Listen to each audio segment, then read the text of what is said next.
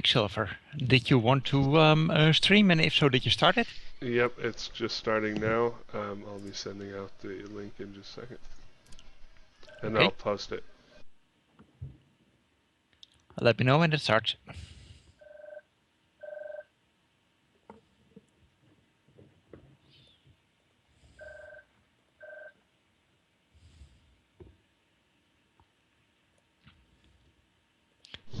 And we're on. Welcome everyone, including the people listening in. In advance, I would like to apologize on my own behalf. Earlier today, I came down with a pretty bad case of fibro, and as people may know, that means that I'll be hanging in there. My improvisation will be a bit iffy here and there, but hopefully I've got enough planned that we'll do just fine. I know these players, it should be okay. We have a bit of a lopsided party, but that will be okay. It seems that for whatever reason I have trouble finding anyone with computer skills or electronics of any kind signing up for my runs. But there you go. The Matrix is a dark place full of terrors imagined and real. True enough. Honestly, Admittedly, if you want me to get on my Technomancer, I can, but he's pretty bright pink trench coat. bright pink is usually not very good for my runs. Plus, Quicksilver had Juliet as a contact, so Yeah, that's what I figured. I was just throwing it out there. yeah. Okay, let's go. Anyway, you guys all came home to a slightly surprising discovery of a shell casing balancing where you normally would hang your coat. So you all got a message. How do you plan to approach that? I Well, mean, inside the invitation, I guess you could say, for the job, mhm. wasn't there a link to a comcode? There was not. Oh dear. Let me actually check the posting then and see exactly what was on our little invitation. What there would have been is a date and time, but since the hub works in more or less real time, just, what is it, 60 years shifted, I kind of left that out. Can I roll Seattle knowledge for what the Big O exactly is? I have a sinking feeling that I'm not going to like it, but I'd like to roll at least. Yeah, sure, go right ahead. Yeah, I was going to try and roll it as well. And I agree. I don't think it's really my kind of place. Oh, come on. It was described as being the one with their clothes on. What could go wrong? No, she was the one with the clothes on. Exactly. Okay, anyone else wants to roll? A quick Googling showed me that this was a double A security place. Fort Lewis, that is. Fort Lewis is a very large area. It has varying security. From about C to double A, yeah. Where this place is would be no. Where this place is? No, it's probably on the lower end of the scale, actually. Okay. Okay, gentleman isn't really sure, other than that he knows that Fort Lewis is usually military. Let's see, what else have we got? The good doctor. It seems to be in a bar aimed at the military crowd. Fort Lewis has a lot of barracks and such. You know that it has a reputation not so much for rowdiness, as in the violent kind, but rowdiness as the how do I say this delicately? Well, it's a rambunctious place. People don't get violent, but they certainly get enthusiastic about being touchy-feely. So, I hope that touchy-feeliness is directed at the staff and not at the other customers. That is your estimate, yeah. You don't know what happens behind closed doors, or upstairs as the case may be. Can I roll? Can I contact Sepia Cross, the private dick? He's a RunnerHub stable. He Yeah, basically. you certainly can do so. Okay. I'll Asphodel. Yeah. You got that info as well that I just gave to Monsignor. Mhm. You also know that the place is very good at keeping their mouth shut. There's plenty of people there that isn't always interested in getting news to spread. I mean, officers, for instance, can definitely be married, and they don't always want their peccadillos to be known publicly. There's a definite understanding that if personnel recognizes each other there, that they keep their mouth shut about it. Military people, yeah, it's there's on the one hand loyalty, and on the other hand they know that there's ways to make repercussions stick. So if they notice officers, they usually don't spread the word. It's as a result, it's a pretty decent place for runners to hang out and talk base. Okay. But yeah, it's for people with moral sensibilities. It can be a bit uncomfortable at times. Yeah. Okay. Okay. I'm sure we'll survive. What exactly kind of info does Sepia Cross give you? So he can know people, like basically man of the streets. Cross knows people everywhere. All beats are his beats. Roll his connection test. The more hits, the closer to the source he knows a person. Basically, Okay. and he can also give like Cross knows the response time of the authorities. Okay, that kind of response stuff. time there. Normal security does not happen. The military police their own. And there's a clear understanding with the people working at a bar and the military how stuff is handled there. You won't see knight errant, waltzing in there. That's just not done. You do know that some smuggling of military gear is arranged through the Big O. The military knows it, the staff knows it. You believe that the owner of the place takes their cut of it. Drugs is a big no-no there, other than what people smuggle in themselves. Some of the staff, being in that line of work, does take the occasional thing to forget about stuff that's going on. So, there you have it. Okay, cool.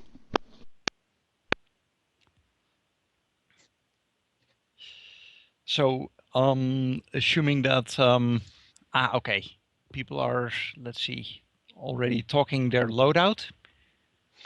That's just for the meat. The rest of it is will Got come it. later. Mm-hmm. Anyone else want to do any kind of weird prep before you head over there?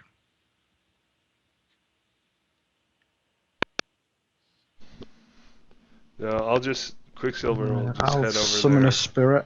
Mm-hmm. Oh, as a reminder, I will generally allow roll for gear at start and finish of a run. So if people want to do a roll at the start, they can certainly do so right now before we get going, too deep in. Yeah. I want to buy something. Mhm. It's a rating for Chief Focus. Okay. So it's a ability 12. I'll go through arc.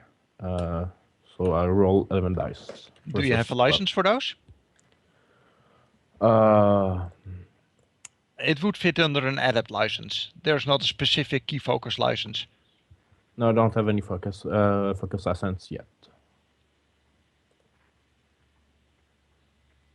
Yeah, no, I don't have one. Okay, gentlemen, I see you summoning the spirit. That's fine. Yeah, I'm not going to have it manifested or anything. Just want it ready. Yep, and it's your normal influence one. Yeah. What kind of shape does he take? It's the Or she. Chinese butler. Ah, got it. Okay. I would just like to ask, actually, what time is it right now? It's well, the meet is set to take place at like 8:30 at night. So kind of real time. It's probably a little earlier in the day since you guys are still doing prep work and need to make your way over there. And what time are you saying sundown and sunrise are? I would say look it up in what it is at the moment in Seattle. 8:51 p.m. There you go. I just Googled it. So Dr. Monsignor is not going to summon a spirit then, because within the hour it's going to go poof. Yeah, it's just if you need it, it's Mhm. there for an hour. Well, you still have your bound spirits, right? Yeah, I've only got one of those at the minute. Mm-hmm. Seattle time should be 5 o'clock. Well, that's right. My excuses for that. I was, for whatever reason, obviously using my local time. So it's 3 hours shifted. It is, Yeah, That, that's fine. I just Thank you wanted for to the make sure correction, you know. though. It was an oversight on my end. So any other special preparations from anyone? I need to roll for my purchase. Yep, go right ahead. It was a 12, right? What? You said the availability was 12? 12, yeah. And you got it. Cool. Mm-hmm. Yeah, that's all. I don't have any. Okay. Cash left to buy something. Are you binding it as well? Yeah. Okay, don't forget the karma cost. Does anyone recall what the time is to bind it? I think it's force It's in hours. hours per force, yeah. Yeah. So you said force 4, so that's going to take you 4 hours. Assuming that you do it earlier in the day, that should be fine. Actually, I've remembered a couple of things I was going to buy. Mm-hmm. I was going to try and pick up a thermite bar, Okay. which is 16, and the Victorinox memory blade, the sword version, that turns into a belt. Mm-hmm. That's 14 now. Okay, which one would you like first? I'll go for the thermite first. Okay.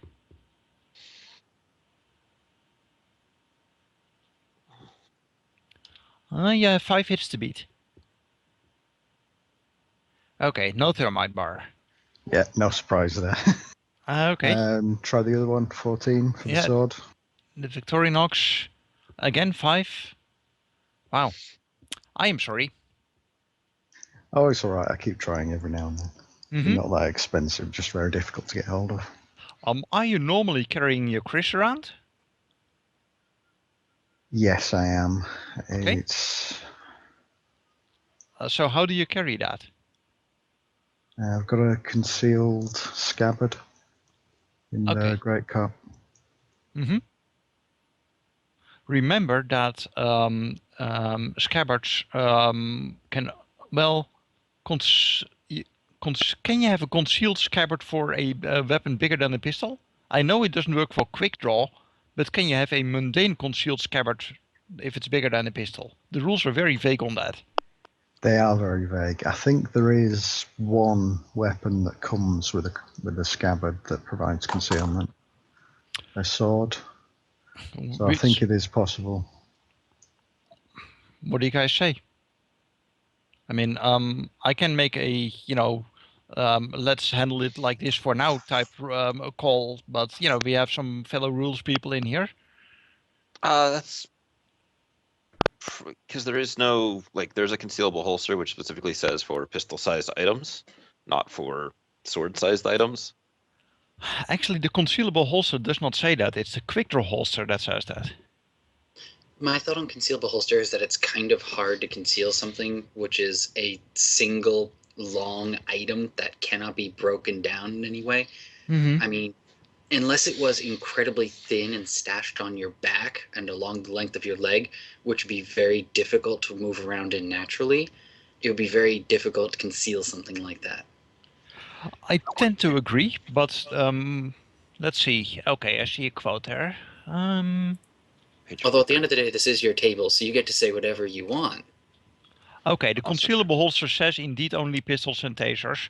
I am perfectly fine Yeah, extending that to stuff like knives, which are pistol-sized. But swords would probably push it. Yeah, this is a knife. Okay, because I thought you had a long blade, which is described as the size of a short sword. That is true. I do have that one. Now, I don't Thought- mind if you meant it to be concealable that you retroactively say, okay, I bought a short blade instead of the long blade. It's your call, you know. No, it's all right. I'll leave it as what it is, and Okay. in which case I'll just have a scabbard on the inside. Okay. So it won't provide any extra benefits, but it Yeah. will hold it underneath the coat. Okay. That's fine then. Everyone ready to go to the Big O? Yep. Okay. How Yeah. are people getting there? I'll be taking my Mirage about a half hour early and see if I Okay. can't find a good spot to check things out. Where do you live? That is a good question. I haven't actually fleshed that out yet, but I was looking for someplace close-ish to a MCT security outpost. It is these days pretty important since the various districts of the city have all their, own security firms handling things. So knowing where you live is important since you may run into checkpoints. Okay, let me... It's also restricted by your lifestyle. So whatever your lifestyle is determines what security areas you can live in. medium. There's that too. I think medium covers AAA, doesn't it? Or AA. No, it does not. Or is it just No. A? A is still doable at medium, but AA definitely is more high lifestyle than up. Okay. I thought that medium AAA maxed out at is.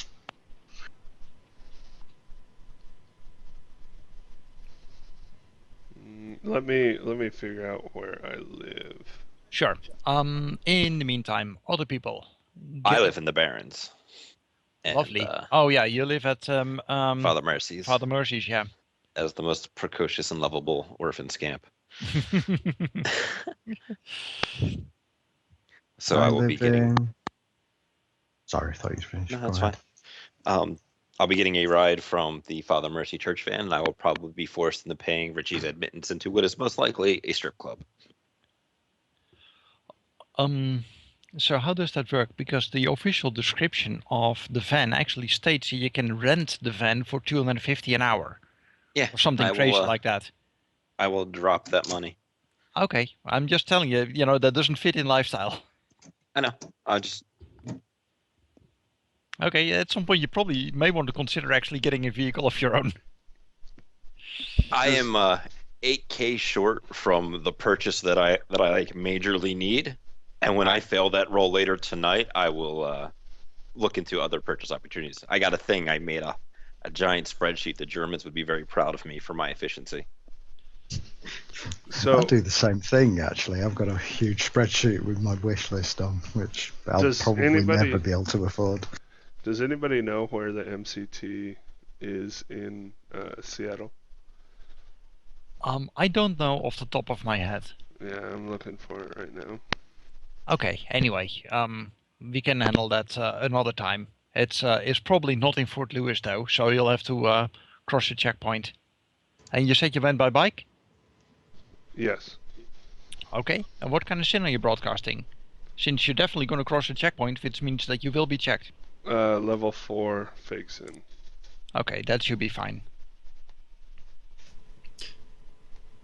Dr. Monsignor is currently living inside of Bellevue, Mm-hmm. so he will have to check a checkpoint going out of that area. Yeah, if you're coming from Bellevue, you actually cross 2 checkpoints. Oh yes, you're right. But luckily he has a rating 6 fake sin to get him through. Yeah, I am not very there. In a time when some people feel the need to show off their wealth in ostentatious matters, some people are still willing to be humble about their means and ends. Some people are willing to drive a Ford Americar, the staple of American freedom for 50 years. I can't wait till Tapper gets in that car and ruins it for you.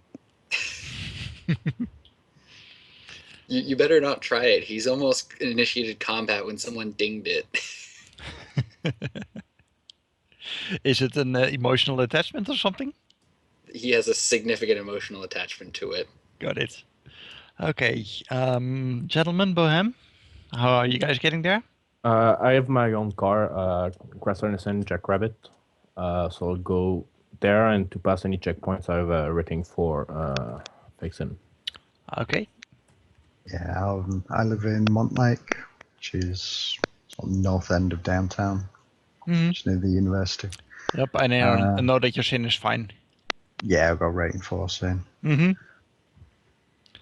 Okay. All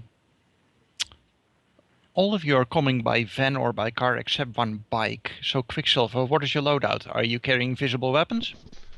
They're in concealed holsters, but I do have concealed weapons license and a pistols license.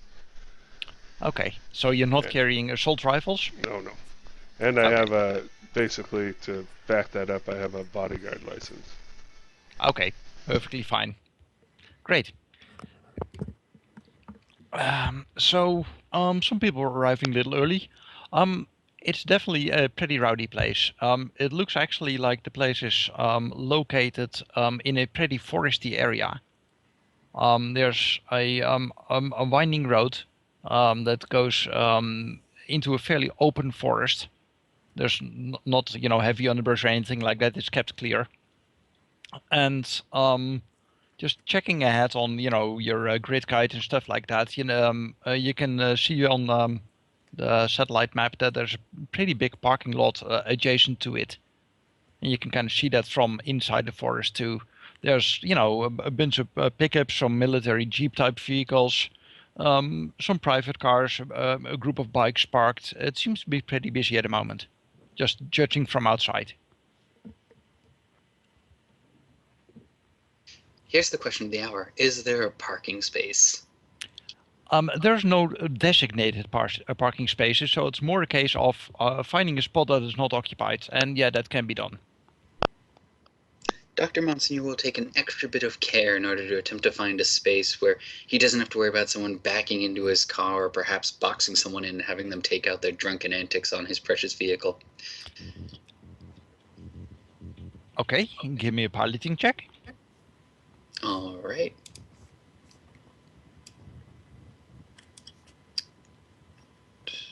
Character's reaction. Okay, he's got a whole 4 dice on this. Mm-hmm. I was really hoping for a critical glitch and have Okay, well, you got a hit. So you park yourself in such a way that it is very unlikely that people will bump into you, making sure that, you're half behind the tree, for instance. So if people back up, that, there's something blocking their path. Dr. Monsignor, being satisfied with his handiwork and that he's not going to have to worry about his vehicle today, at least not for now, will sigh and steel himself for going inside of this deplorable establishment. Okay, well, the establishment seems to be mainly constructed of wood or fake wood. It has peanut shells on the floor. There's a very long bar running on the right-hand side. It's really, extremely long. In the back, you see a stage with some metal poles running floor to ceiling.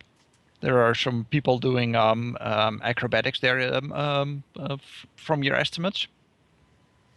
There is fairly scantily clad people doing the rounds of both genders, by the way, checking at tables for what people want to drink and such. It sounds like the bar is offering food as well as drinks, since you see some occasionally, baskets with various fried goods and burgers and such being served. Well, Dr. Monsignor would rather not take an extended trip inside of this establishment. So he is going to make a visual perception check as he scans the room, and he realizes as he's doing it that he's probably looking like a very obvious lech, but he's going to attempt to look for the woman with clothes on. Okay.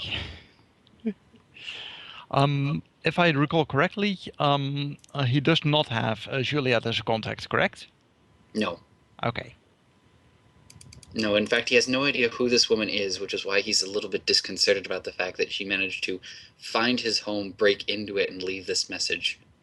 Mm-hmm. Okay, well, you recall for one that her note specifically said the elf with the clothes on. There are several elves here, but it looks like the majority of them are on staff, and as a result, rather underdressed by your standards. There are one or two that seem to be more properly dressed, usually in a military outfit. With a scan around the room, you can in fact only find one female elf that is properly dressed. All the others seem to be either male or, you know, in need of a new wardrobe by your standards. Let's be honest here. Just about everyone inside of this building needs a new wardrobe. The gentleman might disagree with you. The Yes. Yes, I think I would. But I understand the principle involved. I had something witty there, and then I lost it at that. So it was whether or not he is going to critique the obvious, stripper that is obviously dressed in the schoolgirl outfit, the Catholic schoolgirl outfit, the nunnery, the habit. Okay, so how is the good doctor reacting to Tapper if she's dressed like that? Oh, I'm not. You're not? I would never. I'm 16. I'm just assuming that in the strip club they have somebody that is dressed in such a fashion.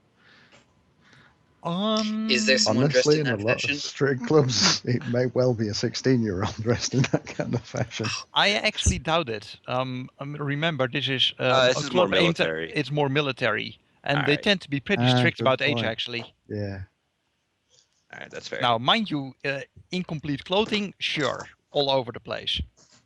I mean, there are some people who seem to be walking straight off the beach given the amount of clothing, because about half of it seems to be a pair of sunglasses and flip-flops. Well, seeing a distinct lack of Catholic schoolgirl outfits, the Dr. Monsignor will proceed unmolested to go towards this woman who appears to be fully dressed. He will not directly introduce himself to her, though. He realizes that this may in fact not be the correct individual, but he figures that if she was intelligent enough to break into his house, she knows what he looks like. So as long as he makes sure that she makes visual contact with him, she will seek him out should she actually want to make this contact. Is the doctor like a cartoon character where his closet is full of the same outfits? No, but he does always wear this outfit whenever he is going out, really in public.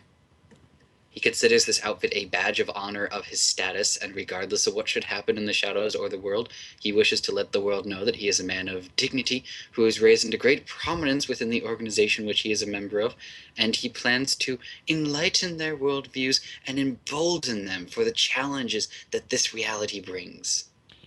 Even if he refuses to actually teach them anything. Well, he teaches them by example. Anyway, you do get a fair bit of attention, by the way. There seems to be a YMCA reenactment that tries to get your interest, but they quickly drift off if you frown in their direction, more or less. Actually, are they dressed in the actual YMCA outfits, or are they dressed in stripper it's one outfits? of each. Actually, that would probably be a really good way to grab attention without completely losing his dignity. I know that sounds very strange coming out, but oh dear goodness. The doctor hopes that this is the right choice, but if he needs a way to survey the room and get everyone's attention at the same time without drawing any alarm bells, it's probably going to be the best idea to do it this way. He's gonna sing? I don't think he's actually going to sing, but he's going to do his darndest to match the dance moves.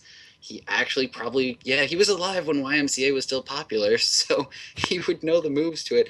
And basically, he would use it as an excuse to just start getting in front of everybody and start surveying the crowd, because hell with it, if you're a dancer dancing, it's a lot less awkward to be looking at everyone than just to be standing in a corner with fish eyes. Okay, this is probably the first time that someone describes the Monsignor in the strip club as being less awkward. But go right ahead, give me the perform. Dr. Monsignor is never awkward, and I don't know what you're talking about.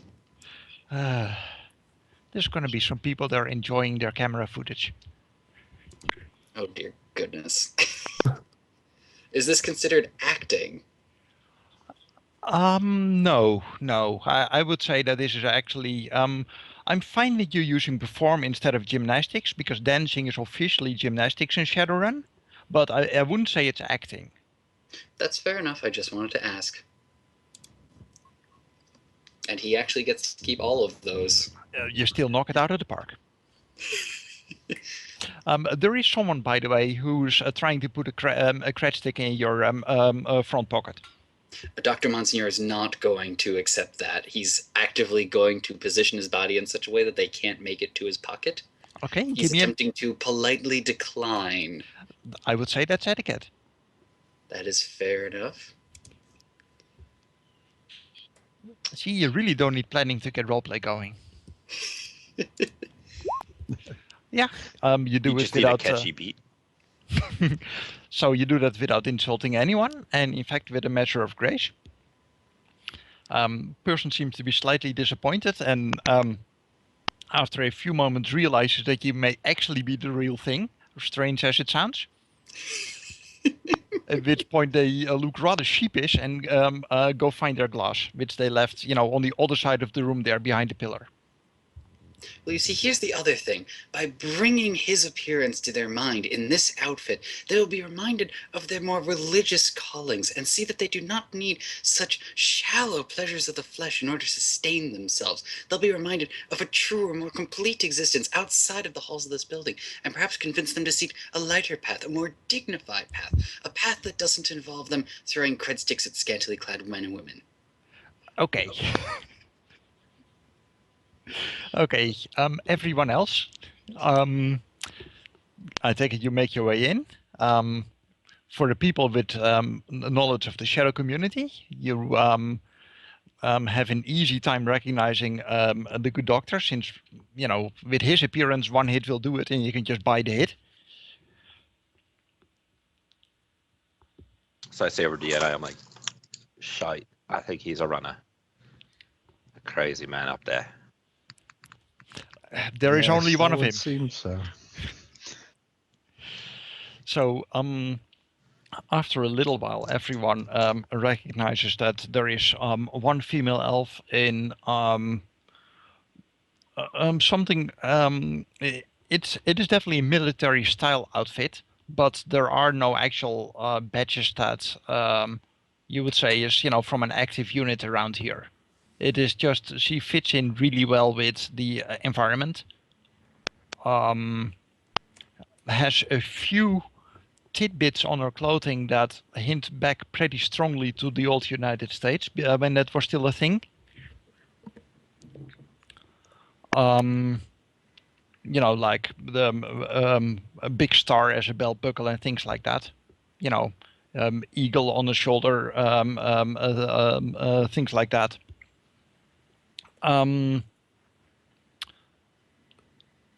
She gives a very cursory glance, but you have the feeling that it is the kind of cursory glance that kind of looks through you and gets a very quick judgment call on what kind of person she's dealing with.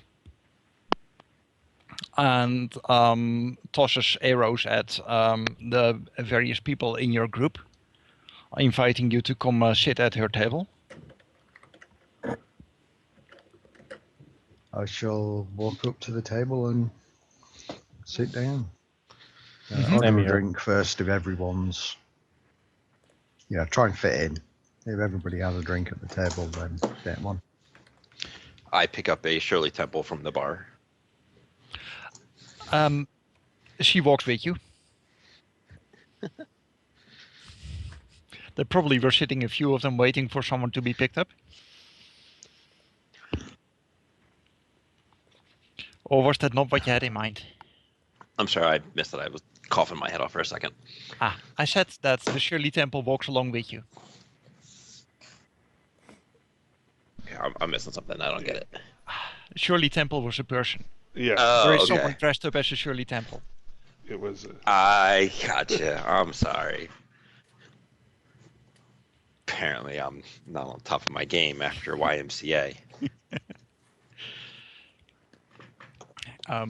Shirley Temple in her heyday was, did a lot of stage work and was definitely about the same age as Tapper. So,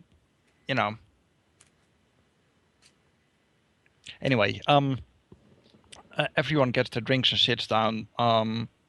Juliet looks the group over and says, okay, I see you guys made it. That's good. So, I have a proposal, and I think we can talk securely. And she nods, she wraps the table with her knuckles.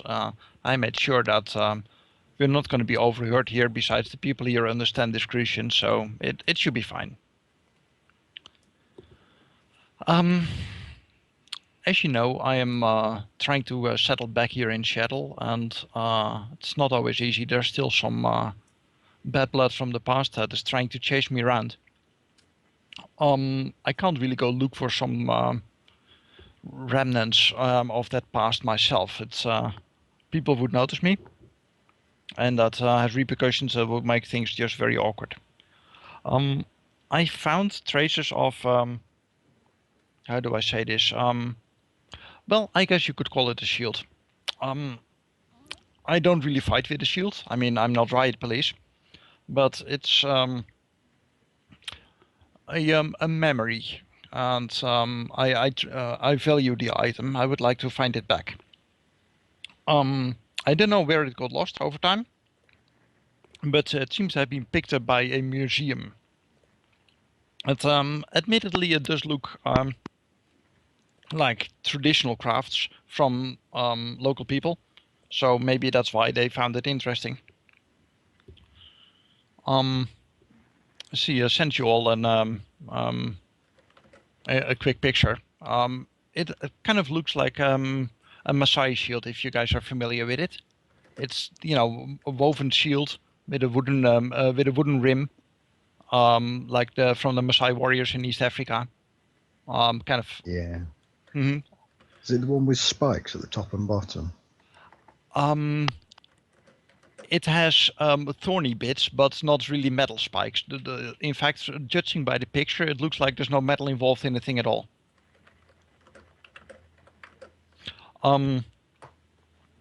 This is the item that I would like back. The museum, as far as I know, that has found it, is the Karsner Natural History Museum. I have the address for you. I will type that out. Give me a second.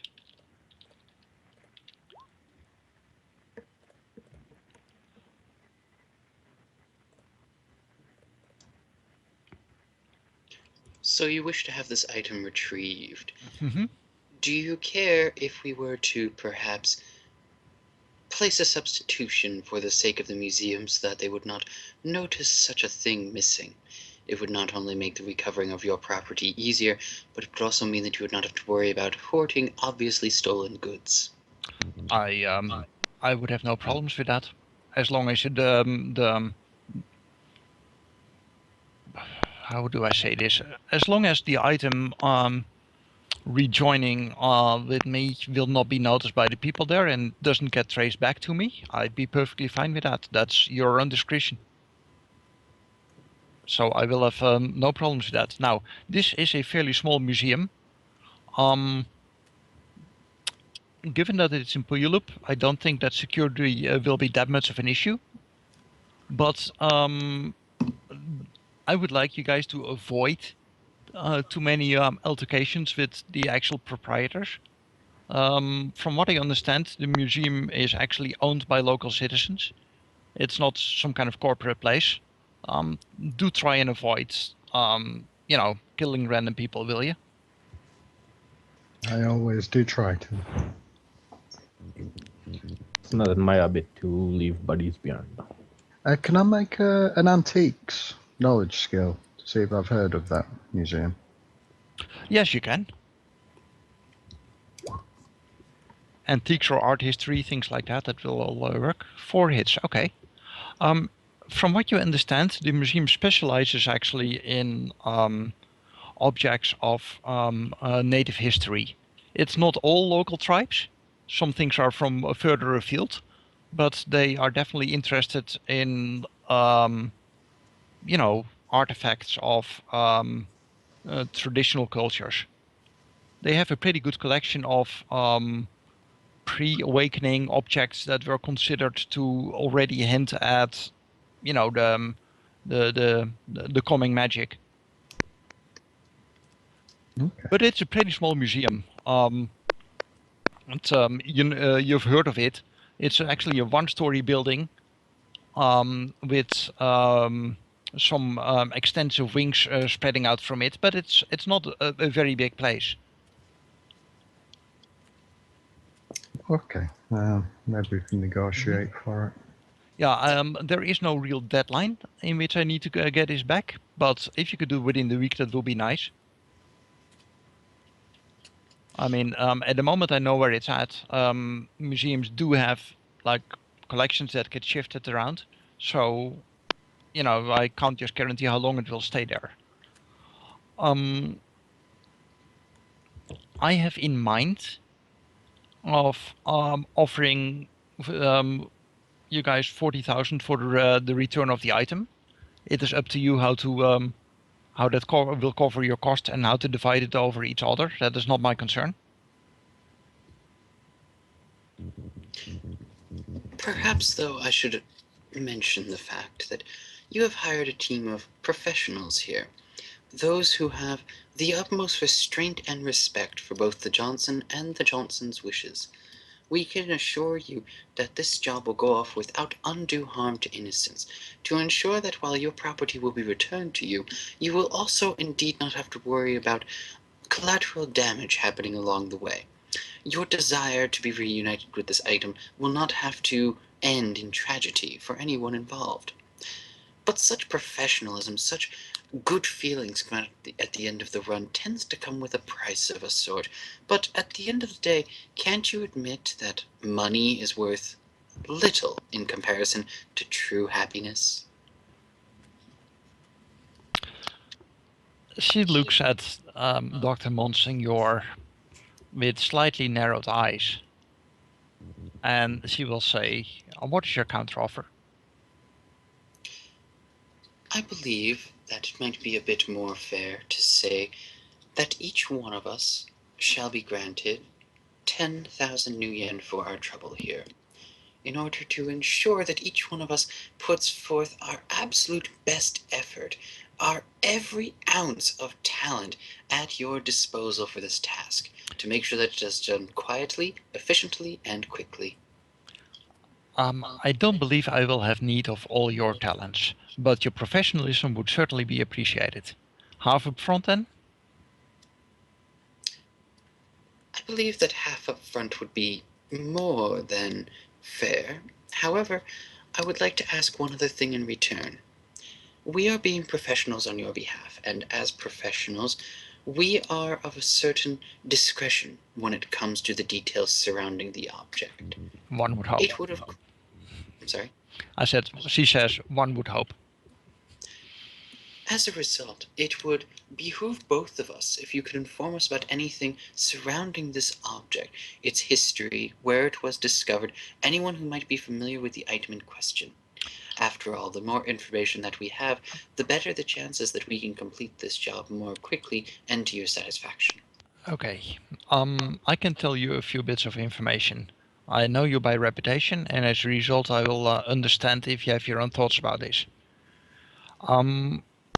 I carried this item through my duty in Chicago, and as a result, it has seen a lot of the darker side of humanity. It has picked up some of the atmosphere of that place, and you may notice this when you carry the item around.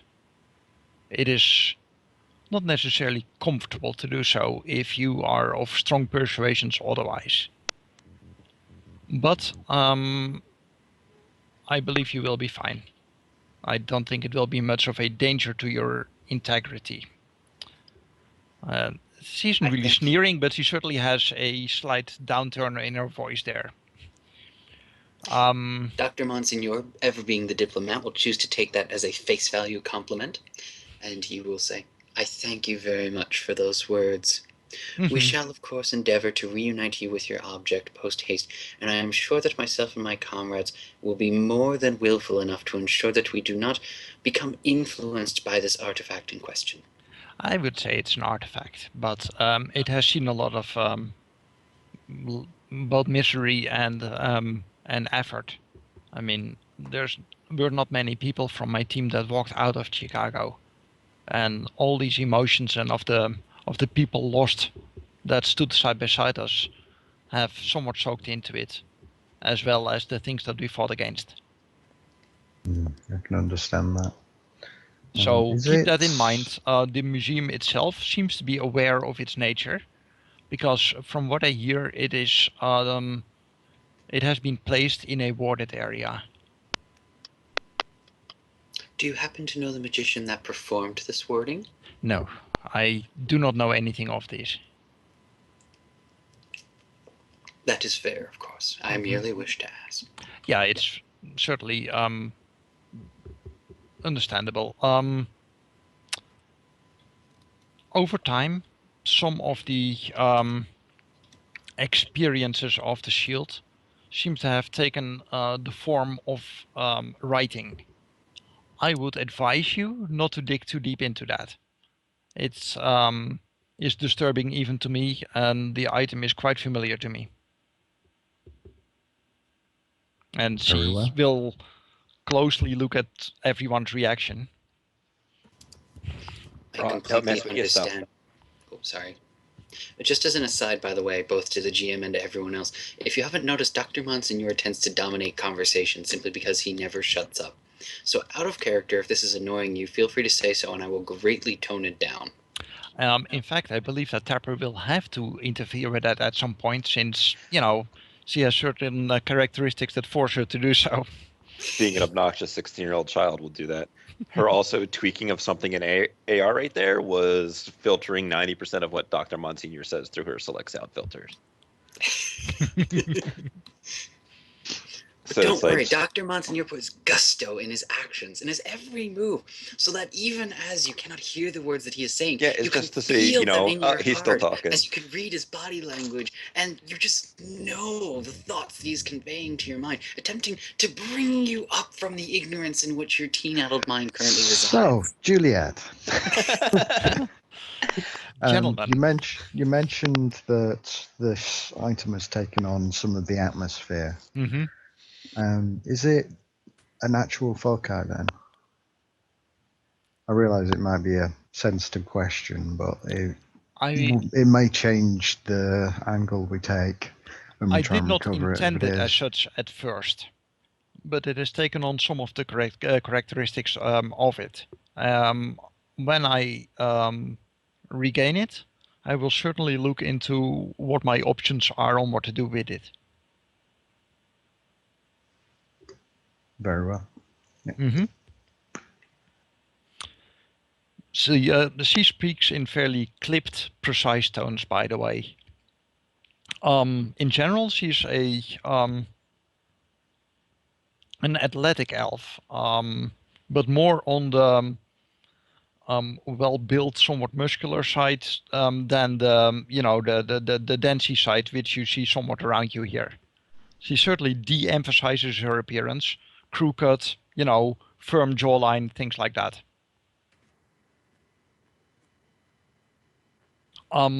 She also gives the impression that she dislikes overt prying.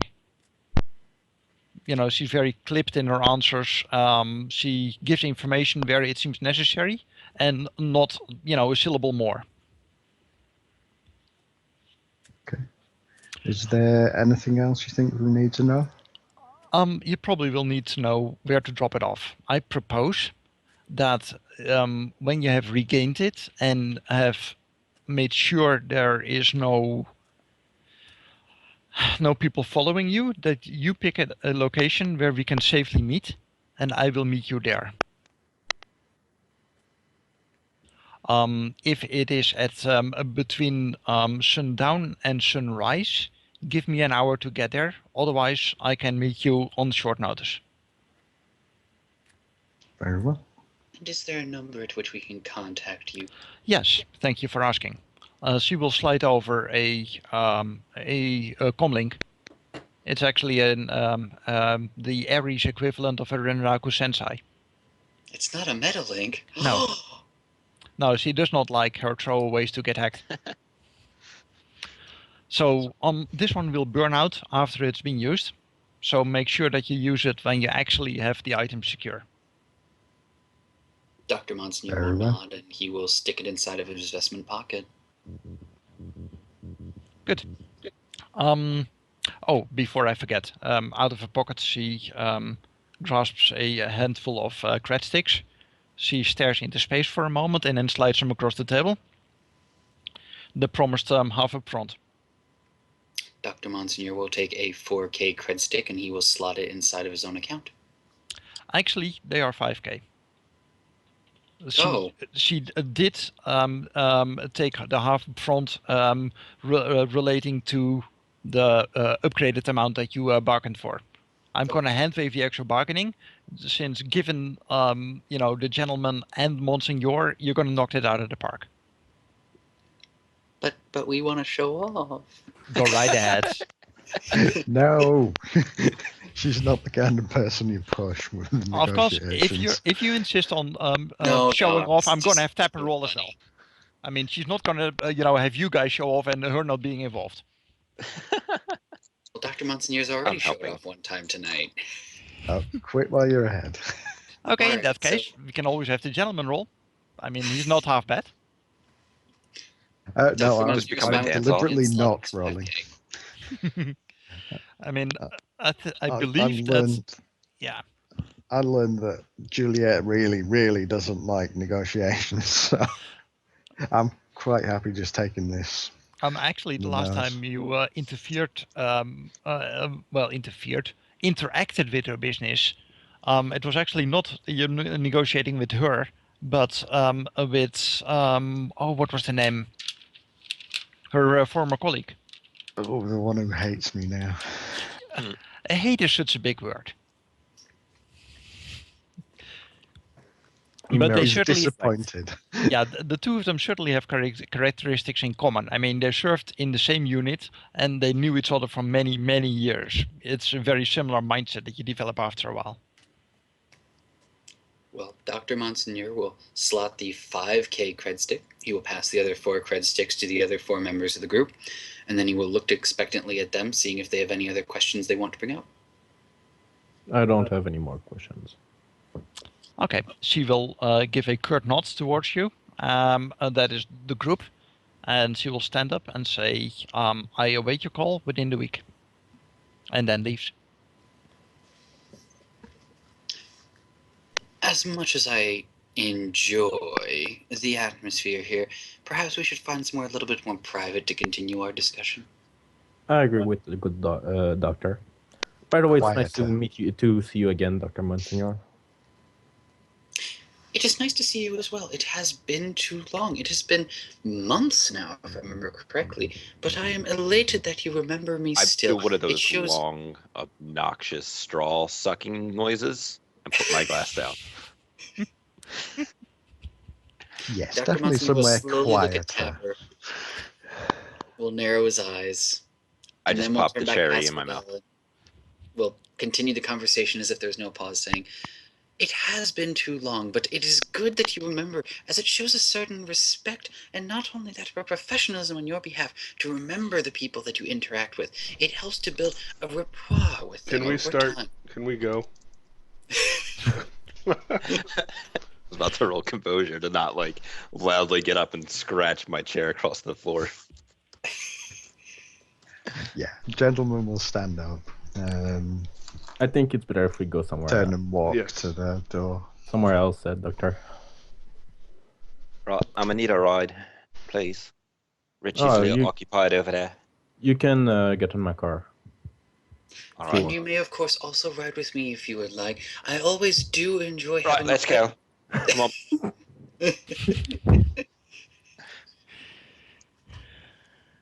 So, does anybody have a place to go, or should I roll my safe houses knowledge?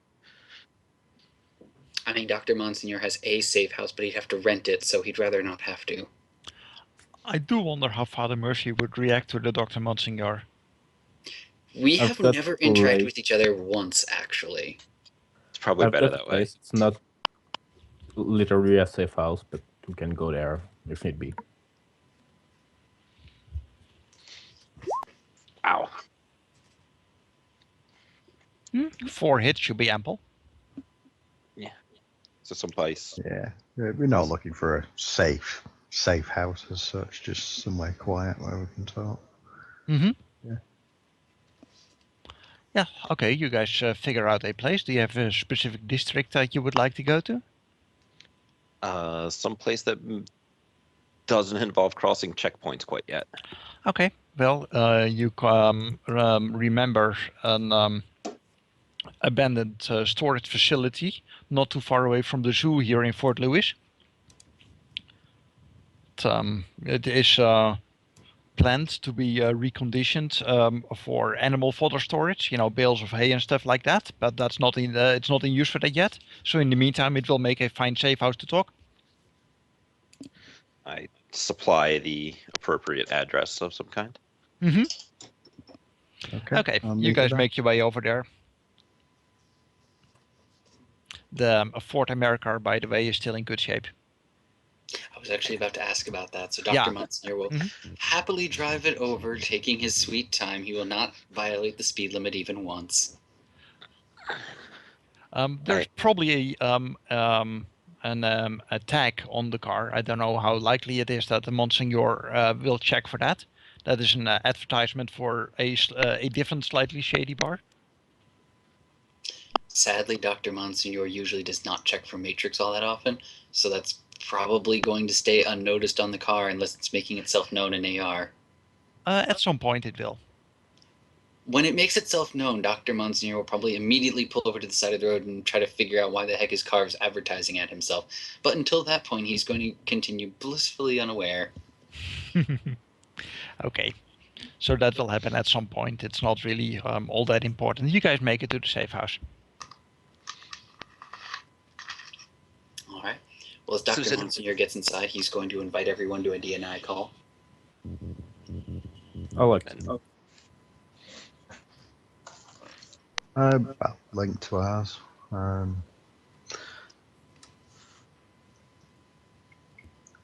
Should we? Well, No before one we begin accepts the planning, DNI call? Yeah, I said I accept. Okay. But Just that gotta was bring him into the one we already had set up to talk about him. Yeah. Just quietly, I was like, oh yeah, no, just setting this one up. I'm assuming that everyone accepts, so once you get inside Yes. the DNI call, he'll start to say, well, I must say that even though I have not met some of you before, I hope that we should have a meaningful interaction with each other so that we can start to build professional respect and reputation with each other. As after all, I believe that the Shadowrun community is only as strong as the strong bond between its members, the trust and camaraderie that we share between each other. So I must say it is a pleasure to make your acquaintance, or if I have already seen you before, once again, I am glad that you have returned once again, and I hope to many more wonderful experiences with you.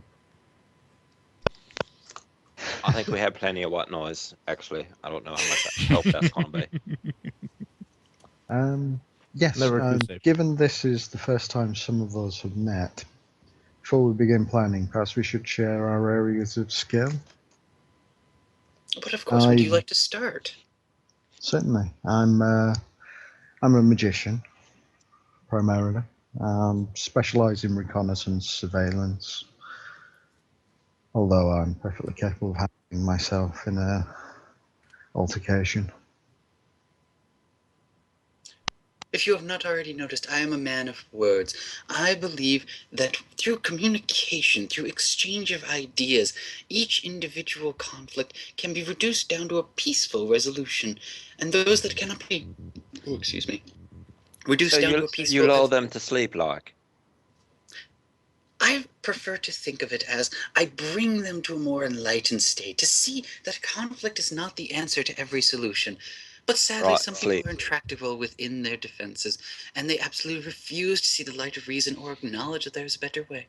For those individuals, I of course have a certain affinity with spirits, so that we can attempt to pacify those individuals, so that they may one day, if this world or the next, learn a better method of doing things. In other words, if you get him to commit suicide, it doesn't count as murder. That's basically it, right? For myself, I'm an adept, and my specialization is BNE. So yeah, might be the one opening most of the doors in that museum, unless we got Adeker. He looks around to the others, see if someone speak up at that. Not me. So yeah, I'm good in fights too, but not my favorite part of running. Honestly, if I can avoid it, I will. Better. I like my body without bullet holes in it. Okay. And That leaves Tapper and Quicksilver. And I am fighting with my cat who decided he wants to be on the desk. So He's Quicksilver, as you can see, she's looks pretty much like a bodyguard, and that's basically her role. She's a well, I guess I could do this in character. I used to be in the security business, and I was unfortunately let go, and now I hire myself out to the good people like Juliet, and I'm decent with hand-to-hand and can take my guns into close combat. So, for the people that aren't aware, Tapper is a 16-year-old, 4'11", 100-ish pounds, soaking wet, sort of British girl, because my accenting is terrible. But I am the best damn shot you will ever see, and I have a habit of getting into places unknown.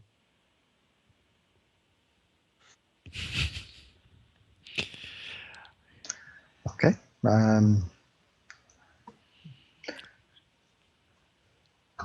Reconnaissance. Should we find something out about this place before we You have continue? someone I intended contact about that. And he walks a few meters away and called Magpie. Do you know what she knows about the place? Could you repeat that? I couldn't quite make out what you said. Asphodel is calling Magpie. Oh, yeah. Magpie. Yeah, I guess you can roll her for information, sure. Yeah, it's connection times 2 plus loyalty. Mm-hmm. So 8.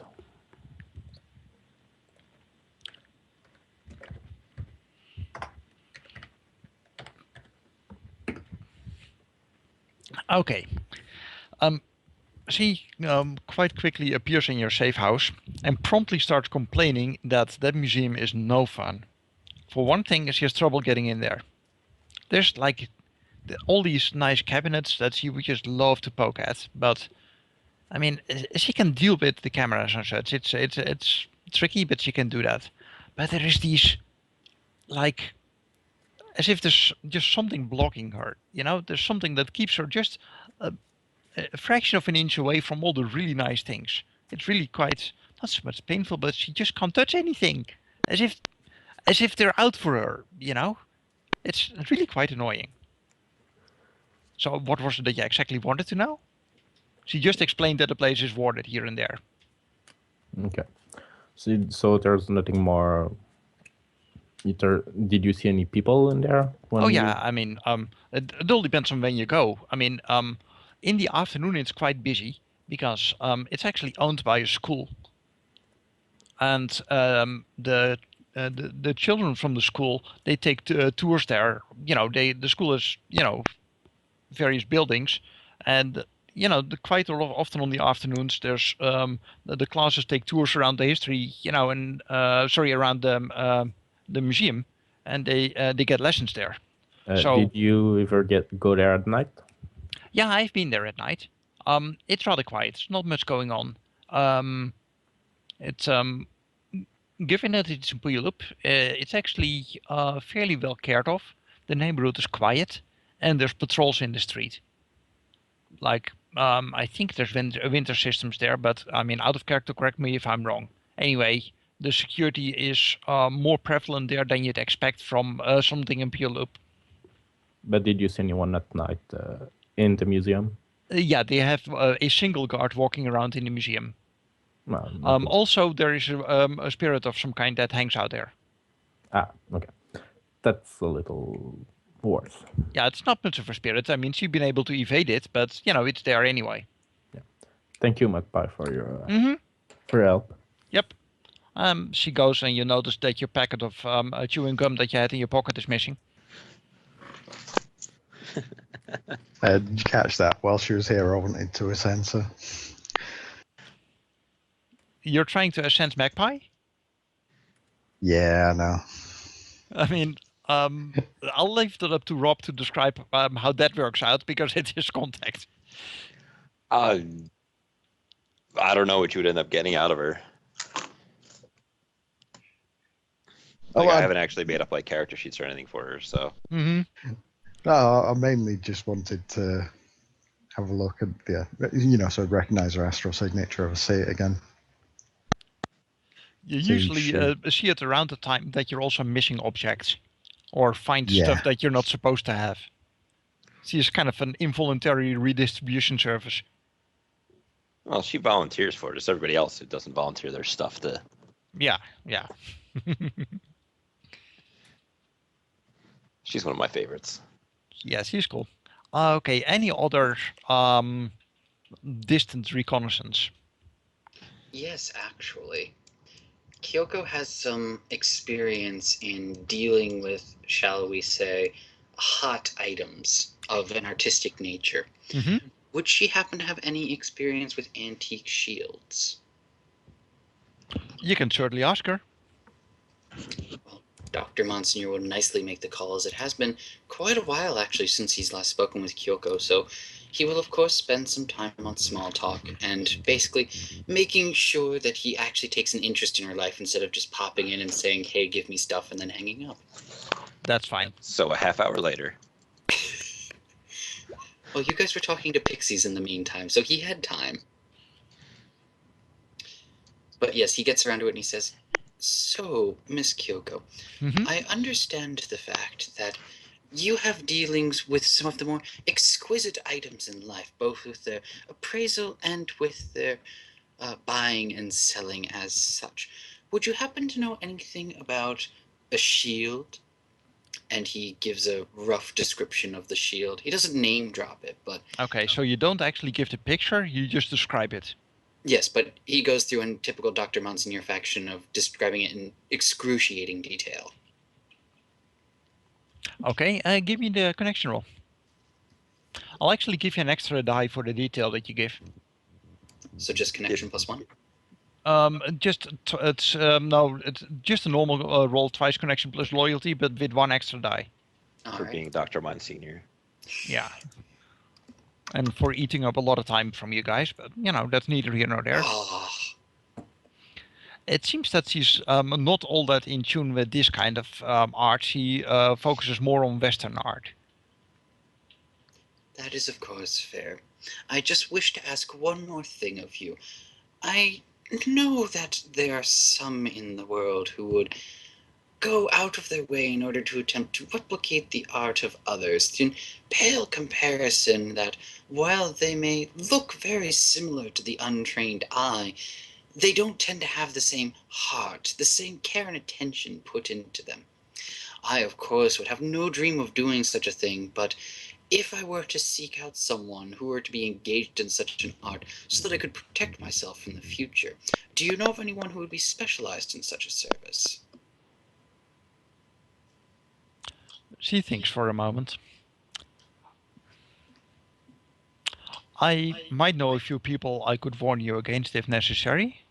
Generally speaking, such people would need to have the object to be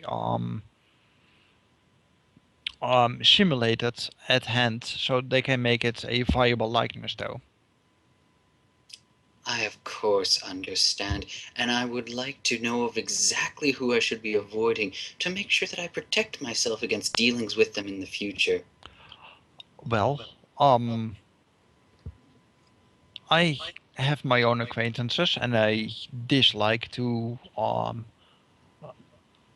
have rumors be redirected at them, so I can speak for them that if necessary I can handle such endeavors on your behalf. Well, that would be most appreciated, Miss Kyoko, and I am quite thankful that you are willing to do such things on my behalf to ensure that the artistic pieces that come into my possession or the possession of my associates are given the proper care and attention and appraised as such to be found to be genuine articles. I just have one question, though. This appraisal that your associates could conduct, do you know what kind of time frame they would require for such practices?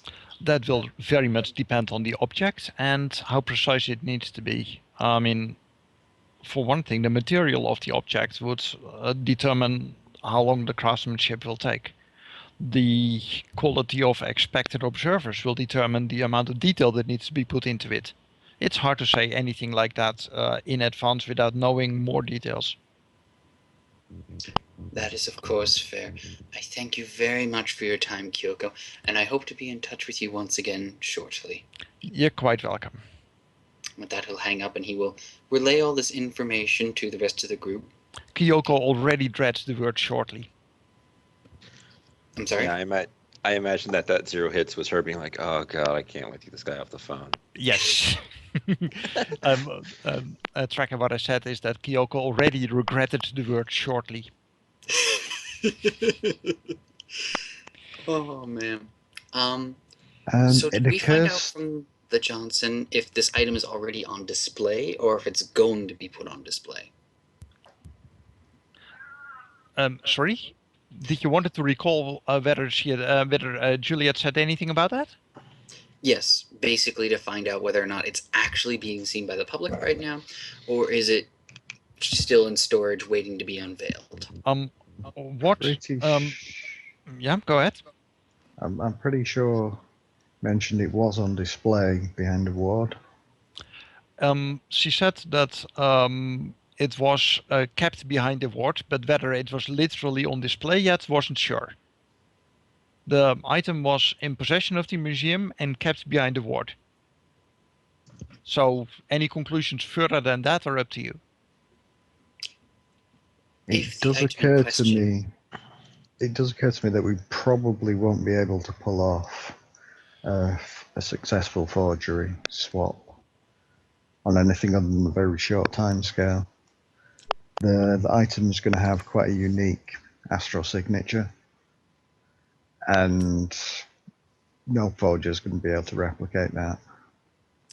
This is true, but at the end of the day, what we'd be looking to give is giving the museum a way to save face.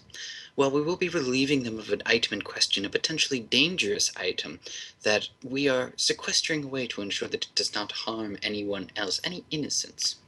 We still do not wish to leave such an altruistic endeavor such as a local museum without a way to ensure that the reputation is not pinged by this unfortunate circumstance.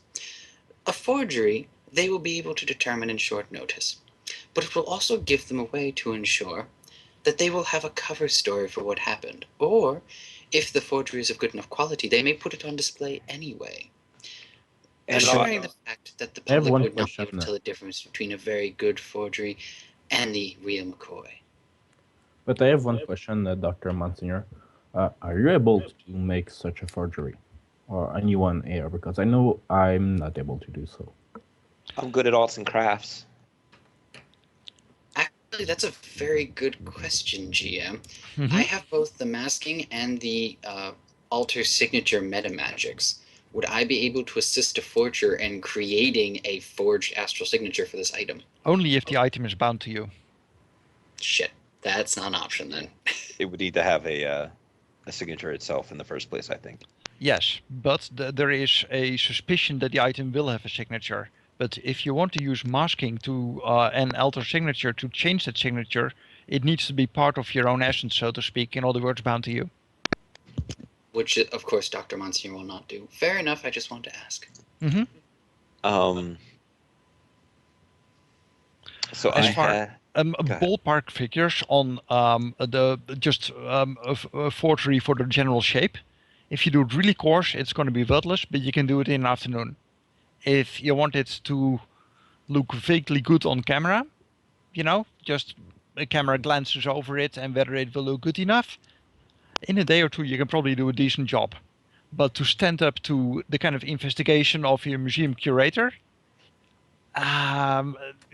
you'll probably need to leave the actual shield with the forger for a few weeks. Yeah, and that's sadly not an option. It's really not an option, realistically. So how about Mr. Gentleman here and Miss Silver and I go, say, tomorrow, and we go check the place out, take some cameras, take some pictures, because it's a museum after all, and we could have an inside look, and then Mr. I have no idea how to say that. Asphodel. Right. Mr. Asphodel, he can see that stuff and get an idea of what he needs to do the breaking and the entering and stuff. And then if he wants to go the next day, he can go check it out on hands. Can do. Seems reasonable. There is one thing that occurs to me we might be able to do. You'd risk tipping them off, but if we could arrange to actually just buy it. I sadly doubt that we would be able to just arrange to buy it, as it is a magically active artifact and they are aware of this fact. They are also aware that it most likely is going to be worth quite a pretty penny. So even if the museum was interested in selling it, it would most likely be far more than we could afford to pay. And it is run by the citizen of the neighborhood, so they might not even consider to sell something into a museum. Could Mr. Gentleman roll an antiques thing to get a rough appraisal on what it might cost? Or he could, but this is where the GM may have a struggle, since I really don't know how the 6th would value magical antiques. I would imagine that at the high end of the market, the actual magical value is relatively unimportant compared to the perceived artistic value. I mean, if you look at modern, art auctions. Right. Depending if it is only a foci or an artifact, the price is different, because of an artifact in Fourth Ed campaign was sold for 2 million. That's rulebook stuff though, and that's kind of academic. Gentlemen, give me an antiques roll.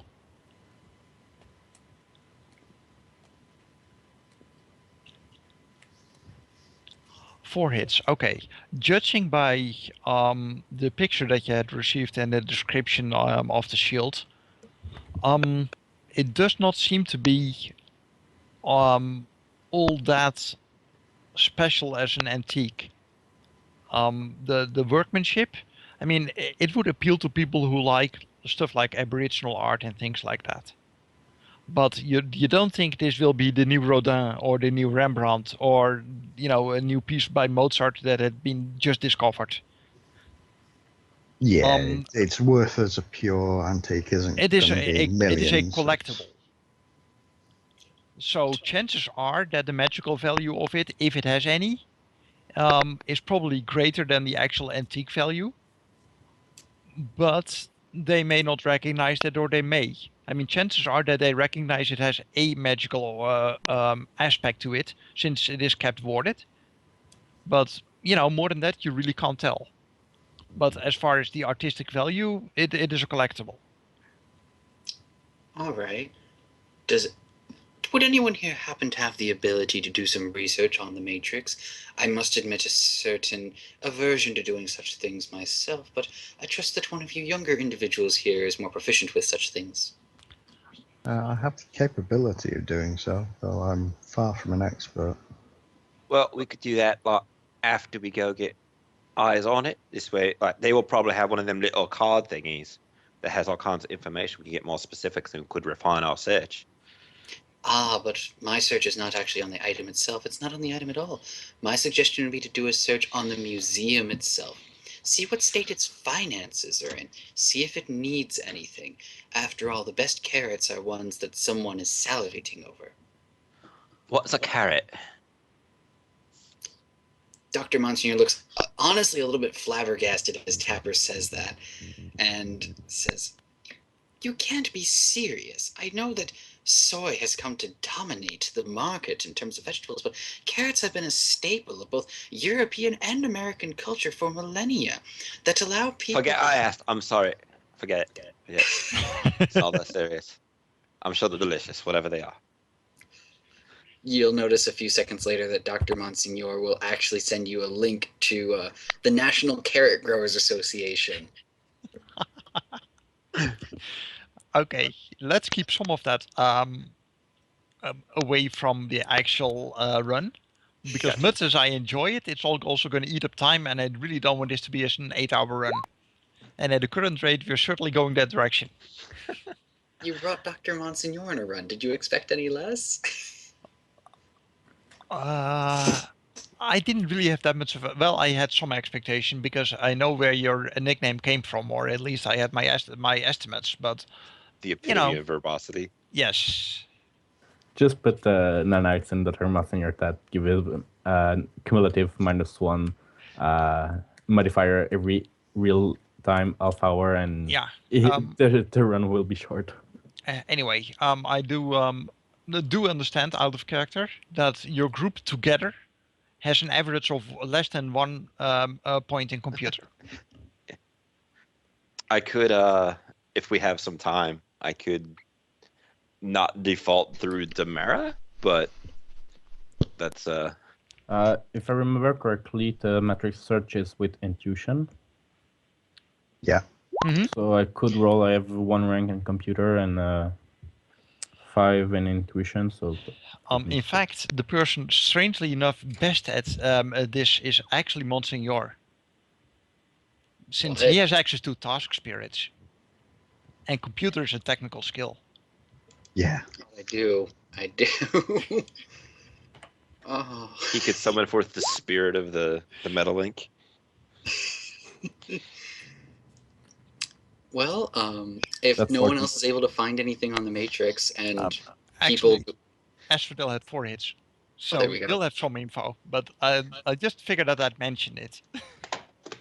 Well, the only issue is that while I can summon a task spirit, Dr. Monsignor tends to focus less on computers just in general, so the idea would not occur to him to summon a task spirit to do a matrix search on his behalf. Okay, what Asphodel discovers with a bit of searching around, the museum was built in the 1930s, so more than a century ago. Yeah. In the built by a couple who had a son in the local school district. The son died, but he was an honor student, and they felt grateful for the support he received while in school, and they decided to build a museum for the benefit of the school district. So all the proceeds of the museum go to the school district, which has as a result been doing very well compared to the rest of Puyallup. The museum itself is small. Its focus is very much on community activities, reading classes, art history for students, things like that. It's very common for for classes to be given inside the museum. There's also some scouting groups that visit there from time to time. There's a lot of youth activities in general. The funding of the museum, it's privately owned. It cannot make a profit the way it is set up. Any profits that it does make will be donated to the schools. The people who work there are not ridiculously well paid, but given that this is such a small museum, they are paid above average. There's not a whole lot of discontent among the personnel, from what you understand. They rarely recruit people and just about never fire anyone. They focus mainly on Native American artifacts. At the creation of the museum, the couple that started the museum donated around 10,000 items as the initial collection. And that varied from, your typical things like tents and such, and saddle blankets, to medicine pouches and arrowheads, and the whole spectrum. They have since broadened out a little bit and extended to more general indigenous culture artifacts. So they have some things from Africa and from Polynesia and things like that as well. But they still focus mainly on North America. Okay. I shared the information with the rest of the team. So I'm going to make a rather strange request. Could I have a contact who is a government official in the Salish Sidhe Council. Could I possibly call him with the possibility of seeing if there is, I don't want to say a market for antiquities, but if there are some extra antiquities that the Salish National Museum has decided is not really prominent enough to actually feature in their museum, and therefore the museum would be willing to part with it. Are you proposing like a swap or a donation, or what are you looking for? Monetary donation to the museum over there so that we can get an item so that I can then take the item and take it to this museum and then trade. Because if they have a focus on North America and I can give them an artifact that is a genuine Salish artifact, well, not artifact, but antiquity. Sure. That will have a nice value and will help to make these negotiations go a lot easier. What is the rating of your contact? He's a 4-4. Wow, how did you pick up someone of that kind of standing? I personally negotiated on his behalf in front of the Salish Science Council in order to prevent his entire division from being shut down. Got it. Well, that is certainly worth a try. Are you out of character? You seem to hint that you were essentially asking him, hey, can you have someone drop off the back of the van? Or am I misinterpreting that? I mean, if he's open to that, but he's a little bit more straight-laced than that, actually. What I was legitimately proposing is, like, a museum, especially a national museum, has tons and tons and tons of artifacts. Yeah, and normally the surplus they will send out on like an exchange program or stuff like that. They rarely donate it, They might sell it, but then you're still in the same situation that you need to come up with cash for something to buy and then hand it over so you can swap it with the shield. So that wouldn't really help you. Not necessarily, if it's an item of comparable value. I mean, if, for example, they're going to be charging 100,000 yen for this shield, there's no way we're scrounging up that amount of money, and there's no way we're paying that amount of money. So, I mean, if... Okay, let me give you this in short. As a magician yourself, I mean, the Monsignor may not see himself as such, but for all practical purposes, he is. You do know what the value is of foci, even foci with a somewhat sinister history. This item, if it has picked up any significant amount of power, it's going to have more of a value to a research institute than to an art museum if the art is not that special. If this museum knows that it is magical, they'll have an estimate on some kind of ballpark figure that is going to be above your pay grade.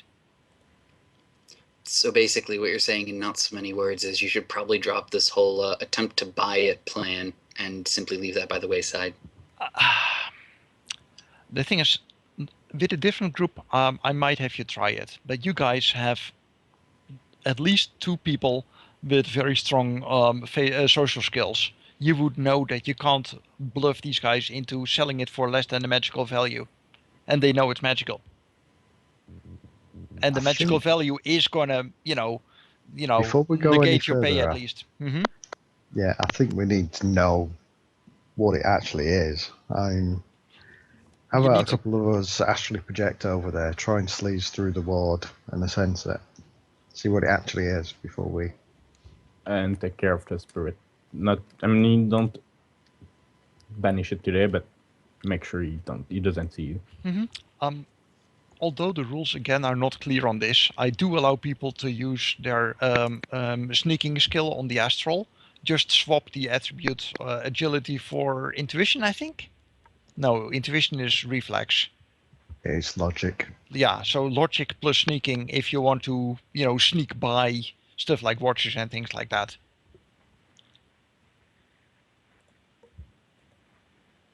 And it has a small risk of tipping the magician off if the spirit sees us. But honestly, if the Couldn't spirit like sees just us, walking around there, you could just like do that crazy magey stare at it when we get there. yeah. I would like to point out the fact that while in real life I prefer to have a more of an open palms approach in order to show that I have nothing to hide, I recognize the fact that on the astral, such open behavior has the potential to ensure that things get difficult for you in the future. And as a result, I have honed my ability to be able to ensure that I, shall we say, present as an individual other than myself. So even if they were to become aware of the fact that there was an intruder, we would not have to be remiss about such an eventuality of them tracing that back to us. And remember too that Magpie mentioned wards. I don't know if it can block your astral vision. So maybe you They need. obfuscate it depending upon the rating of the ward. No, the question is not out of character. It's in character. My character is an adept, so it doesn't know anything about the essencing and. Well, you see, think of a ward as like a curtain placed between yourself and the thing that you are attempting to look at. The weakest of wards are just a simple piece of cloth. They're there as more of a fashion statement or as a gesture of privacy, but not actually to block any sort of light passing through. And the higher that the rating upon the barrier goes, the higher that one's protection and one's privacy is maintained. So, for example, one that is of rating 1 will barely provide any sort of protection and will allow you to simply look through it quite easily, while one that is instead of a rating of 5 or 6 or even 10 or 12 will make it much more difficult to look through it, as if you were looking through murky water. It's okay. Was just remembering, trying to remember you that there was wards that you might have to take an account. Don't need the whole theory thing right now. Well, it's possible to sneak through a ward without destroying it. And of course, without tipping off the others. Yeah. So I believe that would probably be the way we'd do it if we actually went there. Get inside the ward and sense it direct.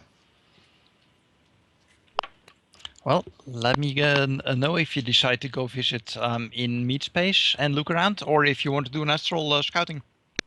Well, Dr. Monsignor is perfectly willing to do an astral scouting. He is well aware of the fact that he is quite memorable, so he does not want to be seen scouting out the area previously and then be remembered doing so. So he will not join any physical visit. Understandable. I think astral scout now would be a good idea. I'm fine. Just let me know who is going, if anyone is going. I will go pick up a camera. Okay. Those are easily available at any time of day. Yep. Dr. Monsignor is going to go inside his vehicle. He's going to lock the doors. And then he's going to send a message to Gentleman asking if he is ready to go. I am. I would suggest that I stay back somewhat when we get there, given you have the ability to mask your signature and potentially change it. I don't have similar skills. That is, of course, fair.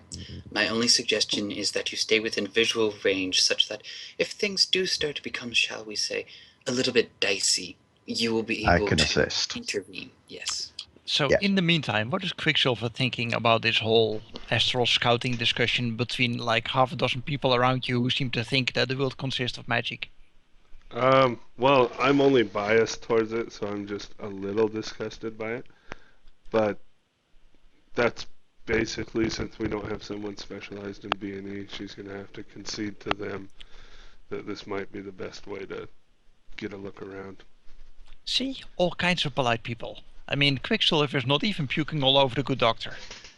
Yet. Nice. It just happens when the Dr. Monsignor is around. Everyone gets a free 3 ranks in etiquette. Is it because they don't have time to speak? It's Yeah. easy to be polite when you never open your mouth. Okay, I think both me and Dr. Monsignor are going actually projecting then. Yes, if you are ready, Dr. Monsignor will project and start to fly towards Pulio. I'll follow him. Takes no time at all, as you know. And let's see. Just for the record, Uh-huh. I'm going to use the astral signature of a ganger who died months ago, and I'm going to take on a likeness of him in the astral as well. Is there any kind of role involved with that? If you attempt to sense me, I have to roll it. Okay. Are you going to try and sneak into the museum itself on the astral? Well, Or first are you what I'm gonna going to do do the is sense the public- building and see if there's an astral ward. Okay, give me the sensing check. All right. Yeah, I'll be able to do that from the outside as well. I'm going to stay around 30 meters away. Mm-hmm.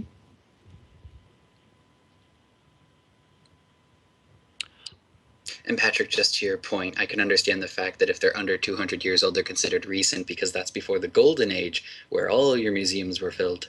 Pretty much, but it's also just a different perspective that Americans think on just a different time scale, you know? I mean, Dutch history roughly started in, the 16th century, thereabouts. And, there's still, stories that go several centuries earlier than that.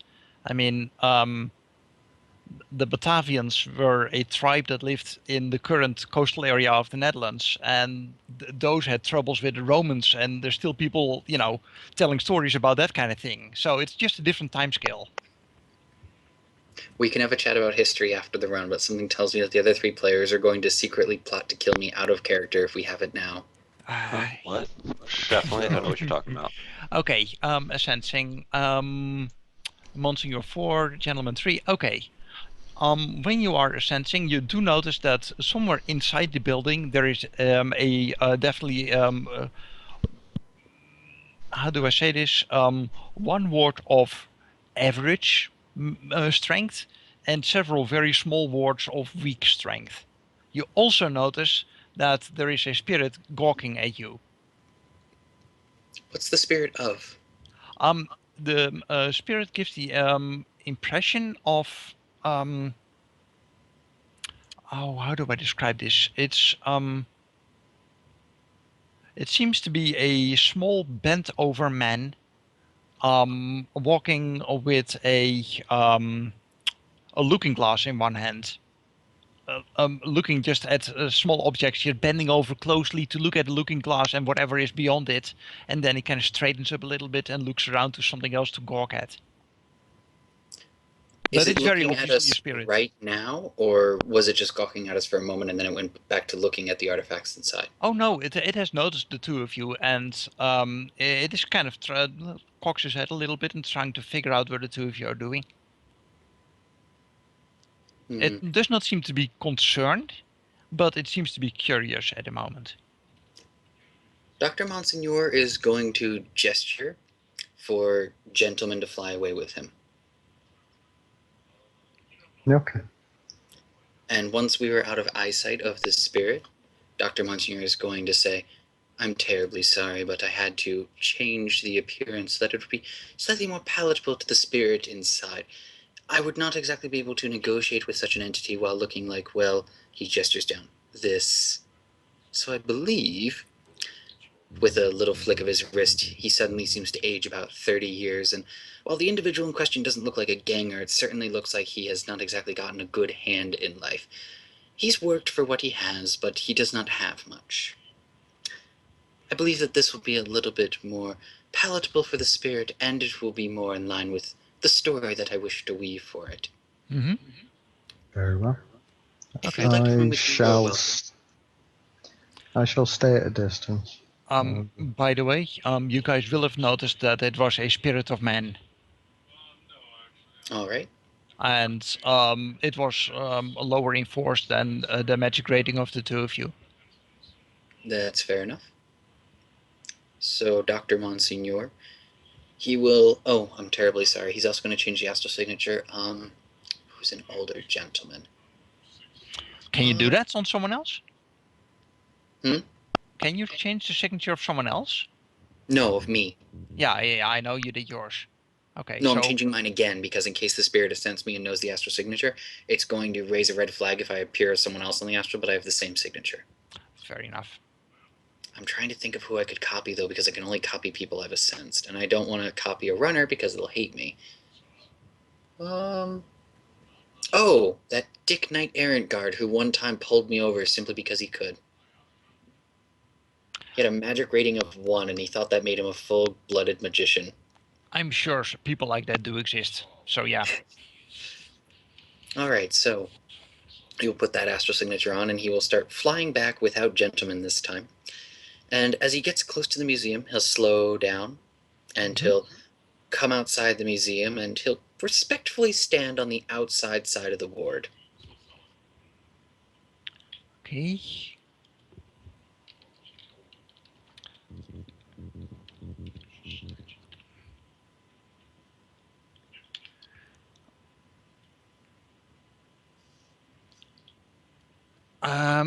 Okay, you stated, can you repeat the last part? You stated a distance and politely gestured, I believe?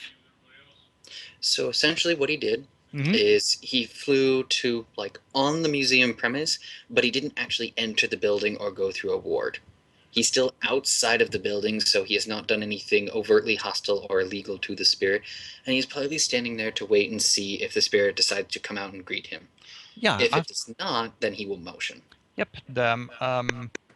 After a few moments, the spirit appears again, kind of looks around, seems to have a little routine that it goes through, but quickly, when it doesn't see you really move, it approaches to a moderate distance, and it digs through its clothing. It has like old-fashioned, like a janitorial type vest, with some pens in the pocket and things like that. And somewhere from those pockets, it takes out a bullhorn, and it yells at you. Hello there. Are you here to visit the museum? And just a gentleman, I'm going to say that you noticed how much the Dr. Monsignor can chat, so if you are wondering, the spirit will be horribly distracted for the duration of this conversation. Just saying.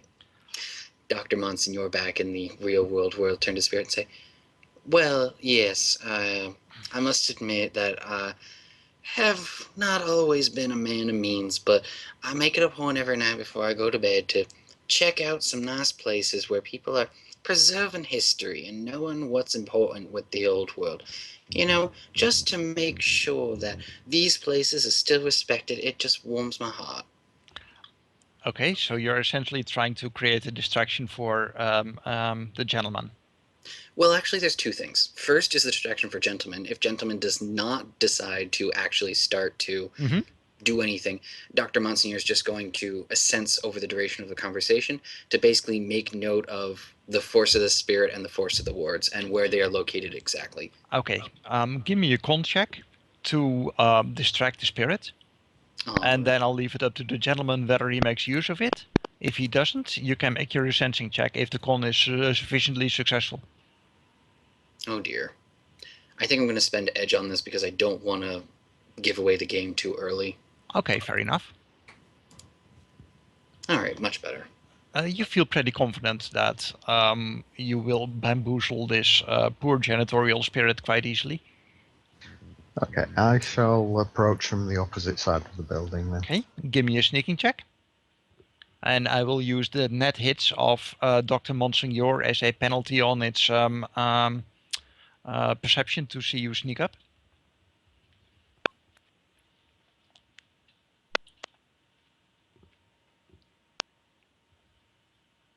Okay, and you have the feeling that you have not been noticed. In fact, you have the feeling that the spirit is completely taken in by the personality of Dr. Monsignor and is just, listening breathlessly. Okay, I'm going to try and sneak through the ward, the outer ward, to get to the inner ones. Okay. Mind you, the bigger ward that you saw is the size of a small room. It's really not very big. It's around maybe 10, 15 square feet. Yeah. And the small wards are, the size of maybe a cabinet. So you're trying to sneak into the bigger ward, which is still not very big, right? Yes, I think Okay, so. fine. That is magic plus charisma, I believe, and it is resisted by the force. Force Actually, times 2. force times Force 2. times You're 2, very okay. lucky.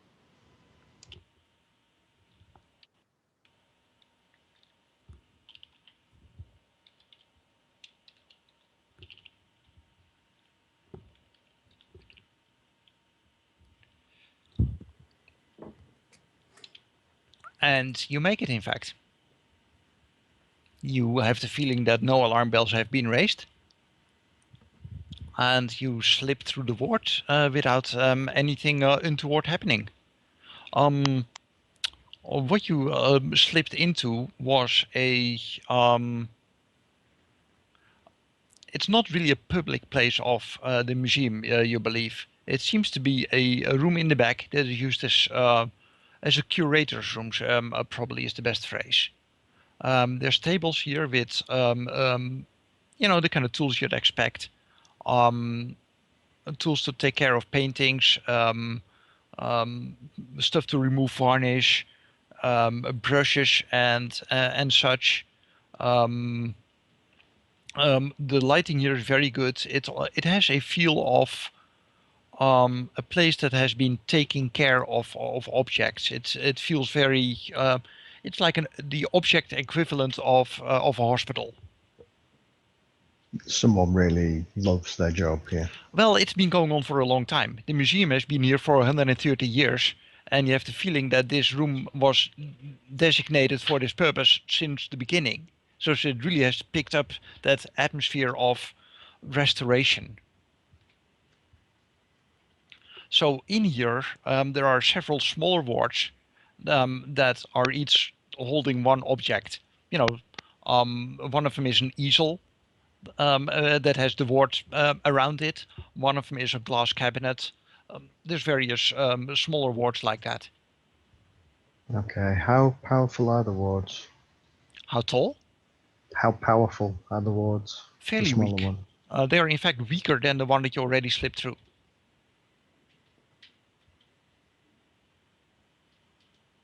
I'm wondering if I should just trying to sense through them. If you want to have more details, you can certainly roll a sensing.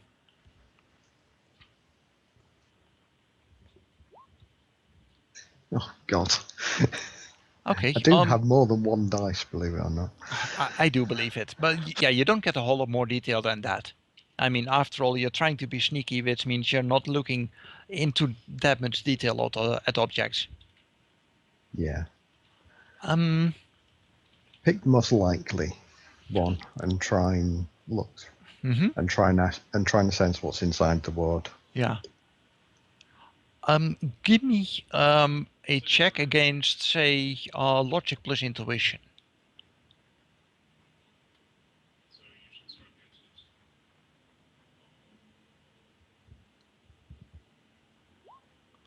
Nice.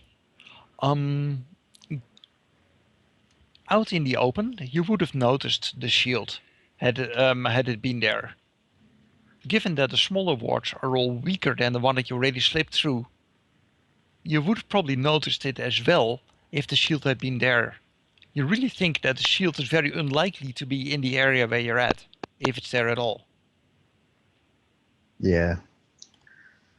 Okay, in which case I'll try and leave this area and find somewhere that looks... basically follow my nose. Try and find the shield. Let me pull up your sheet for a moment. I'm sure I have it here somewhere.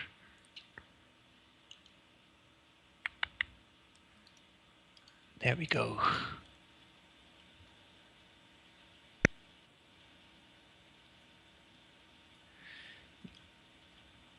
Can you roll me 9 dice, please?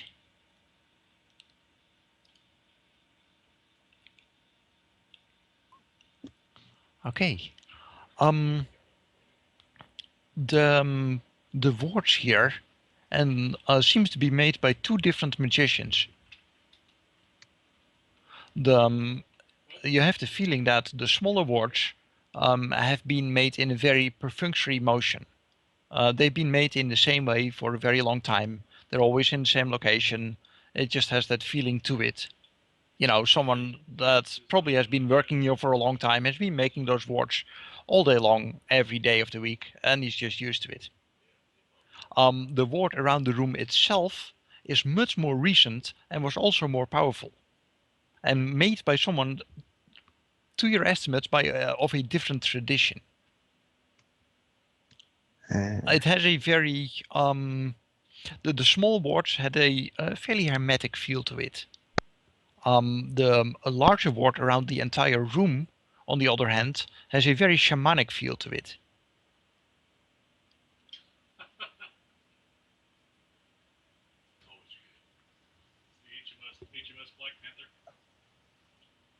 And that's what you notice when you slip out. In the meantime, the Monsignor is still busy chatting up the spirit, who by now is convinced that he should probably look for a career change in the Vatican. Poor guy. Dr. Monsignor brings enlightenment and happiness to another soul. But as a spirit, does it really have a soul? Well, if you want to get into that, I mean, Dr. Monsignor Nope. philosophy with you on it. Okay, I could probably spend ages trying to sneak through, in a sense, every ward in here. Is there any other wards, the more powerful nature, like the one around the room, the shamanic-based ones? There is one large ward that's covering the room that you slipped into, right? That one is shamanic. The small wards that are inside the room covering individual cabinets and such, those are hermetic. There is only one of the larger shamanic wards. Are there any of the other wards on the outside? The smaller wards on the outside of the large ward. If I'm making any sense Okay, at all. I get it. The small hermetic ones. Are there any other ones out there? Yes, probably. Again, covering small individual cabinets. Looking at that, the objects that are kept there are magical in nature. None of it is very powerful, though. It's all small stuff.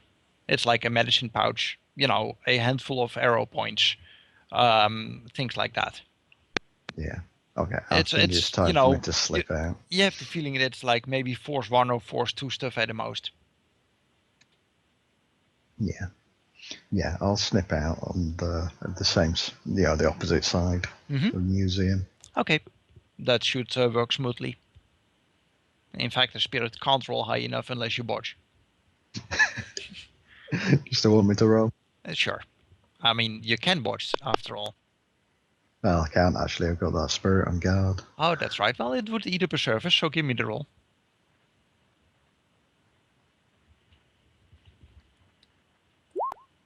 See, you don't botch.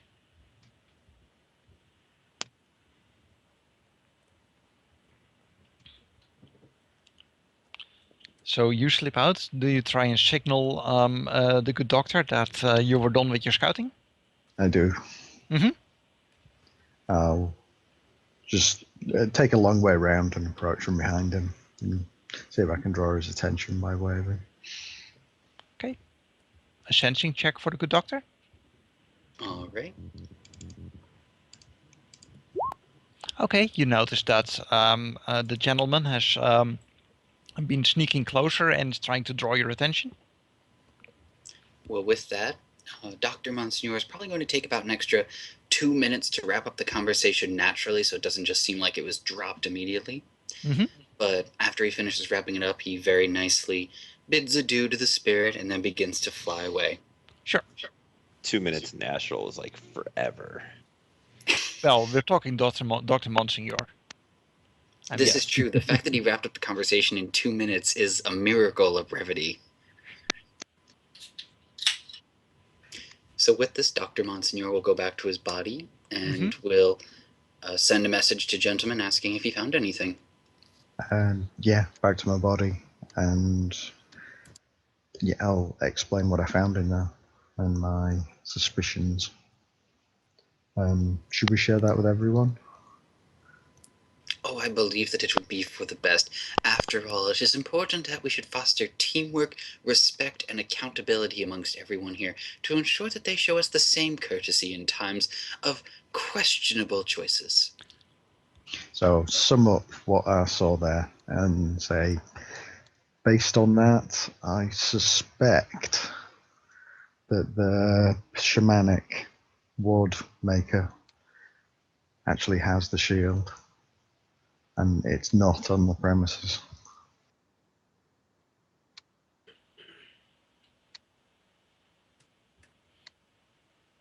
You could probably learn a bit more about it, but you didn't really take the time or maybe even have the time to do a close-up investigation of the shamanic ward. I mean, if you study that a bit more, you could get some more information about who the person who created it, but that would just take time. And I felt that you were not really interested in hanging out there for a while to do so. You were right. We have other means we can do to find more information if we need it. And I have the gentleman's astral signature from the ward, so I could send a spirit to search for him. But the only issue with spirit searching is the fact that a spirit tends to go in person to search for the individual in question. And the spirit arriving in front of somebody, even if it immediately disappears, will arouse suspicion, and that will make our job more difficult in the future. Yes. Yes, it will. Would it be possible for one of your more technical-minded individuals to perhaps do a matrix search to find a staff roster for people who work there? I can't imagine they have more than one shamanic tradition individual on the roster.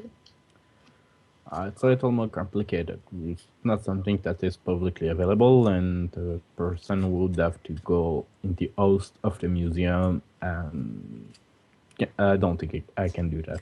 Don't know for the rest, but I can do that. Out of characters, you guys have no decker. I think that the highest number of computer ranks on the team is 1. So actually I was not meaning like literally break into their system and find the information. It's a small little town museum. They probably have a staff page. It's possible, yeah. You can certainly get a, go through their matrix site and look for, people involved with the museum. That was basically my thought. See if any of them basically stand out as, hi, I'm a shamanic tradition affiliate. Okay, give me a matrix perception check from whoever feels like it. You can certainly try and assist one another. A matrix search. Yeah. I'll try. Well. Okay, anyone assisting one another? Okay, let's assume that we're assisting Asphodel. So you're at 4 hits at the moment. He could only get his skill worth of things, though. Yeah, I can only get 1 more dice. Okay, well, Quicksilver will give you another dice from the looks of it. So I'll roll another die. Yeah. 5. Excellent. So yeah, you find their matrix page. It was actually a bit of a look since you actually had to go to the website of the school district and go from there to the museum. They are not as such listed as a museum, but as an educational institute, and a private one at that, not as a public one. But you end up there, and they have various people involved with it. Looking through it, there's a variety of visitors that sound vaguely shamanic. You know, just various native people, tribes from the area. But there's only one member, well, I guess on staff that sounds like it. There's someone called Dancing Bear that is an advisor to the museum. I'll relate the information to the others. Mm-hmm. Yeah, so that shaman might be that dancing bear guy. But there's a way to pass through a ward without being noticed.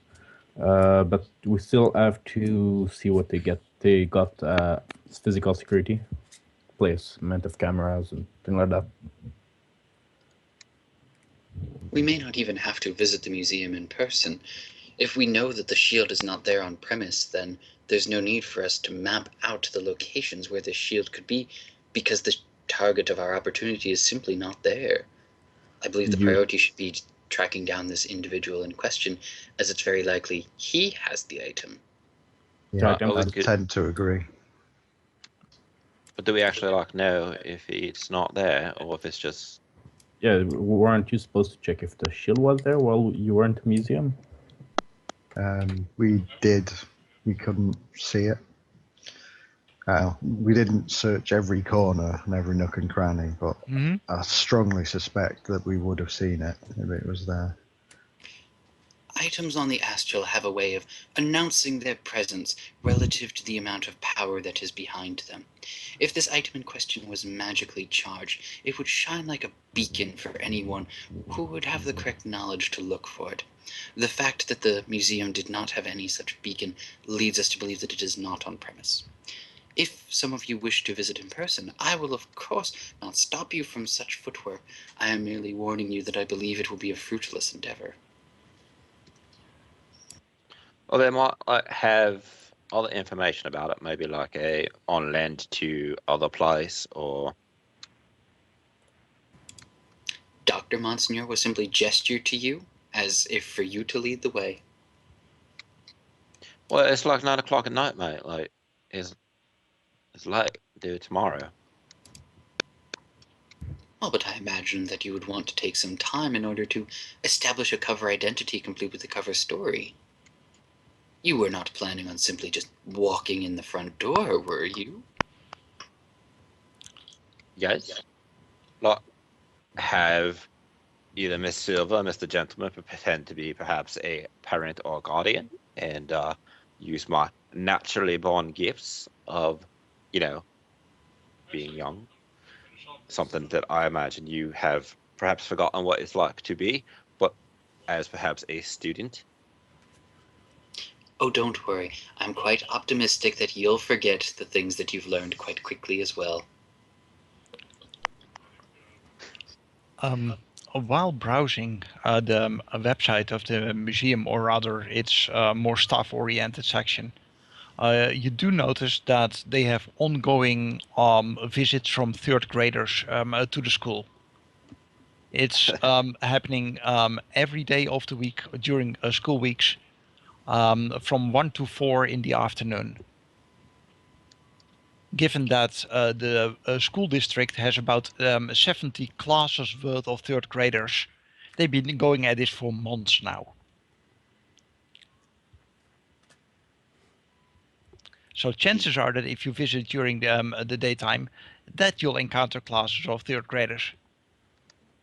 God, be stuck with the old man and the young kids. It's like hell on earth. Yeah, do we want to give it the old look-see, or we want to try and track down this guy? Because I imagine we could do just both. I guess could do both. Some people going to check the museum, and some other trying to track the guy. So we'll have gentleman, Quicksilver, and myself go try and check out the museum, since the gentleman was able to get an idea of where the various small wards were. We could kind of Okay. So you basically want to go there during the daytime. Do you want to specifically avoid the third grade rush hour, or do you want to use it as some kind of cover? I feel like that could only help our cause, because it is, more bodies, and I'm just, I picked up a little camera, so I'm going to be taking pictures of cool artifacts. Okay. I am gonna save ourselves a little bit of time, since this could take up a lot of time otherwise. Yep. Essentially, you're just gonna look around to see whether you can find the shield there, or are you looking for more than that? To see if the shield is there. Until we leave, we'll be taking pictures of things, hoping to get it at angles where it will show things like security doors, emergency exits, cameras, Okay. that kind of Got that it. kind of stuff.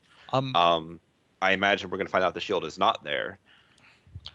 Of the people who are going, does anyone have any kind of knowledge skills involving security systems, security procedures, stuff like that? Yes. I have security procedures. Okay. I would like to get a perception roll for the person handling the camera.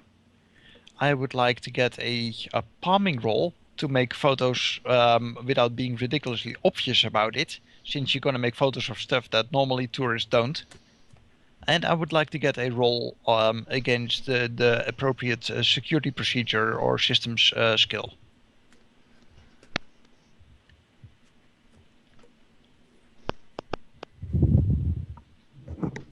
And of course, it doesn't always all have to come from the same person, but those three Right. rolls, please. I have corporate security. And This is not corporate security, though. okay. I mean, you're looking at a museum that has been in the hands of a school district. That's Okay. not really your typical corporate system. So you can roll, but you'll have a 2-die penalty. Because, just the attitude behind the design of security is very different. Might as well help someone.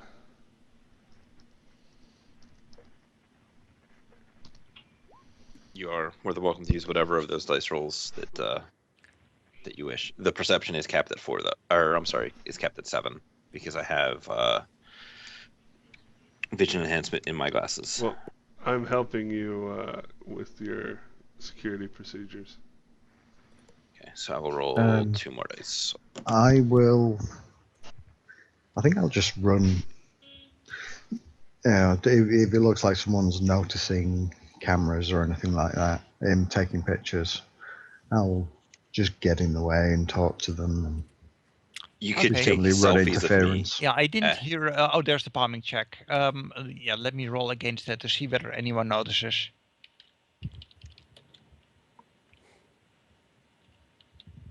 I would totally like to employ the selfie as a distraction method. Because, you take them at terrible order or direction Okay, angles. That's so, what I wanted. gentlemen, someone does seem to want to approach Tapper when she starts making photos of, like door frames and things like that, which is a bit suspicious. So give me let's see, your choice of con or etiquette to distract or bluff your way through this. How's your con, Tapper? No, Yeah, not Tapper, because Oh. Tapper is doing the photography. Oh, someone You need else. I'll go for etiquette. I'm making art here, mate. It's going to be beautiful. Okay, that will work just fine. I'm just going to save myself, everyone, a bit of time here and just kind of hand wave some detail. So you distract and you get photos of how the security there works. What you end up with in the end, you do notice a glass case that had been prepared with like a stand, and you notice that there had been an object quite recently, and judging by the stand, it would hold the shield very neatly. And there is a little sign at the bottom that indicates that this is this was a Paiute medicine shield that was on display there, but it has been removed for. I'm trying to look for the English word, not refurbishment, but Whatever you call maintenance for art. I can't think of the word right now. I'm sorry. Retouching? No, there's a specific word, and I just can't think of it. I'm sorry. Restoration. Restoration. Thank you. It's, between the fibro and me not being a native speaker, occasionally words just slip. That's no problem at all. Your English is excellent. Well, I have quite a bit of experience. It really should be by now. Anyway, there is a reference code on the piece of paper that Tapper managed to snap a picture of. You don't know what the reference code means. You just, get a photo of the card and it says, it's had been removed for a restoration and then a reference code. Judging by the state of the case, it can't have been very long. That is not very long ago that it was removed. While we're there, could I chat with? Is there somebody there who does the?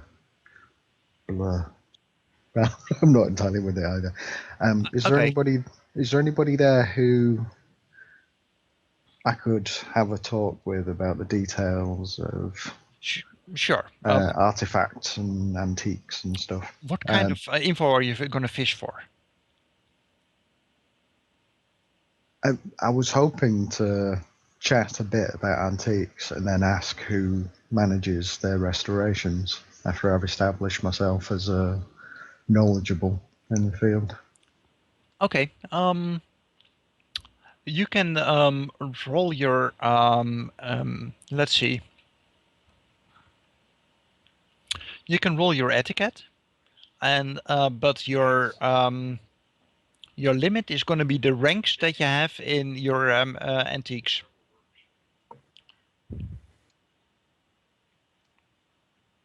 Because if you can't give the impression that you have sufficient knowledge of this, you're just going to sound like someone who's fishing, and that's that's fair. Unfortunately, that's not relevant. You do manage to hold up a decent conversation with the man, and he seems interested enough, but he has the feeling that he probably shouldn't give this kind of information. So you can choose to edge it, because you're fairly close, but it's up to you whether you feel the information is important enough. Yeah, I think I will. Okay.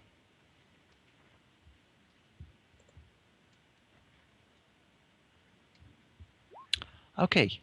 So And I get to keep all of those. I've got 4 ranks in antiques. Very nice. So you discover that there's the person who has been dealing with the shield is William Dancing Bear, and they can give you his office address. He's actually not working at the museum. He has his own private enterprise, but he's been of long-standing service to the museum. A very good reputation, knowledgeable person of one of the local tribes. You'll have to forgive me that I am not aware of his specific culture, since there are so many bands to the Washington tribes, and he would rather not give misleading information. But he can certainly redirect you to his office if you feel the need to converse with him about this object.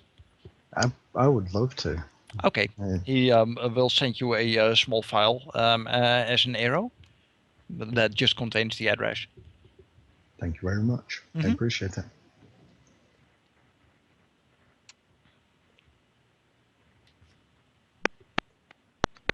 I pressure the gentleman and/or Miss Silver to buy me something from the gift shop, swearing that it's to keep up appearances. Of course. What would you like? Probably something stuffed. A dancing bear. Perfect. Something appropriate to whatever they got. Let's see. Given where you're at, you probably get a plush whale. Perfect.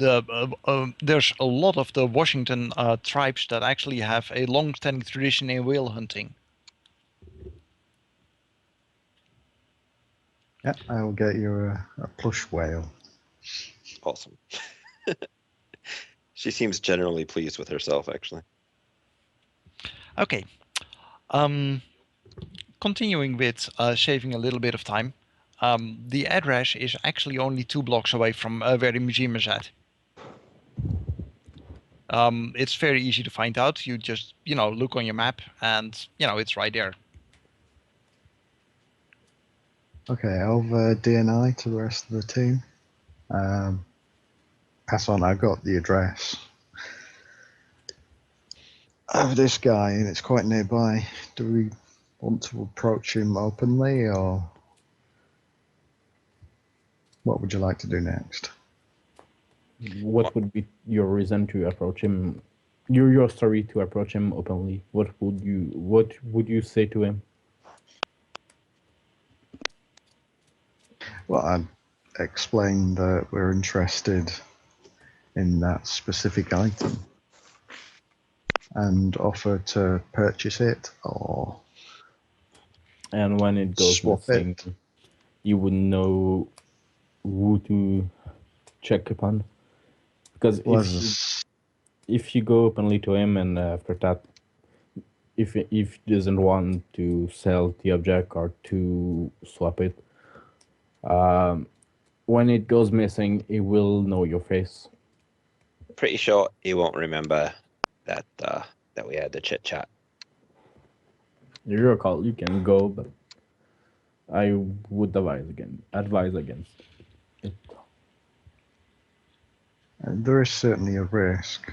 The benefit would be we potentially get it without having to steal it, which has all the problems of the item being hot.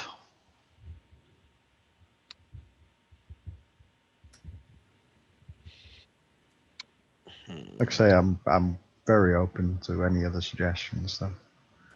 But you can approach him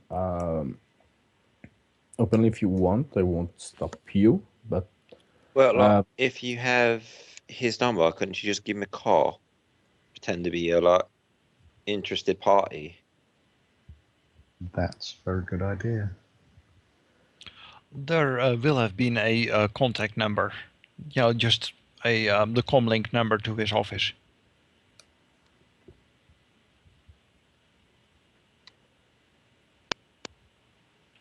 I am not a chatty person. I cannot make that call.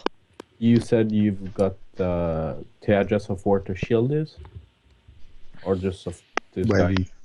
Where we think the shield might be. So William Dancing Bear's office.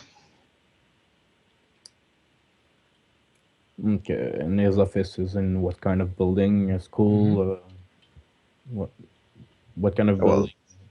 All we currently have is the address. We need to do some checking up. Yeah. Find any more. The rest of us can check out the building while someone calls him. Yeah, I imagine we'll have those guys go over there and check it out while we finish up our tour, so that it doesn't look like, oh. I assumed, by the way, that the tour is pretty much over. I just kind of hand-waved some details. You spent an hour or two in the museum. It's not that big, and you spent some time in the little gift shop, and then you're gone again. I mean, it's you spend maybe 2.5 hours in there. So it was a lovely family outing. Exactly.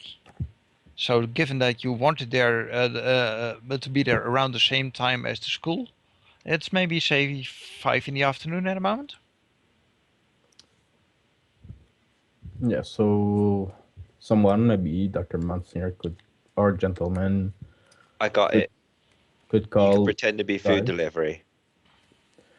I was just planning on checking the outside first, see what kind of building it is, and thinking of something after to see what to go see inside. Because if it is in his office and it is in his house, if food delivery show up without him never ordering something, it will be suspicious. Right, so we have one person show up as like, I don't know, soy cake delivery or something like that, and see if they can get a peek inside his house. Because be like, oh, I didn't order any delivery. Oh, but I have your delivery right here. Okay, so that's the plan. Someone's That's going to fake a plan. delivery. Okay. I don't know if it is a plan that is accepted by the lot of the adults. The last time I was with someone that tried to fake a food delivery, it ended up bad. Quicksilver, how about you? I haven't heard. Honestly, yeah. Well, mhm. I've just been listening. Unless we're gonna go in there and sneak in manually or go in there and stick and shock him, I am good with faking a delivery. Okay. You may have noticed that my runs tend to de-emphasize combat and tend to be more on the, how do you guys want to approach this? What kind of social stuff do you want to do? What's your information gathering? Oh yeah. So I hope that you don't feel neglected. I try to give, FaceTime for everyone, but at some point there's only so much I can kind of encourage people to step up. I understand it's not your specialty. Oh But, yeah. Well, your character was otherwise a good fit, so. Oh yeah. I'm like, if it involved breaking and entering, I could probably do that fairly easily. But like, this is a better, with the promises we made to Juliet, this is a better fit, so no one gets geeked. Okay. Let's just go where it is, make a pass in front of a building, check what it is first. We don't even know what the building is. If Exactly. it's a house or a school or a laboratory. As I said, it was about 2 blocks away. This seems to be a small office complex. It is on a slightly bigger intersection compared to the rest of the neighborhood. It is a kind of a sprawling area where kind of a slightly landscaped with a variety of brownstone buildings that all contain 1 or 2 practices. There's a dentist here and a chiropractor, and there's a lawyer and a variety of small businesses and such. One of these seems to be a Salis registered import-export firm that has is the correct address for William Dancingbear's office. So Okay. that's the look from the outside type of information. How tall is the building? How many stories? I'm sorry? How many floors the building? Oh, there is only the 1 floor. Okay, only 1 floor. You think there may be something like maybe a loft or a shallow area under the roof, but it's certainly not a full floor now. Okay. You also notice that since it is at the moment around 5 o'clock, there's a fair amount of people leaving the buildings, having been done with the workday. Some of them are still in there. Looking at the specific address that you were looking for, the lights are out at the moment. Either he left for home early, or there has not been anyone there all day. You can't tell. Not without entering, at least. I turn to Monsignor and gentleman and ask if you can check in the astral if there's something about this building, wards or spirits or something. I was just about to do that. Briefly from a distance. Let's go astral perception and sense the house. See if I can see any external wards or spirits. Okay. Monster will do the same, of course. Sure, give me the roll. Okay, gentlemen will notice that from a distance there's not a whole lot special about it. You notice, just looking over the general area, some very weak magical auras. Probably just, some office workers that happened to have some minor magical talent here and there. You don't notice anything in particular about the building that you were looking for, though. Dr. Monsignor will notice that in the office building that you were looking for, there is one small ward that is maybe the size of a drawer or a box or something of that size. That's the only ward or magical aura you see in the entire place. It is of pretty decent power, though. It is stronger than than anything you'd noticed in the museum. So, Dr. Monsignor, actually, I don't know where Dr. Monsignor physically be right now. Well, he was not at the museum, so he's probably been communicating with people over DNI and such. So he's probably still in his car. So he is going to lock the doors once again, put the seat back, and close his eyes as if he's just taking a nap. And he will project so that he can go inside the building. Mm-hmm. And he's going to go right next to the ward. Now, Dr. Monsignor has some training in magical theory, so he's aware of the fact that items, when they are in a location, tend to warp the background count in order to have it acclimate to the item's specific, I guess you would say, aura. Yes. And while this is usually temporary, while the item is in one location, the effect becomes more pronounced and more permanent. So if this item has been here for any appreciable length of time, there's a decent chance that the background count should be faint, but still slightly tainted in the area nearby, without having to have the Monsignor attempting to go through this ward to do so. Okay, so if I am correct, the Monsignor was not actually in the museum at any point of time, correct? He was sitting outside of it. Yeah. Yes. Okay. Okay. Just you did sense the shamanic ward at the museum, but that's the closest you got. Yes, he does not actually know what he's looking for. He's trying to figure out if there's something actually in there, or if it's just like a warded dresser door. Okay, so you're essentially trying to look through the ward, which means that what is the check for that again?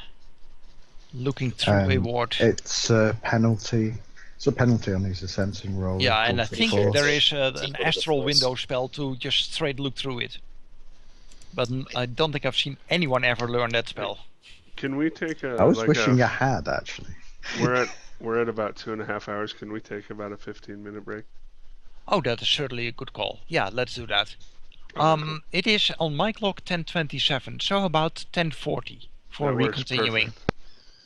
Okay, everyone okay with that? Yep, sounds good. Okay, I will mute my mic in the meantime. I'll be back in a bit.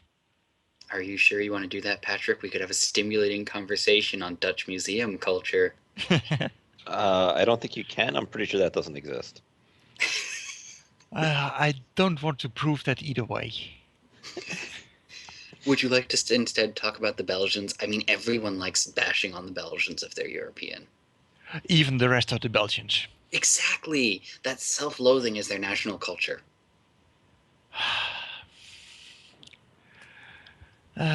Let's wait for that until another time. I mean, seriously, 10 minutes. How much can we say? I'm very enough, disappointed apparently. in you, Patrick. I gave you the opportunity to discuss and insult Belgians, and you didn't take me up on it. How dare you? I like waffles too much.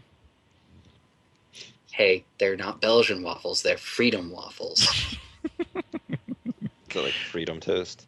Exactly. I'll be back.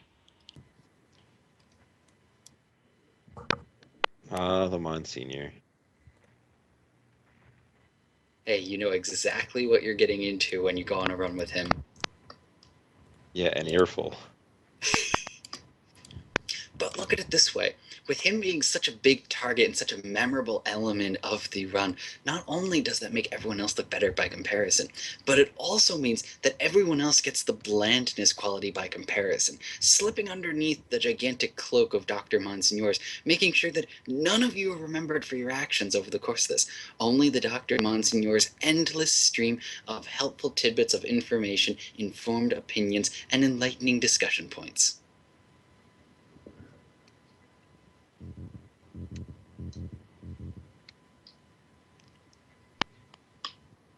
I have so managed to annoy Rob out of character that I have made him leave.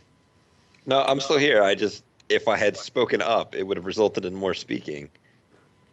But your lack of speaking also caused speaking. You're caught in a catch-22.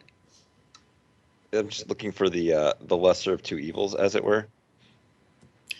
In all seriousness, if you need my character to tone it back, I will stick to just saying what needs to be said and toning down the gratuitous amounts of RP.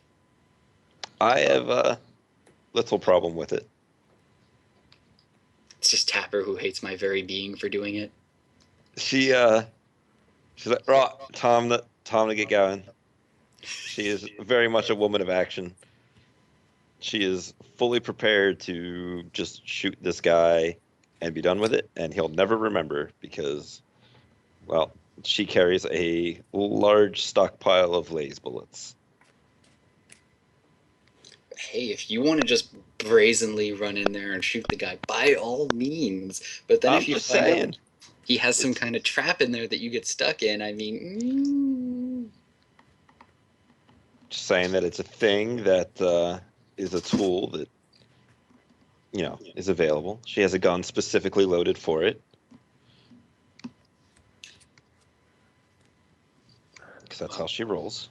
I mean, out of character, Dr. Monsignor is always going to opt for non-confrontation over everything else, and then he will enter the sorting algorithm of degrees of confrontation. Oh yeah, Barging she's on only... that and shooting him is like the last possible resort. She has only been involved in the death of one person, and that person was a horribly corrupted, killed his entire village, and sewed their body together, shadow-tainted thing. You disrupted a few spirits before that. Spirits aren't people. Oh, don't tell Dr. Monsignor that. No, that's just, the trids talking, as it were. Well, I mean, if you guys all just want to go for the direct approach, Dr. Monsignor, while he will note his protesting, he's not going to, like, actively intervene to stop you.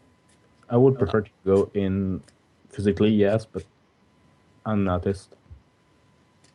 No, it's one of those things like, if it's like, oh, we would like to buy this thing, and he's like, nah, get out. And we're like, all right, well, let's mind wipe him real quick. I'll take care of that.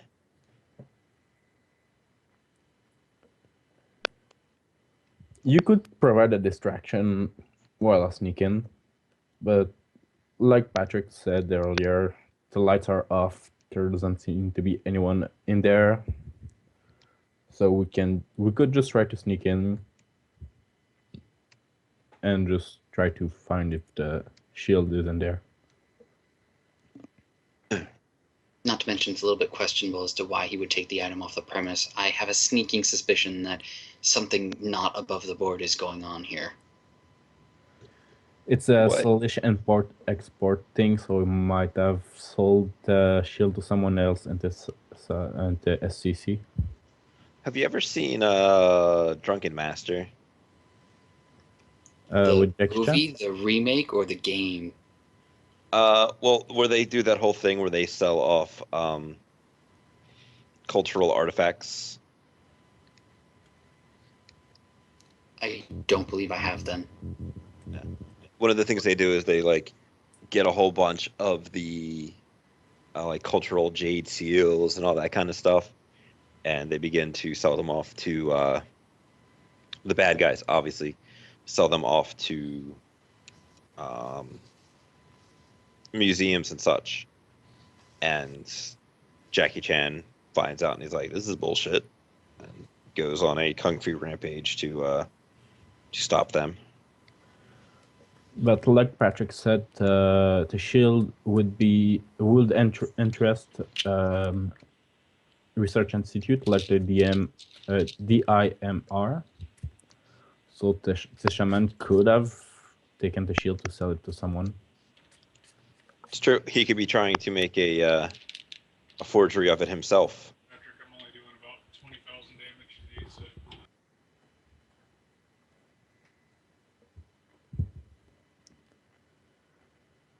But we could.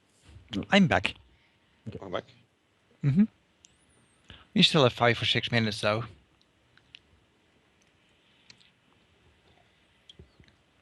Although I am certainly open to questions, we just can't really, continue with the run as such. Yeah. But if you want to ask back on stuff that has already happened, we can certainly do so.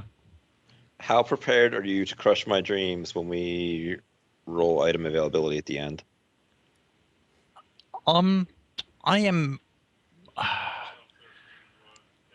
I guess that I am an enabling GM, but in the sense that as long as people are reasonable, I will do my utmost to help them out. You know, to make that reasonable stuff come true. Still, dice fall as they will. Um, I would say that if you're looking for items that someone in the group would be able to acquire themselves, they can roll on your behalf using their negotiate. So that may be a help to you. But it has to be someone that is willing to put their sin at risk for it. You know? What I am looking for is a beta superthyroid gland, so I don't think that anybody would really be. I have the feeling that, I mean, the availability I of that's know. going to be an issue. So their sin, you know, is going to, you know, have a tag on it if it goes wrong. Well, I don't even think that something biotech like that would be something that people here would. Quicksilver. Of course, Quicksilver's negotiate is probably not good enough to really matter significantly, you know, on the scale that we're talking of. Right, which is one of my sad parts. Like, oh. Yeah, and you know, neither the gentleman nor the doctor really would probably have the contacts to deal with that kind of gear. Yeah, it's just one of those things. It's like, this is totally going to be a pain in the butt for me to get. Like, I will have the money. Mm-hmm. I am fully prepared of the fact that it's going to take me a significant amount of time to get, just because. Or you can try and get a run together with a Midnight Rider, who is mundane and a face. You know. But like that shouldn't be the cause of the. If it were like two line up where they were on a run together, that's one thing. Oh, that's what I mean. I mean, he has already had a run together with Tapper, and that went well. Yep, because she's awesome. Run into the bathroom real quick. Okay.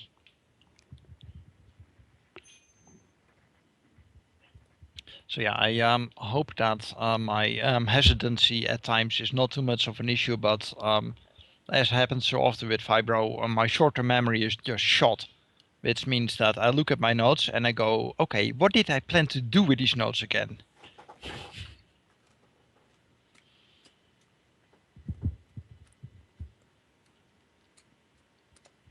But at least, as long as I'm actually involved in the RP itself, the pain is not too noticeable, which is a blessing. It's definitely been a surprise to me as a storyteller how much it can, you know, pull you in and just kind of allows me to ignore my body, which is, you know, a blessing and a half.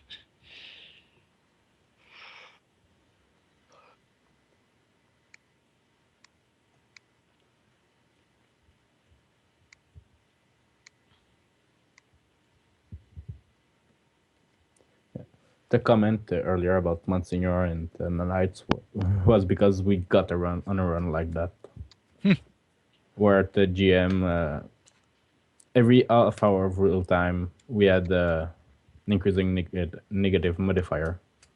Ouch. Oh, I remember. It's because you guys were all sick, right? It was because of nanites we've got inside us that make us feel sick. Yeah. I remember reading the after action report on that, where it was like, well, looks like we got to do this quickly, guys. Oh yeah. And the run was to save a couple of bigwigs from a gang that kidnapped them. I think we went to -5 before completing the run. Wow, that's pretty significant. Yeah. That is unfortunate. Well, no, they completed it. I would say that's fortunate. Yeah, I guess that's true. And at the end of the run, we spent an hour in the bathroom because we went to a street dock that one of the players as a contact, and this dock helped us to get rid of the nanites. Meaning laxatives. Mm-hmm. Like, that sounds unpleasant. We spent an hour in the bathroom. in game, not in real time. Right.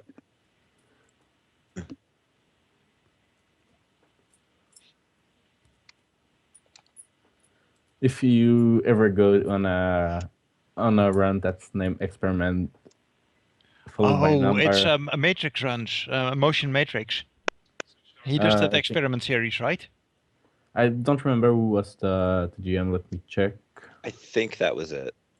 I think he was the one that did that. Yeah, I've not been on any of those. I need to get around to finishing. Well, not finishing up, but doing more of my some of the runs that I've done, like first parts of. Rob, by the way, I've been purposefully vague on the appearance of Yep. Juliet. So if you want to have some stuff to fill me in there, that would be cool. I did that on purpose since, I didn't want to screw up your plans for that. I don't have a whole lot in that mind for her. I imagine she, like most Shadowrunners, does what she can to disguise her actual appearance 90% of the time. Mm-hmm.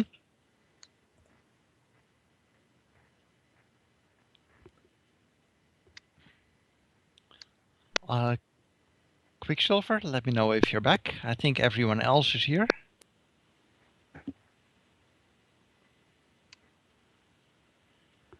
Yeah, it was a motion matrix run. I'm making a run for it. It's our only chance.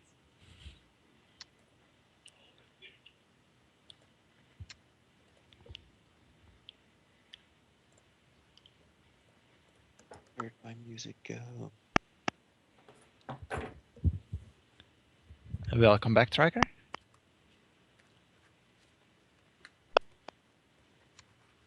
I'm here, yes. Yep, I heard your mic all of a sudden. Or rather, there was a little blink that indicated that your mic did something. I simply had to announce myself so that everyone would know that they did not have to languish in their ignorance any longer. Dr. Monsignor was here to fill their lives with meaning and relevance once again. I don't think that's what that means. That is what that means because your character is not smart enough to call Dr. Monsignor out on that. Well, while she may be logic 2, that is only due to the fact that she had not fully completed her schooling, as opposed to any kind of actual mental deficiencies. Dr. Monsignor is only logic 3. Yeah, see? She's as smart as you are. Well, almost. But you see, you need a certain intelligence level to actually be able to realistically call someone out on their misuse of words. You could say, I don't believe in all that, but if that's all you can say, then people are just going to quickly discredit you. You have to follow it up with the reasons why and properly articulate them in order to convince people to your point of view. 'Tis the burden of the reactionary.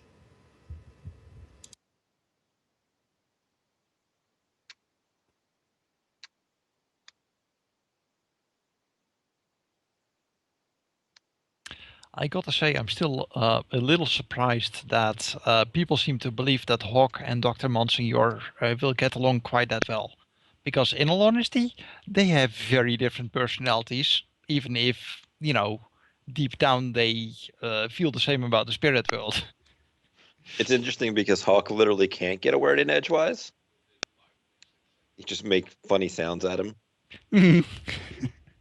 Yeah, although, I'm happy that they actually spend the bloody 16 karma to buy off uneducated. It makes the, a little less awkward to say, sure, I'll use the NI. It's always felt like kind of like cheating, but it was just a practical necessity.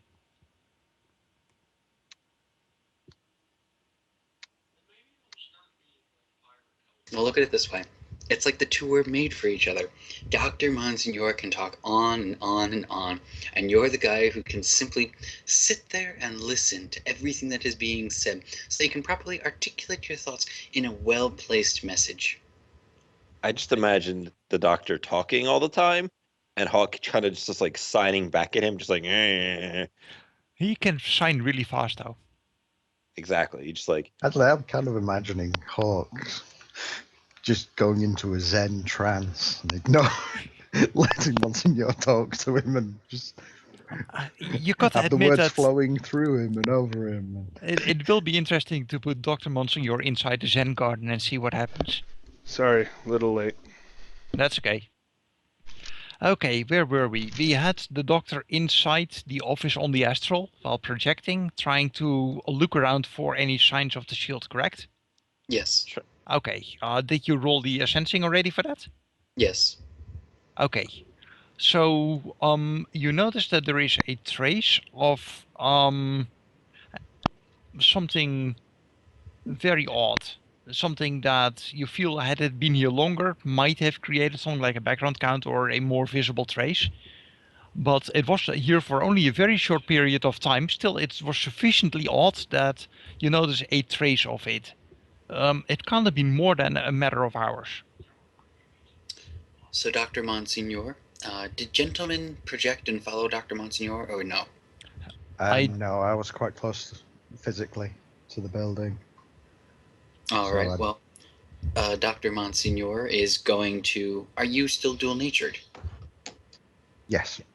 Okay, so Yeah. Dr. Monsignor will just fly in front of you then, and he will start to converse with you, effectively relaying the fact that he found something suspicious, but he was not actually able to directly get a grasp upon the signature of the item which we are looking for. So, would you be so kind as to possibly find a place to deposit your body so that you can investigate yourself and confirm my suspicions?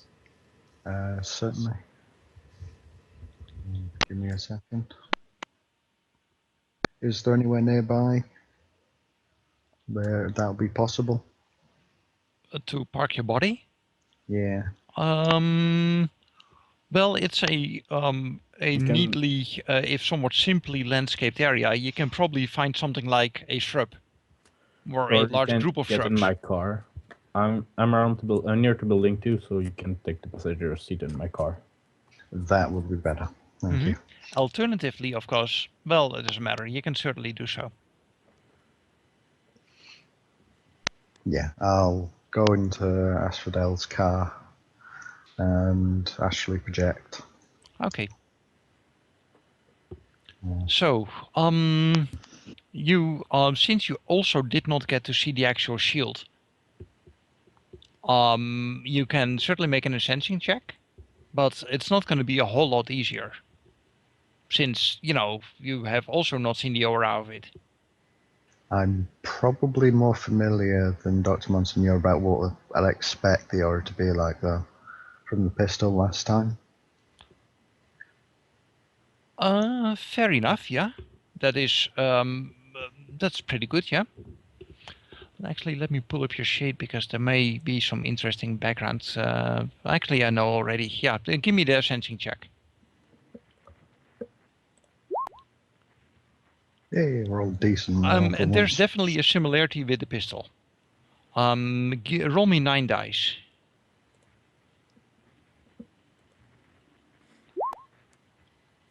Okay.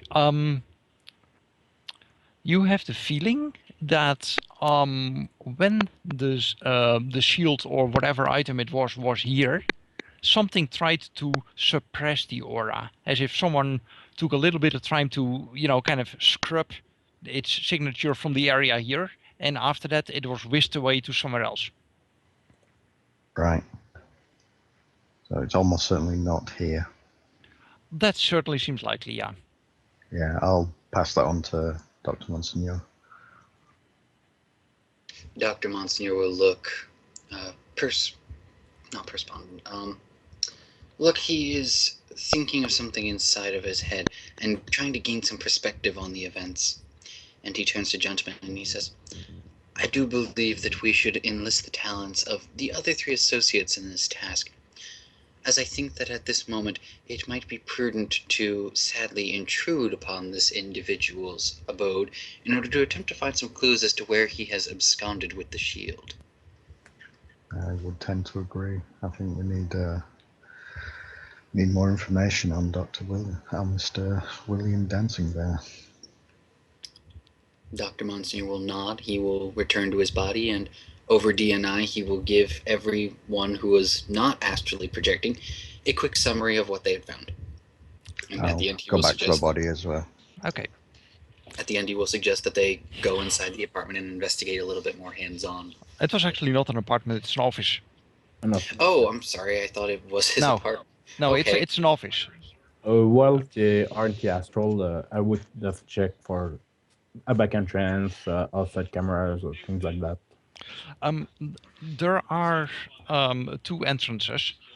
One seems to be a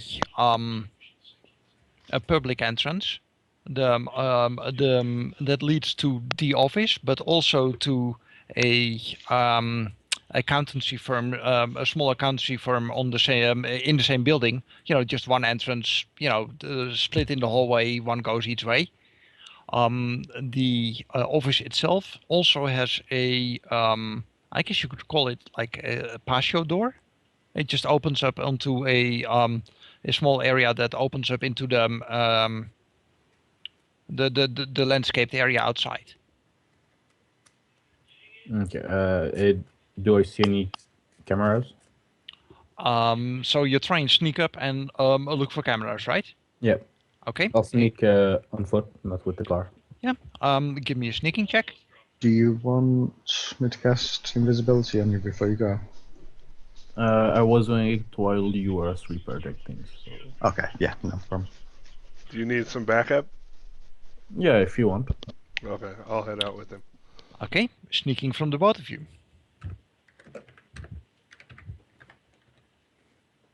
Nope.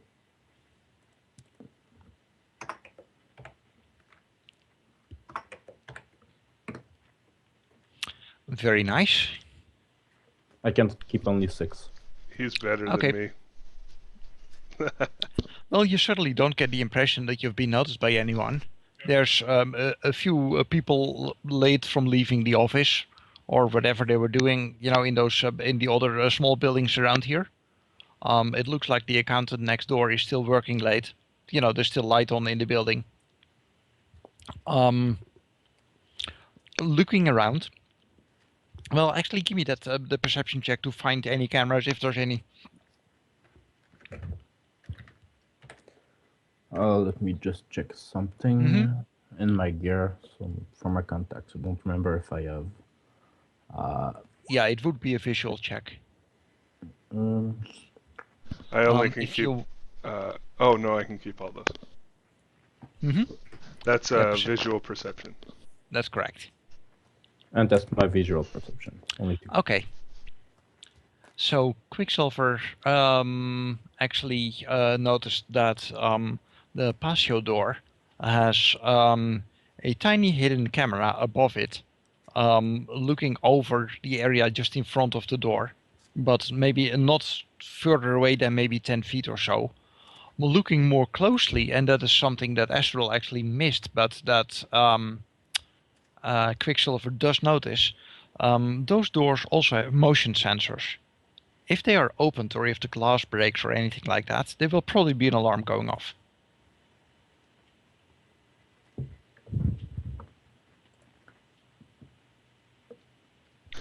Now, you did notice it, so you probably could find a way to disable it. But had you not seen it, that could have been awkward. So how? Do you have anything to disable this? If it's wired, I can find where we can follow the wire and find the control box or something. See, if not, I will need to get near the sensor, and that's a little more difficult. Or I can shoot him with stick and shot. From what we can see for the sensor, would it detect something moving over the door? But in fact, where's the sensor on the door? The motion sensor is actually wires embedded in the glass. In the glass. Yeah. So they have a current running through it. And if the glass breaks or the doors are opened, that current will be interrupted and that will trigger the alarm. So we need to keep the current on while the door is open, so to have it not signaling that the door Yeah. was open. Or you could, spoof something to make it believe that the current is still there. Yeah, but that no would probably decker. require a decker. Actually, you could probably do it with hardware. Find a way that to work. have a current run without the trigger while you can still open the door. Sorry, was the camera on the inside or on the outside? The camera is on the outside. It was sitting just on top of the frame and looking at an area in front of those doors. It is, maybe 5 feet wide and 10 feet deep. What if we just cover up the lens of the camera? Yeah, that could be. And that the could camera isn't really the problem. It's the motion sensor. Yeah. Right, but then we just walk up and it'll open. No, the motion sensor. It's not a sensor; it's an alarm. If we open the door, break the glasses, the current is interrupted, and it sends a notification somewhere that the door was open or something happened to the door. actually, yeah, I was just checking in the book, and yeah, it's a hardware plus logic test. Yeah, but you need to find the control box of the alarm. I can do it on the door, and yeah, you can certainly go look for it. You'll need to be sneaky to avoid triggering the camera that's obviously overlooking that area. Yeah, You need to be essentially in the camera area to go look for the control box. But, there's ways around that. Either by being really sneaky or, using right side areas or other means. The camera is looking just in front of the door. Yes. Like a meter or two in front of the door. Yeah, it's essentially a cone.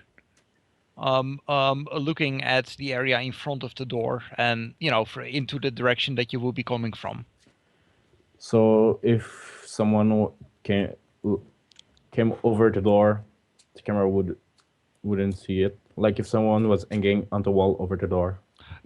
Oh, okay. Yes, you could try and slip parallel to the wall and kind of duck straight under the camera without it trying to see you. It will be a sneaky check, but that is possible. I was more thinking of starting to climb on the wall, then go sideways over the door. Yeah, that would also work. Yeah. Mind you, these walls are plastered, so they're very smooth. I have hang time. That works. Yeah, that works as a gig code. Remember, hang time does not work if you have too much armor on. I have armored clothing. Okay, that's perfectly fine. Yeah. I could just go over to the door and just turn the camera so it doesn't see, doesn't look at the door. Give me a check against your security system skill. Knowledge? Yeah. Security design? Yeah, okay. Yeah, the security design is fine.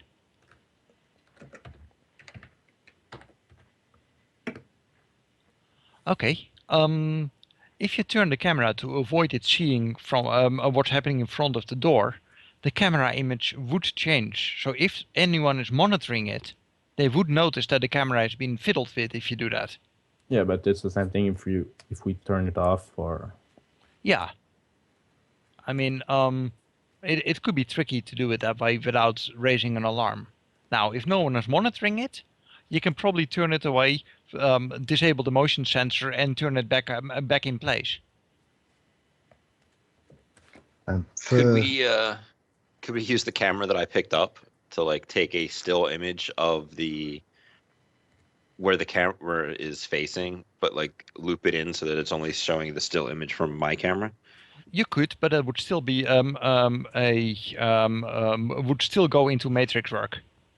If you wait 30 seconds until I get back, I can cast improved invisibility on whoever's going in, and the camera just won't see them. Yeah, but I still need to fiddle with the door. Yeah, Sure. well, that negates the whole trying to mess around with cameras But in the Matrix without a decker. The control box for the alarms is in the same area of the camera? 1 second.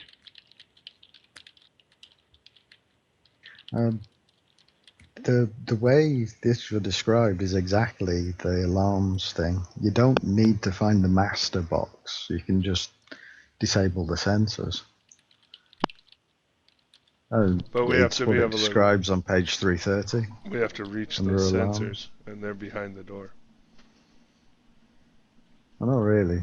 Windows may have alarm circuits wired into the glass, so if the glass is broken, the alarm goes off. To bypass such alarms, you must fool it while the door fool the circuit's electrical contacts, which requires a hardware logic test. Mm-hmm. I don't think you need to find the master control box or No, anything. no, you I don't need to do that. I could do it. I have the hardware, but Yeah, just wondering. you can use hardware to essentially make a parallel circuit and fool it. If you do it smart, you can do it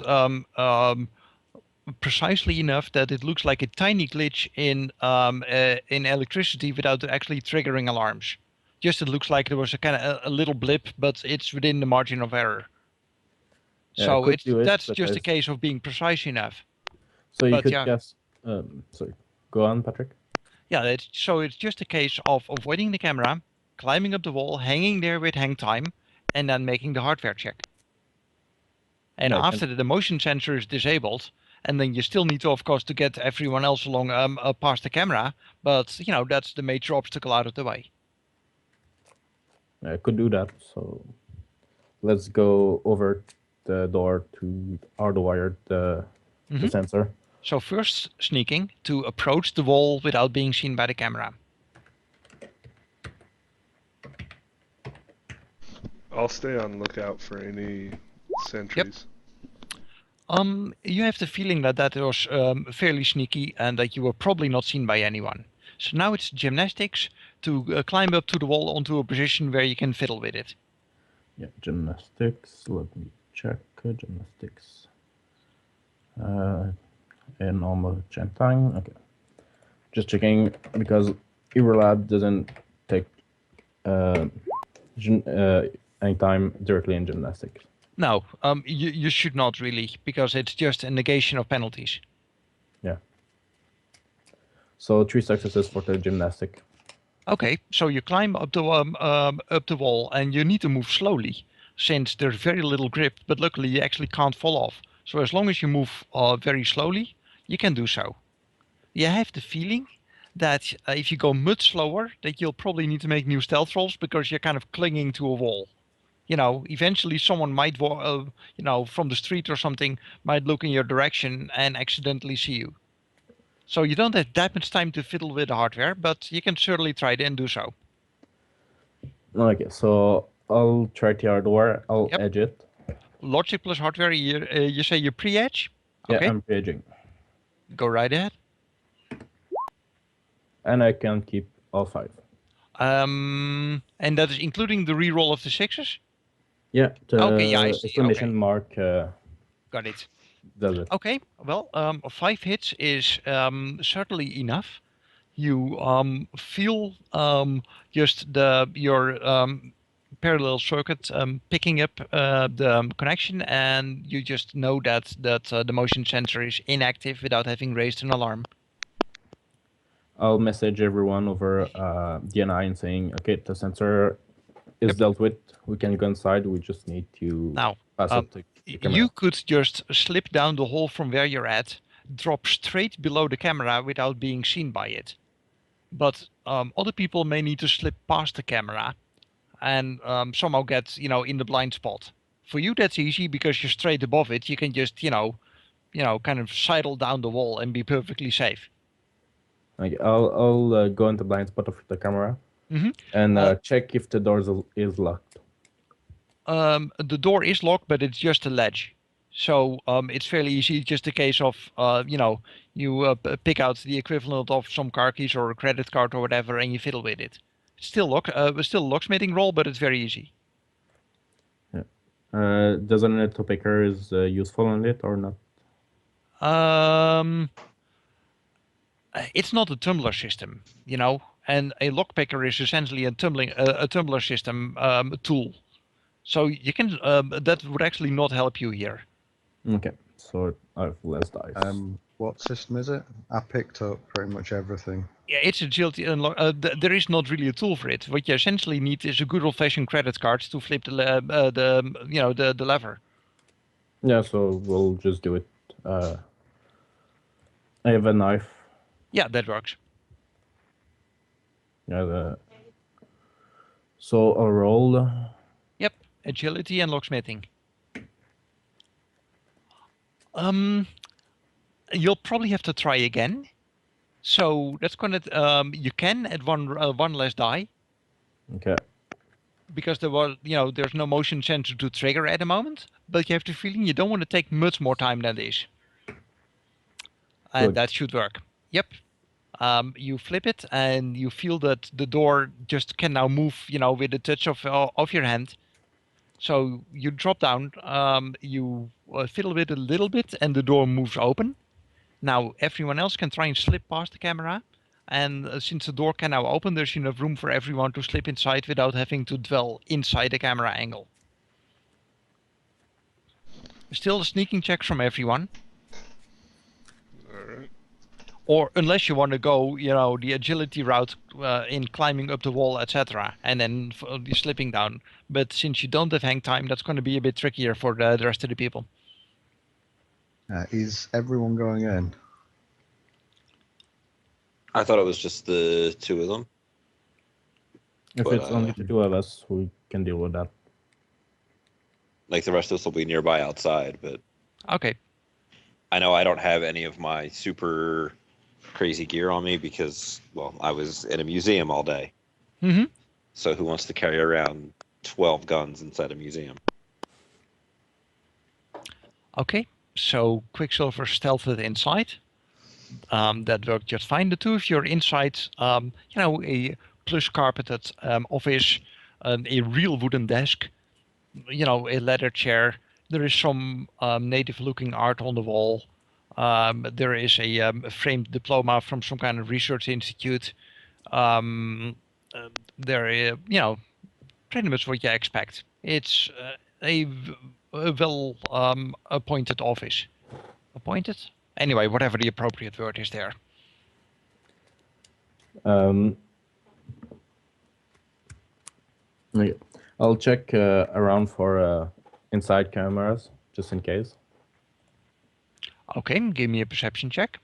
Yeah. that's enough. I'll use clairvoyance to keep watch for them. Ah, yes, furnished. That's the word. Thank you, Tracker.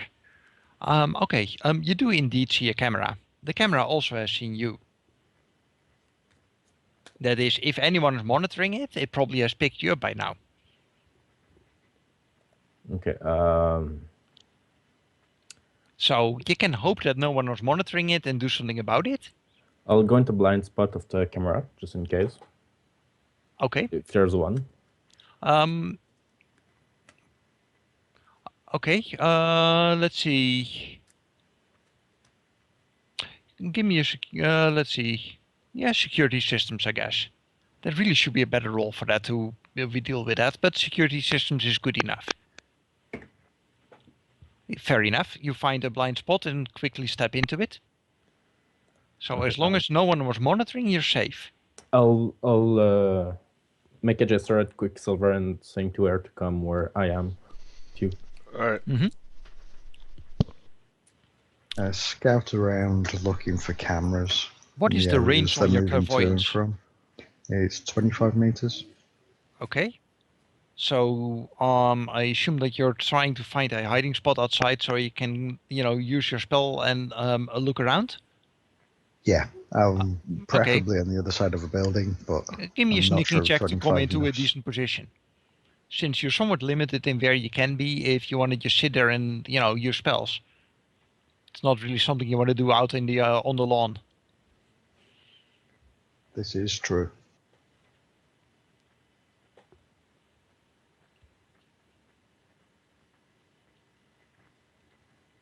Wow. Well then, that seems to have not been an issue at all. Okay. So looking around the office between the clairvoyants and the two of you, there really is very little here. It looks like someone was in here earlier today. There is an ashtray that has been used. It has been knocked empty on, whatever dustbin was used, but it was recently used.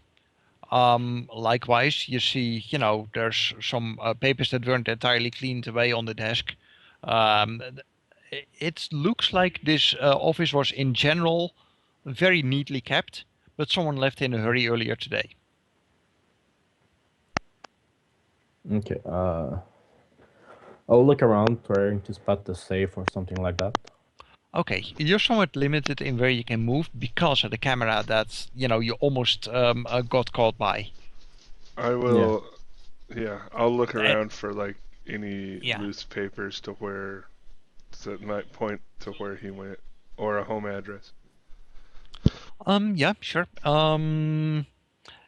Give me a perception check. And I'm gonna say this is not so much visual, it's more of an instinctual, where might it be, gut feeling type thing. So just don't use visual specializations here. It's more of an awareness thing. Right now, I'll ask Quicksilver. Do we It- really care if we destroy the camera or something? What was that? Because what do we do about the camera? We can do a match around while it's still here. Let's look around. Let's not disturb it yet because. Okay. For your information, the camera was right on the other side of the room overlooking the patio door. So it was hidden on the opposite wall, looking straight across the room onto the patio door, which means that by looking from the outside, you didn't see it yet. But once you stepped through the patio door, it certainly was, noticeable. Yeah, but the thing is, it's impairing us and moving around the room, so we could just disable it. You can try and dodge the bullet, so to speak. I'll occasionally ask for sneak checks to do so. I can use a deck eraser and use it on it. It does 10 matrix damage straight. A what? Tag eraser. Usually it's to erase. Yeah, I know what they tag. are, but tag erasers. If you put it a few millimeters from Oh yeah, an electronic device, it does 10 matrix damage straight. Yeah, but you need to get very close to it, which means again that you need to climb up the wall to get there.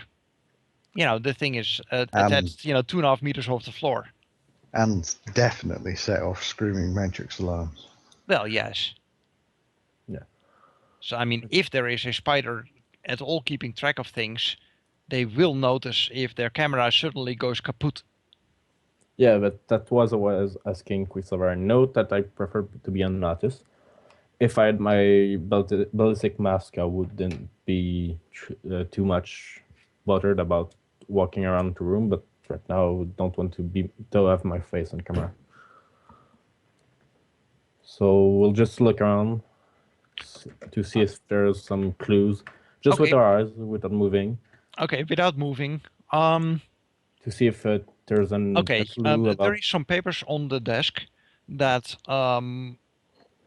they seem to be essentially note paper. Not really anything official, just scribblings. To read what's there, you need to get closer, but you find it unlikely that it would really give any kind of solid clues on this. There are, of course, the drawers in the desk, and lining that up with the information that you got from Dr. Monsignor earlier, the ward probably coincides with one of these drawers. Okay. You also notice that the drawers on the desk actually have a physical lock on them. Okay. Using a jammer will do the same thing as disabling the camera, so that's not an option.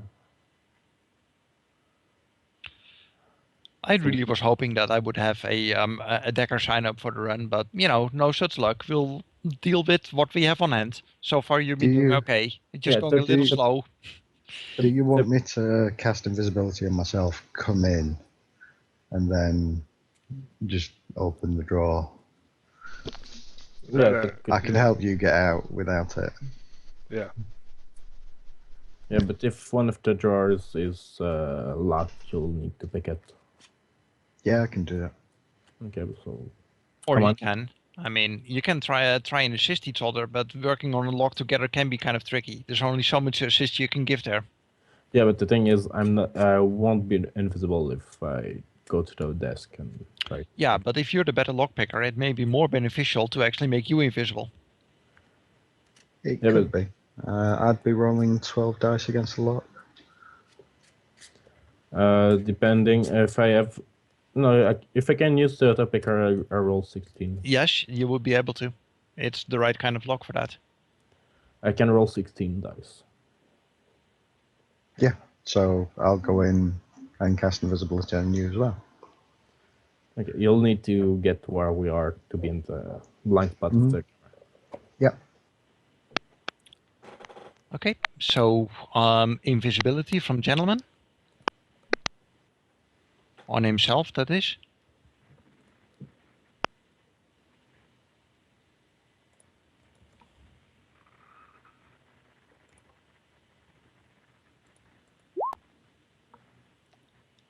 I'll drop the clairvoyance for this. Sure. Yeah. Okay. That's resist all the drain, I believe. No, it's only -1, so I'll take 1 stun from that. Okay, that's still no penalties. So then you can just walk inside. Yeah, Then, walk inside, walk into the room. Try and be as stealthy as I can in case someone comes around the corner. you'll still need to make a sneaking roll to find a spot where you can cast invisibility on. No, actually, as long as you maintain your own invisibility, you can just cast a new invisibility on Asphodel. on Asphodel. That's what I was thinking. So you're going to cast at a -2, but you can do so. Only a -1. I took Oh yeah, that's right. psych earlier. I did not notice that, but that means that you need to make an addiction roll. Yeah, that's where I did it. You did it at the beginning of the. Okay, I don't recall that. Did anyone notice what the results were? I got 4 successes. Okay, that's fine. I will take your word on that. It was just before I cast clairvoyance. Okay. Oh, there. Okay. Yeah, I see it. Excellent. Okay. So now that means you're gonna roll at a -1 for 1 sustained spell and cast it invisibility on Asphodel. Sorry, my brain is really not working.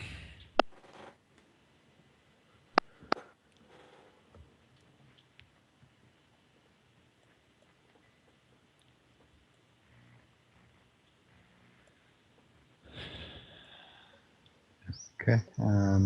Yeah, it gets Ooh. 3 successes. Yeah, but the drain is a bottom chunky there. drain. Mm-hmm. Take 2 more stun. I'm still not a penalty. Oh yeah, because you roll at lower force. Yeah. Yeah.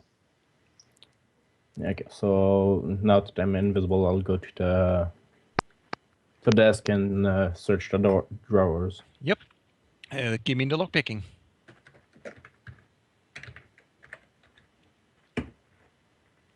And I can keep all 9. Very nice. So yeah, you knocked that one out of the park there. A little bit of fiddling and it opens smoothly. There are 2 drawers. One of them is a traditional filing cabinet. You know, it rolls on rails and there is just files hanging vertically. And they're, alphabetically labeled and you can quickly browse through it. It seems to be transaction records. It's kind of odd that someone keeps it on paper. Very, very antique method, but it could be a personal quirk, you don't know. Yeah. The other drawer has a wooden box in it that is, well, judging by the size, it's probably a gun case or something of that kind. It certainly has the right kind of weight, but it's a wooden case. Let's see what else is in there. There is probably a flask, a metal flask of some kind. It has initials engraved on it. They are WDB, so it's probably William Dancing Bears. But, it could just be someone else with the same initials. And that is the only things you really notice in the other drawer. All the night together. Okay, I've got the wooden box in one of the drawer. Does the box seem locked? It's just not so much a lock. It's just a slide thing aside so it doesn't accidentally fall open. You know, it doesn't take any roll to open that. It's just slide the thing to the side and you can open it. It is indeed contain a gun. It is a nicely pearl inlaid wooden grapes. Very nice gun. But if you lift it out, I'll be able to perceive it, see if it's a foci. But you check it out. It's not a focus. It is just a very nicely well-made gun, internal smart gun system. yeah, just a nice gun. Yep. But there's no trace of the shield or something. No, nothing special. Just So- guy had a gun in his drawer. I'll check in the file drawer if I can find a file on the shield or something that could give us a clue where he went. Give me a let's see.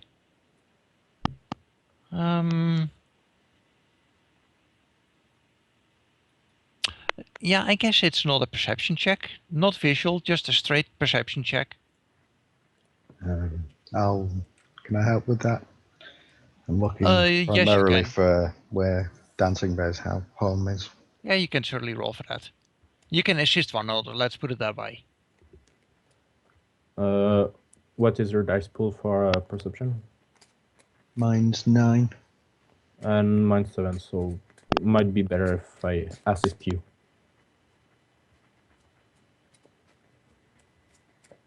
So I'll roll the assist. 5 more dice for you. I'm lucky tonight. Nice. That might actually be more than you have ranks. No, I've got 5 ranks. Oh,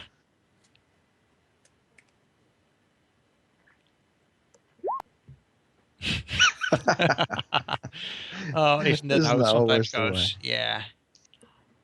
You really don't find browsing through it. You don't really see anything suspicious.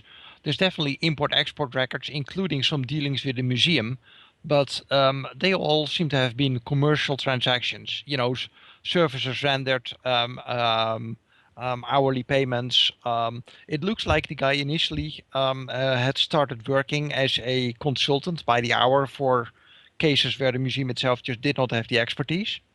But he has since become a member of the board of the museum, and his later transactions, like the last few years, have been more that he has done some deals on behalf of the museum, and this is keeping track of financial information for that. This is worth edging. I've got 11 more dice, so I can probably, if there is anything here. You can try. Yeah, I think I will. Okay, looking around a bit more, you don't really find more information in the paperwork. You do notice, however, that it is kind of suspicious. It really looks like there should be more room that you haven't found. Yeah, that was my feeling next around step. a bit, you notice that there actually is a hidden compartment that is a false back end of the drawer. It doesn't open far enough. So fiddling around a bit, there is a box that essentially takes up the room that it should have opened further, but the gliders just don't come out far enough. So you feel around and you can disattach the box from its frame. Being a magician, you quickly notice that the ward that you had noticed actually is attached to the box and moves with it. Right. So there was an invisible box hidden in the back of the drawer. Okay, I sense take the box out and put it on the floor underneath the camera so we're not being watched. Again, gonna save us some time. It is the same aura that you'd noticed at the museum. Is the box locked? The box is not locked. So you would to open it. Since you would need to make the same roll that you would use to sneak past a ward. So charisma plus magic rating versus twice the force. Okay. I'll try and make that roll now. Actually, what's the force? The force is 5. First. 5. Yeah, I'll make that roll. And the ward rolls 3 hits. So you're even. You can reroll at -1 hit. -1 die, I'm afraid. I mean. That it's not an extended test, it's just a retry.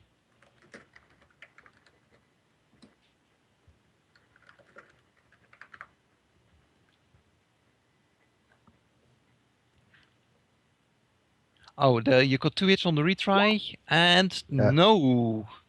So do you keep retrying? I think one more try is worth doing. Mm-hmm. But I think that'll be it.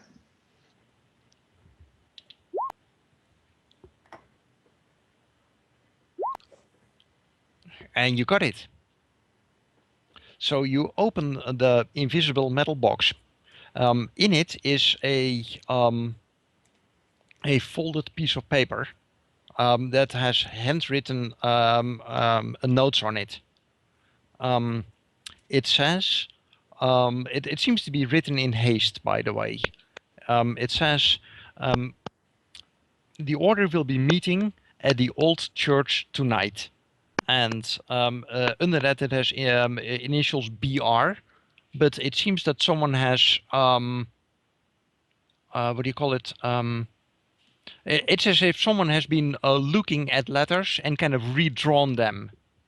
You know, as if he had been looking at a picture of some letters and just, made, copied that picture. Doodled. It's more precise than that. It's as if really someone has been trying to copy the shape of the letters quite precise. He says, believe everyone will be there. We'll have one shot at this.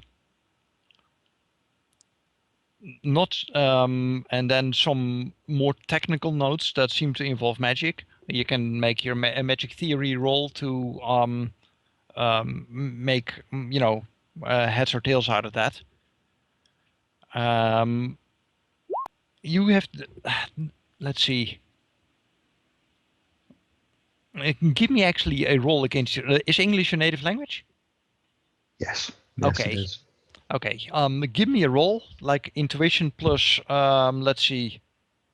I guess I'll give you 6 ranks for it being a native language. Just to get a feeling for, the kind of intonation of what was written there. Okay. The person seems to be nervous writing this. You get a feeling that he felt that he needed to put something down on paper, but he was definitely not comfortable about it.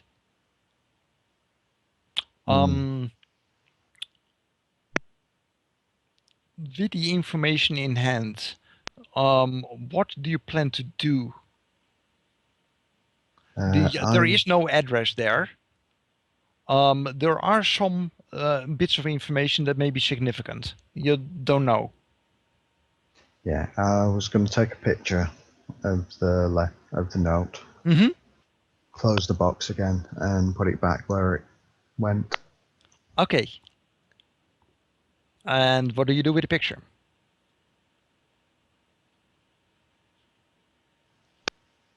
Picture? Did I miss something there? The picture you Oh, took? the picture I just took. Yeah. Sorry, I thought you were talking about a photograph. No. I'm going to send it over DNI to the team. Okay. So they see what I found. For most people, this does not look very familiar, but to not betray anything up front, everyone give me a memory check. I'm great at those. Yeah, that's probably like 5 dice for Tapper. Just mentioning I got photographic memory. Ah, okay. Usually it's +2 dice. It's already Certainly give yourself the +2 dice. Yeah, it's already done into 9 dice. Okay.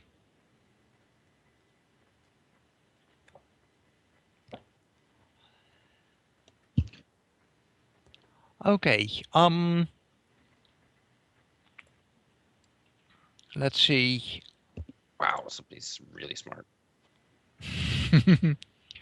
Yeah, the psych helps.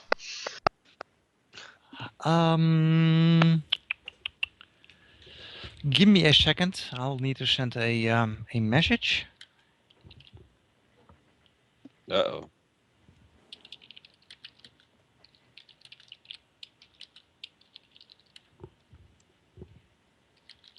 Just treachery afoot. One of us is out to get the other. It was the doctor with the candlestick in the library. Curses! I knew it was you, Dr. Monsignor. That long-winded fucker What I always neglected to did mention seem was that shifty. I was not murdering anyone. I was serving dinner, and I used the nice candlestick for an effective air of ambiance. And everyone while was so serving this bored they exquisite died. library. And everyone was Just so like- bored they died. Yeah. Everybody just kind of fell over. It's like, Okay, someone palmed the flask. I noticed that. That's fine. It seems to have a liquid in it. man, somebody stole his little special flask thingy. It's so rude. Okay, I am waiting for a reply at the moment.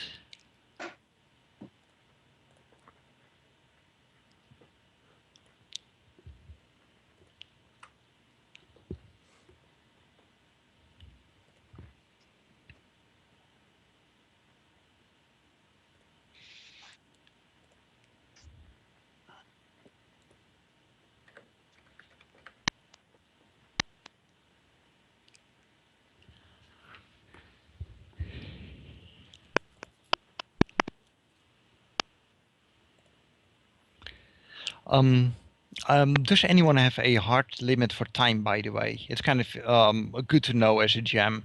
I know that if I'm not careful, time tends to slip away. No, I don't have a time limit. I know that for a it's- gentleman it might be important since it's a pretty ungodly hour for him anyway. It's all right. I'm a little tired, but I can manage. So I will say that I have a hard limit in 2.5 hours. Oh, that will not be an issue. At least I certainly don't expect it to be. As long as you can keep verbosity to, reasonable limits. If you have noticed, the Dr. Monsignor has not exposited in about an hour and a half. Yeah. Minor miracles, right, guys? Okay. Quicksilver, did you get my message? No. Oh. No. Oh, you wanted me to edge it. Okay. Well, I was asking whether you were interested in not missing clues. Yes, absolutely. So, give me, Wow. okay. Let's see, how am I...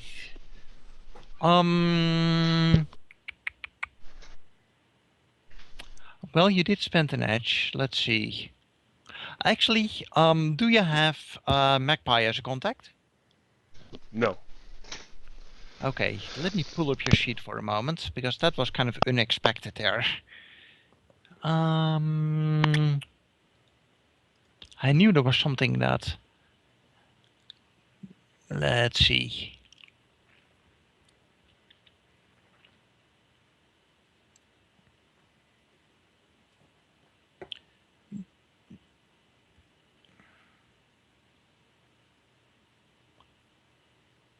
Ah, that's right. It was Sepia Cross, not the Magpie for you.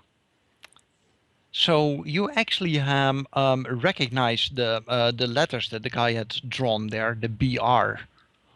It's to you. It's with a bit of thinking. You remember that Sepia Cross had mentioned it as having seen it in the frame of a fence when he was going around town. And he remarked that it was such a weird old building with, like a creepy history.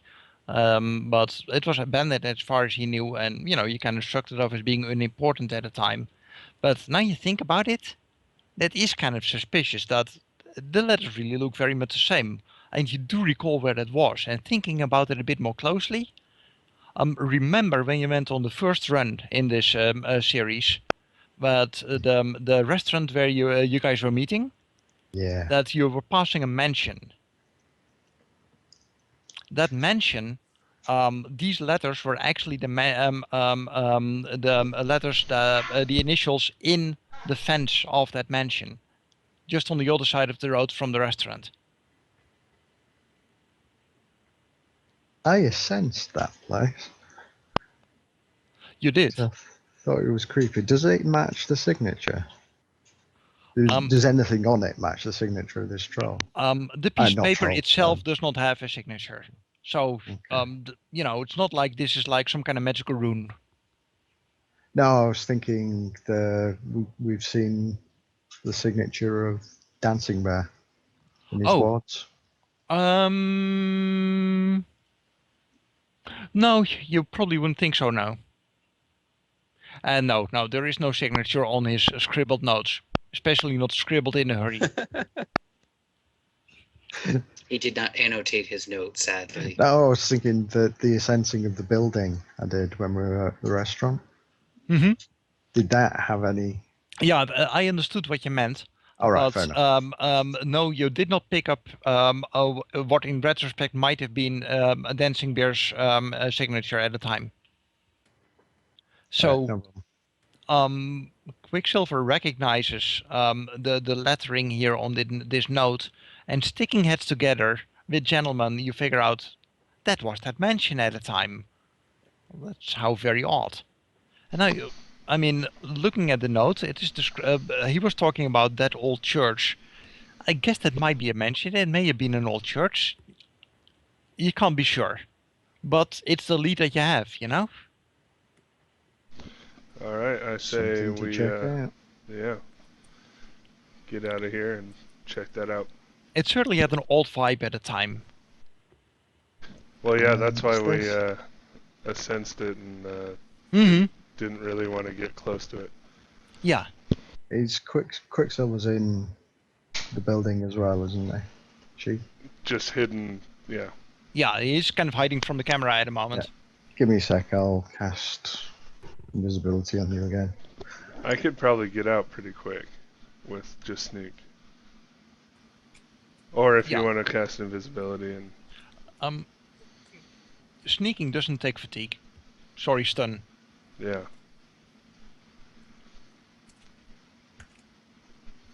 Yeah. But hey, he wants to show off. There you go. No, I don't want any more complications. Say, Rob, is Tapper not feeling like completely, morose that everyone is showing off, fancy skills and abilities and stuff, and she's just sitting in the park? Let me check what my threshold is on Thrill Seeker.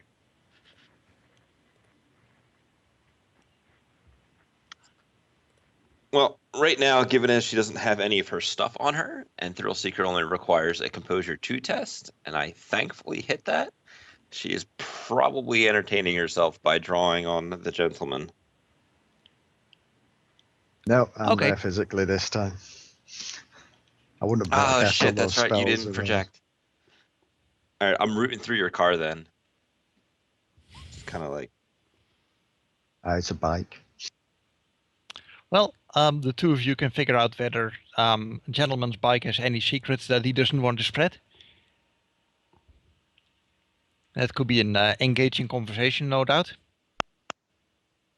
I don't know, he's an old man. He's probably pretty boring. Afraid so. Old man you has might just find- you had might find more a years to build up interesting experiences. You might find. Yeah, I was putting the laser under the seat cover. So yeah, you'll probably manage to find that. Okay. So, stage 3 of the run. And you guys have now the suspicion that an old mansion in elsewhere in Puyallup and you guys obviously have realized what the address is since it was opposite of the Bishop's Corpse restaurant. That may have something to do with it, with the old church that was described here. Just saying that, calling someplace the whatever corpse, probably not a good marketing decision. The place has been there actually for a very long time. The Bishop's Corpse actually was mentioned in the second edition Shadow book as a runner meeting place. I kind of like going through that book for old addresses and stuff. It's not a bad place. Mm-hmm. I dig it. I'm a big fan of the Gray Line. That's because it's half underwater.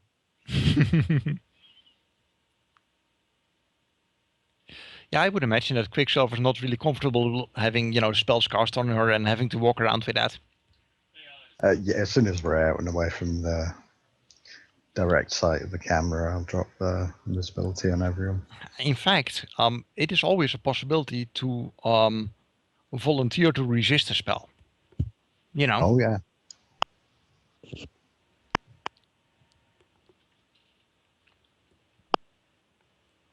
Anyway, so now you have that mentions address as a possible next destination. Do you guys feel that you want to do anything else before following up on this? Or do you have the feeling that, this is the right moment to go? I am sorry, by the way, if this really comes across like railroading, but as mentioned, my head is just not screwed on right in the moment. And, I'm kind of going by my notes since my improvisation at the moment is at bare bones level.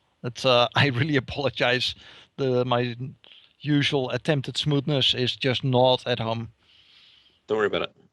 Yeah. I'll take my ballistic mask out of the guard just in case. Mm-hmm. Yeah. I'll be putting my ballistic mask on as soon as we get there. Yeah. But no, you're doing a great job. Well, thank you for the compliment, but it certainly doesn't feel that way to me. So we are our own worst critics, I believe somebody has said. Well, I guess that's fair enough. When we make mention of the fact that we're going somewhere, I will upturn my bag onto the floor and begin to assemble my puzzler. Okay, I take it is that you don't do this in the office. Which I was means never in the office. that floor is probably like, the lawn or whatever it is that you were at. I imagine I was inside a car, just like on the floor of the car. Okay, that's fair enough. Let me know if you guys, by the way, want to go back home to pick up more stuff or other things that might involve crossing borders. At the moment, you're in Puyallup and you're going to elsewhere in Puyallup. So as long as you don't want to pick up more gear, you're probably okay. And most of my gear is in my car in a smuggling compartment, so if I need something, it's in there. Fair enough.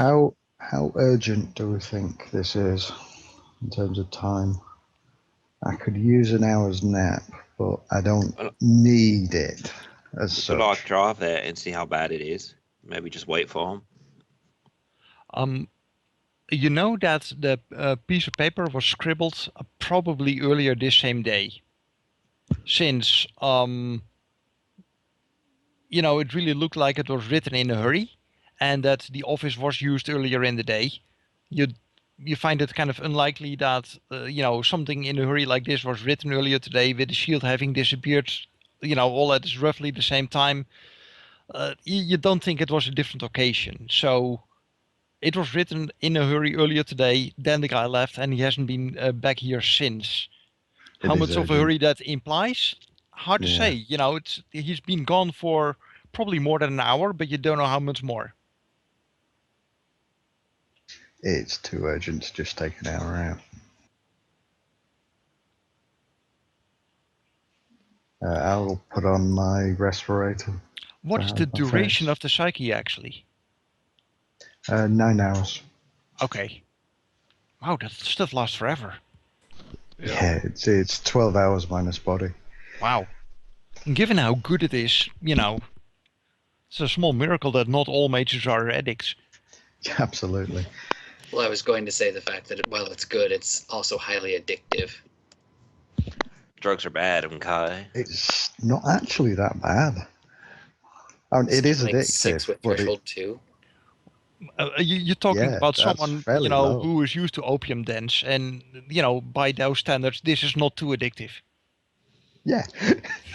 Well, yes, when you compare it to the absolute worst stuff in the game, of course it's not that bad, but it still has a decent amount of bite to it. That's what makes it interesting.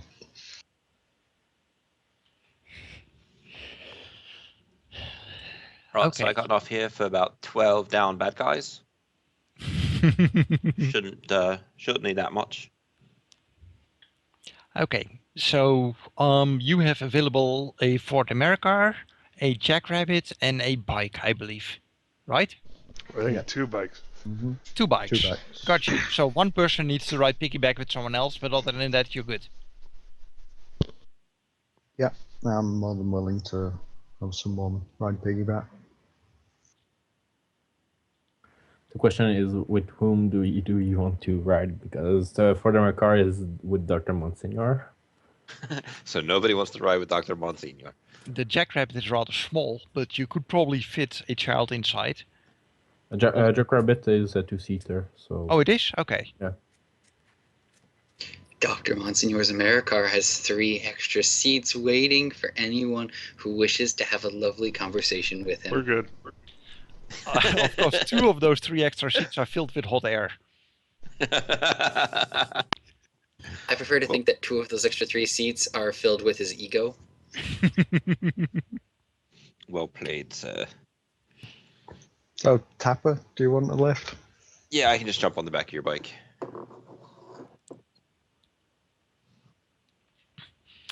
Okay, so you guys drive over there, and let's see. You were at the office around half past 5 or so. You looked around there, fiddled with security, fiddled with the filing cabinet and all that. Let's call that, half an hour, so it was 6. You tried to draw some conclusions and talked with one another, did some prep work. 7. It's probably about 8 o'clock-ish by the time you would get near the mansion. So that's kind of the time we're talking about, which means it's dark outside, or at least mostly dark. There's probably, if there were no buildings in the way, you probably see like still a shade of light above one of the horizons.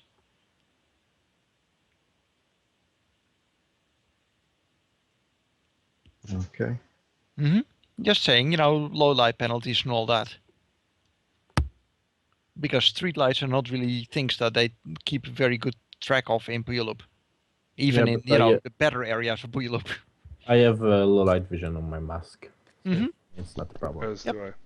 I'm sure that most people do, but it's still one of those things you kind of have. Sorry about that. Still one of those things that you kind of need to mention. Okay. So how do you guys want to approach this? I'm going to assume you're not going to drive up and knock on the door. No. I'm going to park in front of the bar. Okay, yeah, you can do that. People who have been at the Bishop's Corpse before, that part of Puyallup is actually fairly well maintained, but the maintenance is done by gangs. The local people there have a clear understanding with the gangs. They pay them, and the gangs make sure that it's their turf and not someone else's. Well, Dr. Monsignor, for his part, knows that if he was to go in physically, since it's not exactly a church anymore, and even if it was at one point a church, he's probably not dressed appropriately for that specific kind of church. So therefore, he is going to suggest to the others that perhaps he should give a more astral support variety, where he can provide his magical expertise and neutralize any other magical rituals, associates, or enemies who happen to wish them ill. As you wish. And at what time is it? About 8:30. So Is sundown that- is about to happen in 20 minutes? If that, yeah. I You can still certainly wait half an hour. I still can't summon anything. Can you not summon during the day? Well, the problem is that if you don't bind a spirit, it goes poof when the sun goes down or the sun comes up. You still summon though. Well, yes, but Yeah, I mean, if you're going to you take the just have, drain you for know- it, why take the drain when it's going to instantly disappear a little while later? Well, those 20 minutes are going to be the major combat. It's worth thinking about. But you know how bad it is if in the middle of combat your spirit just gleep and goes away? Yes, that's kind of my worry, is the fact that, you know, we get involved in combat at the 19-minute mark, and then I'm like, oh my goodness, we need to end this now. We could wait for sundown.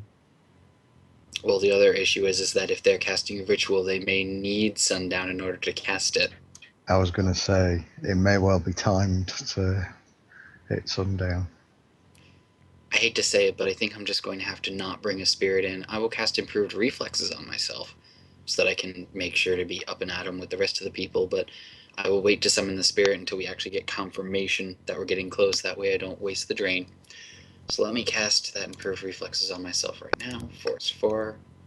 Yeah, it's a good point. Who's going in physically? I would assume the 3 physical people. Yeah, I could. Probably a Tapper. safe. Tapper, would you like a combat sense spell? As in the And actual I'll- combat sense spell you have? I'll put on my armor jacket just in case we run into trouble.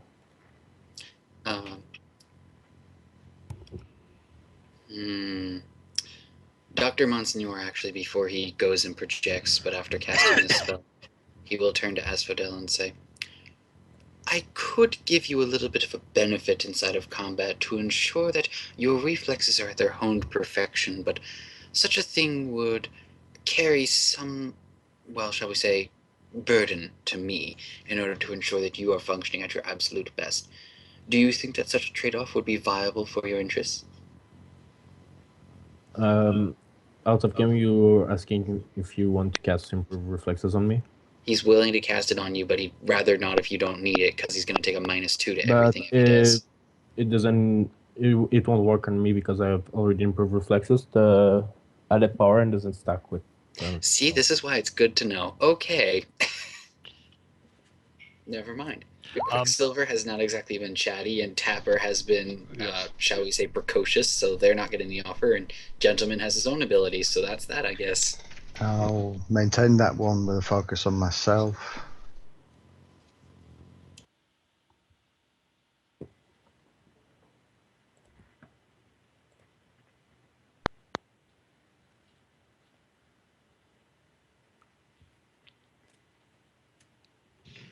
There's nothing wrong with my precociousness, by the way.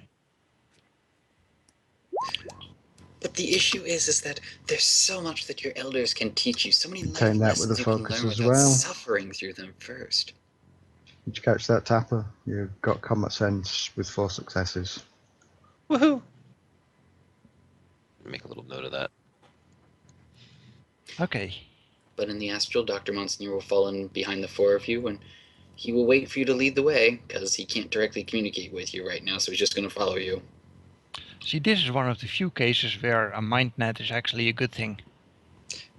This is true, but Dr. Monsignor does not have that spell. Oh yeah, so I'm saying. I mean, a lot of people have decided that the spell actually has no use. I disagree. Oh, I do as well. Oh, it's wonderful when you're I really astrally want it. projecting. Mm-hmm. The thing that I don't like about it personally is that if any astral person senses any one of you, it's a very easy way to find all the others by following the thread. Oh, totally true. Yeah. Yeah. So it's a huge security risk, and that's the reason why I don't like it. Okay, so I am going to assume that you guys park a small distance away, and do Dr. all Monsignor this. is very far parked away, because if he's projecting, there's no reason for his car to be anywhere close. Yeah, but the spellcasting still needs to be done within a reasonable time frame. You know, you don't want everyone to slog for half an hour to the actual building. True. So the parking can't have been too far away, because you need to touch them for the spellcasting, I assume. Well, I didn't cast any spells on anybody. It's True. Gentleman who casts on Tapper. So And did you, I'm there. okay, so did you guys all park together in one area so that all the vehicles are there? To be perfectly honest, if Dr. think we Monsignor is did. just projecting, he's probably in his house in Bellevue. It'd taken a while to get back there. Okay, We're very much in a rush. In that case, does Dr. Monsignor's house have a lodge installed? Or a ward or does, anything of yes. that kind? Okay, I didn't see it on your sheet, but I may have missed it. I believe it's in magical equipment. Let me check. Okay. We can get to that later if it becomes important. But if I suddenly hear that you're projecting from your house, I get interested in that kind of detail. Interested in, blowing up your house. Magical lodge, yeah. So he's got Okay. a lodge inside his house. Okay, we might get to that later if it becomes important. Okay, so are the projecting people or the physical people approaching first? Probably the physical people, so the projecting people can follow them. Okay. The building, as I've said to some of you before, it is a very low hill. It has a path over fairly barren ground, with some weeds growing, etc. It's fairly unkept. The fence itself is from wrought iron. The path leading up to the house has like wood chips and stuff like that strewn about. The building is dark. In fact, there's such a darkness that you have the feeling it's almost like the idea of darkness hanging over the house. It's not just a lack of light, it is just the whole concept of it being shrouded. Getting closer, it is like the archetypical haunted house in the neighborhood where the kids kind of try and dare each other to approach it, things like that. Looking around a little bit, in the back of the building is a fairly large yard, but it's very unkept. There seems to be some uneven pieces of slate stone and other, very long, flat, stone objects strewn about. It may be an old graveyard, you can't tell, but it might be. But looking around would be a little suspicious, The roof has been repaired at some point. Maybe it was restored. The roof is in relatively good shape, but it's already getting old, probably 30 or 40 years old. The walls itself are these what do you call it? It's kind of a shingle type pattern where it's wooden planks that are kind of slightly overlapping. When you approach it, the door is kind of set into the wall, like there's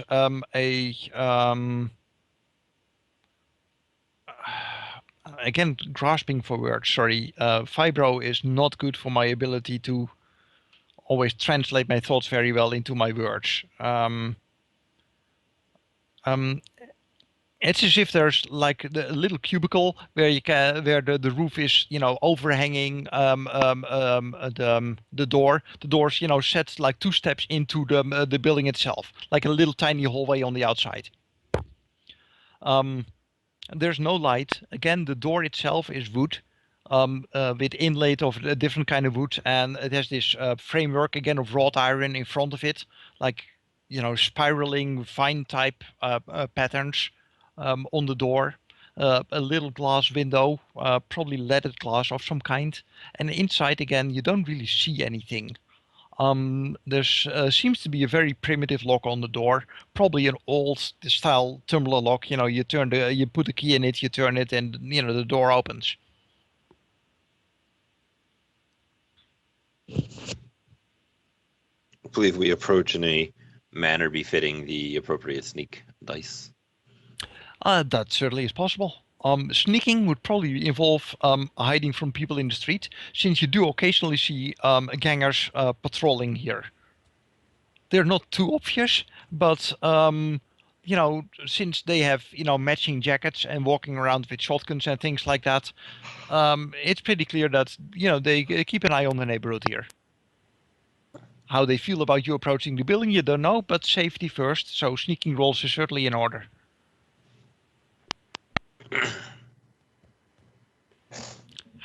I got to say, gentlemen, your sneaking has been doing pretty good. Yeah. So we're rolling sneak. Mm-hmm.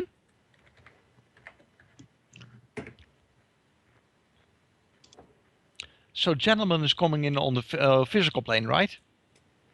Yes, that's right. I'm Okay. not astrally perceiving at all. I'm letting Dr. Monsignor take care of the astral. Okay. I'm going to ask, gentlemen, are you aware of what the heebie-jeebies are? Right, it's like the creepiness. In theory, yeah, the chill down It's a this very spine specific thing in Shadowrun. Oh, means you pass a ward usually. It means that you have passed through something in the astral, usually an astral entity. Yes. It is the easiest way for an astral entity to get your attention as well, because if you start getting goosebumps all over your skin, there's probably something happening on the astral. Yes. I just wanted to make sure that you knew that. Yes, I did. he's about to astrally fill you up when he wants your attention. Yeah. It's going to Nothing be like an very astral wedgie. Right? Okay, here's, you guys, let's see. I see gentlemen, I see Asphodel. I don't see the sneaking from the other people. Oh, It's we're right above. up. Yeah, up farther, right above. Okay, Dr. Bamce. Quicksilver and Tapper. Okay, Yeah. you guys are smooth. You glide up the path as if, as if you're a ghost. No Which is sound of your incredibly footsteps. appropriate. Oh yeah, I mean, you blend right in. How happy you are with that? You're not certain. Class is creepy. Is anyone sensing or otherwise dual-natured while you are approaching the building? Not me. No, not me. I am not. Okay, that's good to know.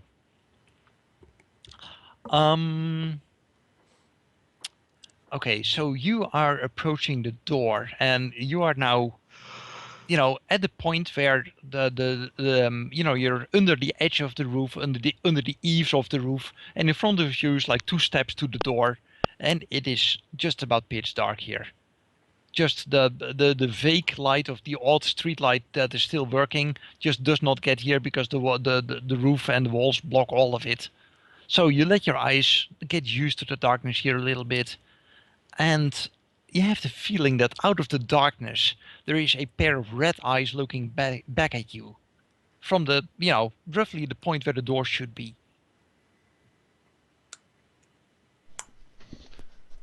I'm gonna DNI and say, I don't think we're gonna get into that door. Slowly draw my pistol. Okay, these Don't eyes, point by it, the way, but- they are maybe at shoulder height of, most people. Obviously for Tapper that will be about head high. So much persecution against the short people. I have thermo. Is it showing up on thermo or? Give me a perception check.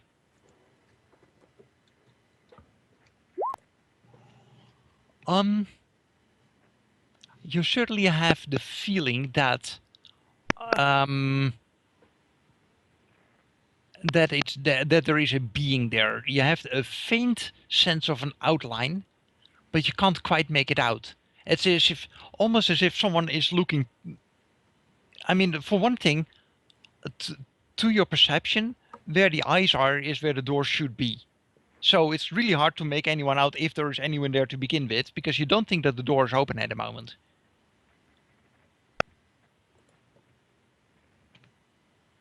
Just kind of look to the gentleman to see if there's any like goofy shit on the astral. I'll check. I think we need to. So yeah, I'll astrally perceive. Okay. There's a horrible spirit waiting to eat you. Would I do that? Yes. I was kind of hoping Dr. Monsignor would take care of that if there was one. You in fact get once your eyes shift to the astral, you have the feeling of the house being shrouded in webbing. Like the house is still there, a little bit more the feeling that it's slowly falling apart, like that, like it's a framework of something that had gone before, but it's like it's reinforced by webbing, like spider webbing or something along those lines. And the door opening, in fact, does not have that spider webbing. It has the feeling like it's the entrance into some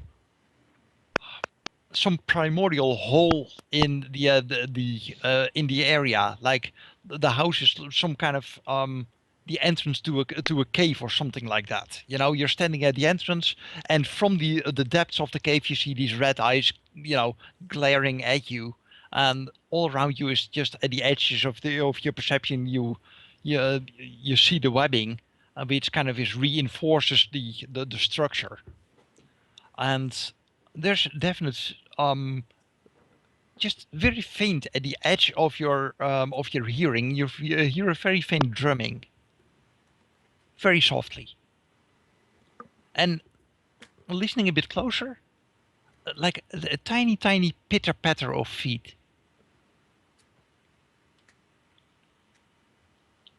So that's what you get from your astral perception so far. Okay. That sounds horrible. Yeah, I'll send that over DNI. It's like this place is terrible. I think if we go through that door, we might not necessarily be in the physical world anymore. Would they pull the same stunt twice? Surely not. So where do you suggest we enter? Through the door. Or else. I'm terribly sorry about that. I had to step away for a second. Would you like me to ascend? You certainly please can do do so. so. I didn't know you were that close yet. What do you mean? I thought you hadn't approached the building yet. I was following in right behind them because since I okay. can't communicate with them, there's little point of me trying to do anything other than follow them. Sure. Yeah, give me the ascensing. Okay. You have the feeling of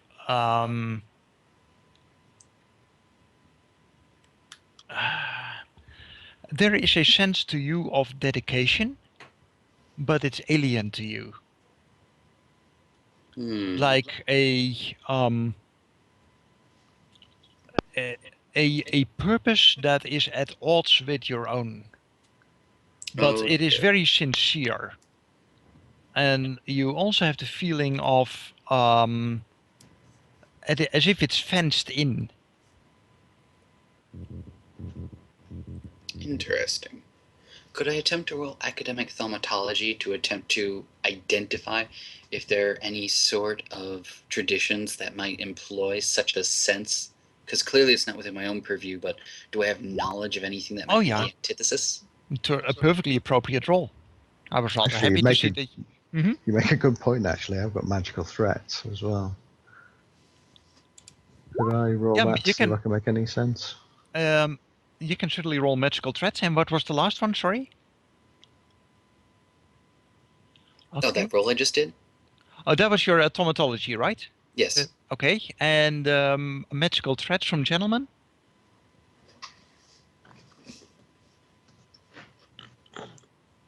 Okay. Magical threats, not so sure. You just can't tell one way or another, but it's certainly unnerving. The thought of it does not make you feel at ease. The thaumatology, which is like the abstract science of magical, studies for the listeners. You definitely have the feeling of tiered wards. Like this is like an onion, like you go through stages getting further inside. You feel that there is, not counting yourself and the people you are with, two conflicting traditions at work here.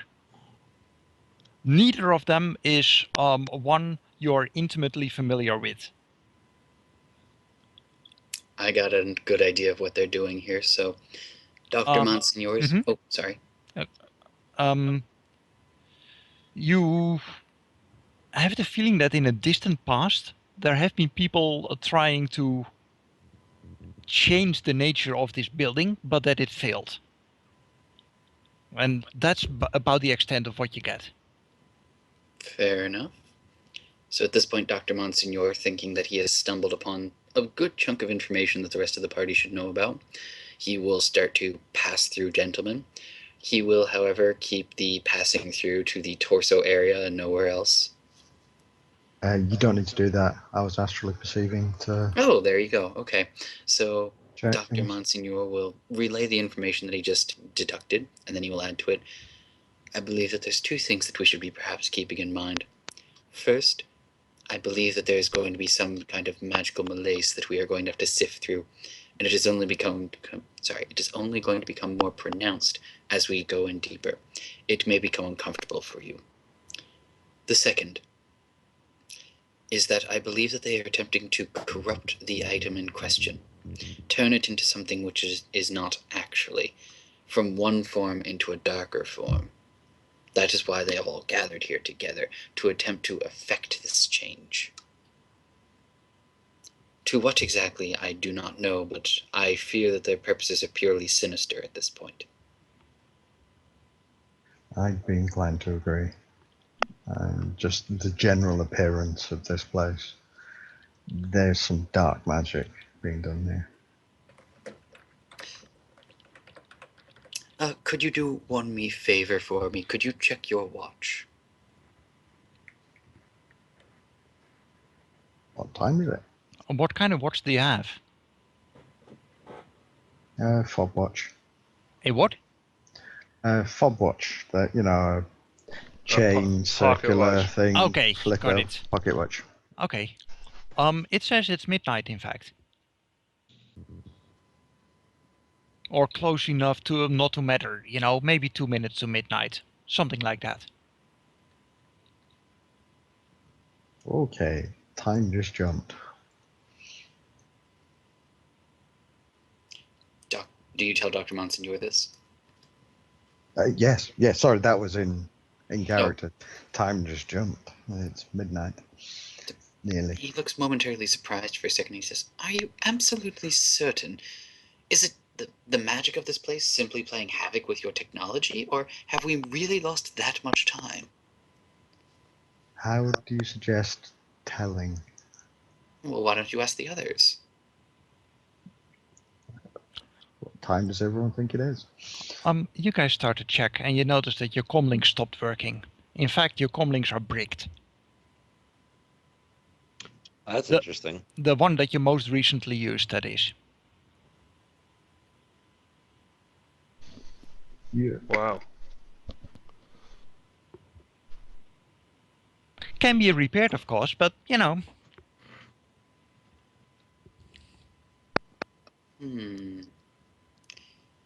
I would like to attempt to sense to see if we are being affected by an illusion spell. You can do so. Just in case. I don't know exactly how that would work rules-wise, but I got to assume that you need to beat their hits.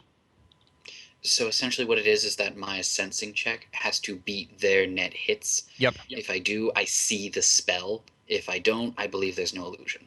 Yep. Okay, that's what I understood as well. But given that my short-term memory is just a mess, I usually believe it's better to verify. So give me a roll. Nope. If there's an illusion, it is one that you find sufficiently believable. I hate to do this, but I'm going to spend my second point of edge in order to just confirm that there is no illusion by re-rolling that. Actually, Re-rolling failure, sorry. I'll check as well. Seems I'm still actually perceiving. Okay. Much better. You do notice an illusion. In fact, the illusion is a foreboding spell. Alright, so Dr. Monsignor will turn to gentleman and say, "I'm terribly sorry about your technology. There is an illusion in play, but it is not the failure of those things. It is instead one of emotions, one that is going to attempt to keep us away by playing havoc with our minds. I highly suggest that you steel your will against what is to come." So this means that people can make willpower checks. I had done passive checks for you guys, which you all promptly failed. So now you can make an active check to try and circumpass this illusion with the new knowledge of what's going on. I assigned spell defense earlier, so Yep. hmm people get to add 3 dice to this. Yeah, the thing is you need to be aware of a spell being cast before you can use spell defense. Mm-hmm. So now you can use spell defense, but you couldn't before. No, the just in counter spell, the spell defense just adds generically to your defense roll. It's a passive one. Okay, well, it's probably more useful now than it was then. So is it just straight willpower, or It is straight willpower, nothing else. I'm gonna pre-edge plus his spell this. defense, right? Yes. I'm gonna pre-edge this. Okay. Plus the 3 spell of. I would like to warn you guys not to blow your your edge on too early. You don't know yet what you're in for. I have 3 left. Okay. This is true, but Dr. Monsignor find it rather imperative to make sure that they weren't trapped in a fantasy world right now. Got it. Wow, that Okay, was a terrible so- roll, but yeah. I would like to hear how much everyone had in the way of successes on their 3. willpower. Dr. Monsignor had 3. Okay. I had 4. Quicksilver Okay. has I 3. have 1. Everyone has a -4 on all action, minus the number of hits that you got on your willpower roll. Gotcha. Fair enough. So I think actually a gentleman has no penalty at all, but other people have varying penalties. Yeah, Negative I have 1. to. If the number of if the penalty that you ended up with is greater than your willpower, you are forced to flee. You cannot approach the building within the wrought iron gate. Oh, I'm still good. Now, I so think- this is mainly a problem for people with like willpower 2. I think that everyone had at least 1 hit on the willpower roll, right? Yeah. Mm-hmm. Yeah. So you're still going to be very uneasy, and you're going to not operate on your full capacity, but you can approach further. At this point, Dr. Monsignor would attempt to see if he can ascertain where this active magical effect is coming from. Say, Doctor, could you dispel that? You can certainly do so. Keep in mind that on this attempt to ascertain, you will take the penalty on all your actions. Fair enough. So it's an ascension check.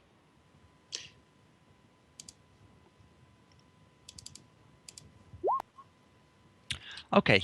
You notice that if you were to get past the door, and since you are aware of the illusion, you can look past the glowing eyes and all that.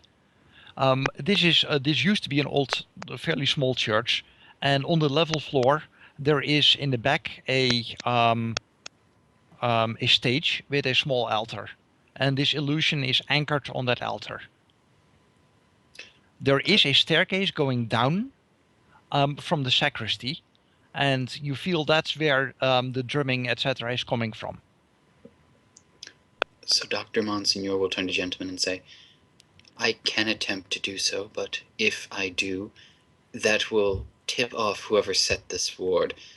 So if this is an ancient defense, then there is no harm, no foul. If this was set as a trap by the people who are downstairs, we will blow our cover and bring them to full attention of our presence. Excellent point. Okay, given I resisted the spell, could I sense the sacristy? Not sacristy, the spell itself. Yes, you can. I'm looking to see if I recognise the astral signature, see whether it's the same as Dancing Bears. You can certainly try to do so. Okay. You notice that the spell was made. It has some traces of his signature in it, but also other traces. It was made with ritual magic that he participated in. Gotcha. And I was quite precise when I said that it was anchored on the altar. It is a permanent effect. Mm-hmm.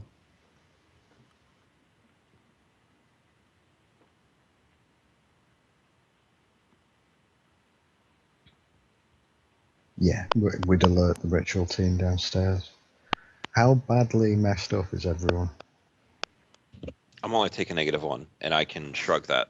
-3. -1. And a -1 here. I think it's probably worth just going in without taking the spell down. Dispelling ritual stuff is not easy. It's probably fair to say that Dr. Monsignor would have a shot at it, but the drain could be painful. And Yeah. seeing as most of us resisted it, I'm not really confident in even trying because it's not that big of a problem. It's going to give away our presence, and we're not going to get much benefit out of it. Yeah, agreed. And I can take the -3. It's not a big problem. Okay. So, since you are now aware of the illusion, with a mental shrug and, maybe just a shiver down your spine, you can look at the door without seeing the eyes. There's still a feeling of being observed, of intruding on an area where you're not supposed to be, but you can shrug it off and you can step past it. In fact, touching the door, it opens very smoothly. There is no noise of creaking. That is, as long as you keep in mind that foreboding feeling is someone trying to keep you out. Once you start succumbing to it, it feels like every footstep is an echo and the door just creaks at the lightest touch. There is, though, a feeling of that pitter-patter is getting a little stronger. You do notice the webbing at the edge of your senses. And that drumming, the feeling from underground, it's almost as if like the floorboards are kind of reverberating just a little bit. Right, the place is creepy as shite. So Yep. are you guys approaching the sacristy? Yes. Yes. I think so. Okay. There is, at least for Dr. Monsignor, and maybe for the others, I don't know, a temporary sense of relief. Like, a final moment of peace here. But you know that you can't rest here. It's just a very small, very sober room here. But you have a feeling here of rest, of respite. But you can't rest here. There's work to be done. The work of the Lord never ends. So there's a staircase going down here. You think that there used to be a what do you call it? A trapdoor, but it has been removed, and there is a fixed staircase going down. Onwards. Okay. Dr. Monsignor will follow in behind them, keeping an eye on everything and attempting to pay special attention to this ritual that was cast, trying to see if there's anything in the casting of it, the weaving of it, the binding of it, that perhaps could give him some insight into what kind of magic these individuals actually practice in order to give us a better chance of understanding their motives. Okay, I would like to know whether people are primarily paying attention to astral space or to physical space at the moment. And it can be Physical. individual. Physical. Well, I am in the astral, Physical. so I'm only paying attention to the astral. Okay. Pure, Anyway. pure physical. I'll drop out of astral perception. Okay. Yeah, give me just the appropriate sensing or perception rolls. Visual or... Whatever is appropriate to where you're paying attention to. I notice nothing.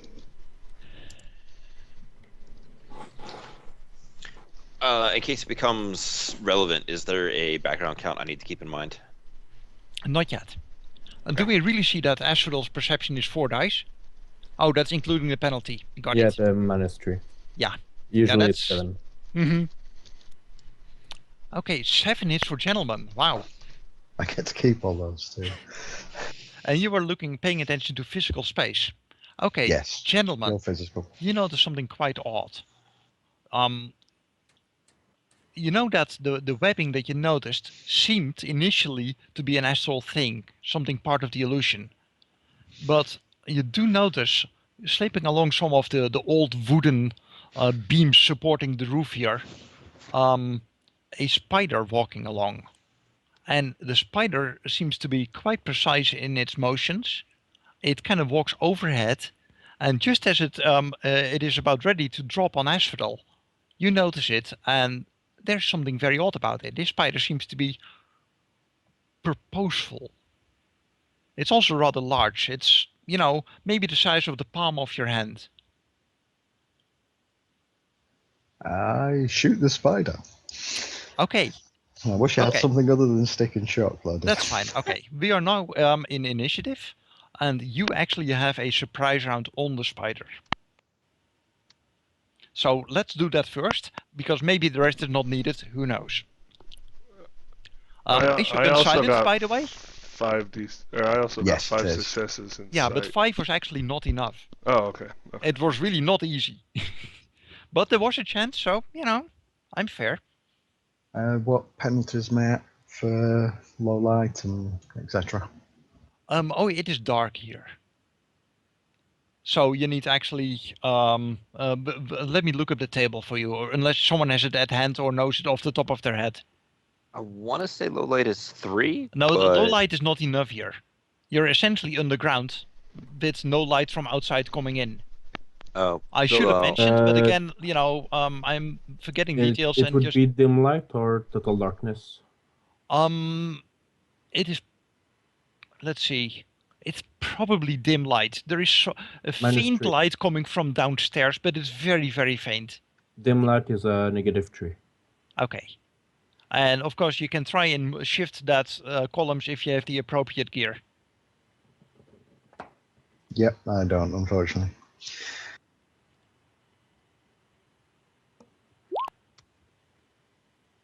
Okay. So that is 2 net hits. Since you had, you know, a surprise roll. The thing Okay, does not that have would combat sense or be- danger sense, so. As I said, that's loaded with stick and shock, so... Is your that'd gun be 8. silenced? Yes, it is. Okay. It's got 8 S, minus 5 AP. Okay, minus 5 AP. It had all of 2 armor, so the armor is gone.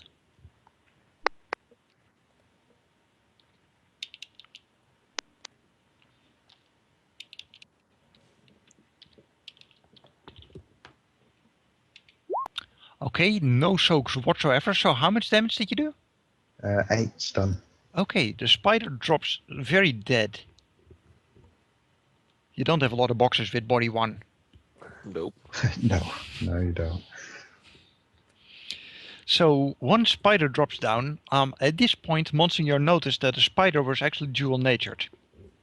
But he had completely missed the spider to begin with, so only when the spider suddenly is twitching on the floor does he notice it.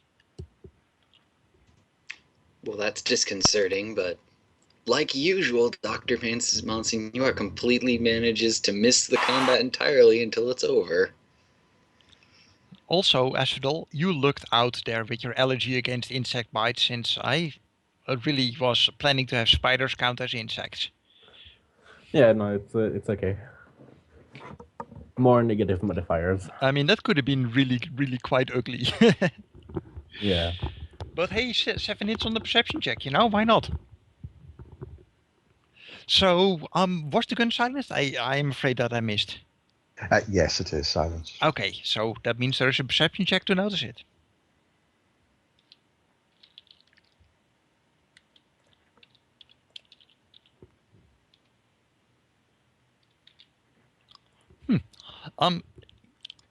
You have the feeling that it didn't make much noise. If there is someone specifically keeping an eye/ear out, they might notice stuff. You don't know. I'll use but- motion sense. Okay. Give me a perception check for your motion sense. Remember, motion sense is limited range. Yeah, it's a 6 meter around me. Mm-hmm. So perception plus magic, 8 minus 3, 5. Yeah. And that is taking your penalty into account? Yeah, yes, the minus 3 is the penalty. Okay. So I roll 5 dice only. 2 successes, so Okay. I don't think it's enough to sense the spider. They're too small. Well, the spider is now, you know, the only motion that it will do is twitch on the floor for a few more moments. I can feel anything that is as big as a dwarf or bigger. Okay. This does require you to actually. No, it's just a physical motion sense. So you're not astrally active at the moment, correct? It's a magic power, so it's a red power, so it's magical. So yeah, it shows on the astral. Yes, but But, you don't. You I'm are not not dual dual natured. natured at this I'm point in not time. dual natured. No. Okay. So at the moment, you don't notice anything else really moving. They're not within the range, at least. Like I'll keep it active as Okay. we move. As long as you keep that Okay. active, you'll have a -2 on other perceptions. In the same sense that people using astral perception have penalty perceiving stuff in the in meat space, Okay. because you're focusing on motion sense instead of normal perception. Yeah, that's good. Okay. So you are at the moment standing on a small landing on a staircase that is, maybe 2 feet wide, going down. Around you is packed earth. It has this scent of something ancient, like you're descending into a different space and time, where things just have memories of stuff that no longer walks the earth, really. It's really as if you're going into a burrow. So the stairs, you were on wooden stairs going down, and by now this wood has, it's not really a crunchy feeling, but a feeling of moldiness underfoot. They're just tiny bits that you kind of flake off, and it feels mushy, almost.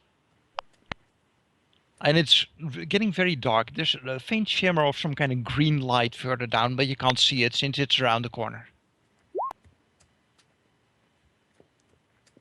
Gentlemen, you can make me a magical threats roll to have a in-game knowledge of that. Asphodel will deny the other. Do we need more lights? I have some crack light that I can use. Gentlemen, as far as you've been taught, spiders are not considered bug spirits. There is no report of, for instance, of spider spirits being active in the Chicago disaster. You do know of some traditions, mainly from the southern end of North America, that follow the path of spider, and they are shamanic in nature. Okay, so we're not talking necessarily evil bug, evil insect shamans. They're not insect spirits as the hive spirits or things like that. But if I remember the Secrets of Power trilogy, it's a book from Shadowrun from Third Ed. Spider was still bad. Yeah. Yeah, I was going to say, just because they're not the traditional evil bug spirits does not mean that they're good bug spirits. They could be just a different kind of evil bug spirits. Yeah, okay. So, how do you guys proceed at this point? I mean, you can certainly make light to relieve some of the oppressive darkness around you. That's what I asked to the others. I have some light stick that I can crack. So, do we risk it, or do we prefer to go further in the dark? I have thermo. How completely blind am I? With thermo, you would have to move very slowly. You can, I mean, the Earth has a slightly different heat signature than the space around it, but the further down you get, the more the Earth is even with the actual temperature of the air, because the air slowly becomes cooler. It's up to you guys. I am. Make light. I'll crack the See light what we're stick. doing.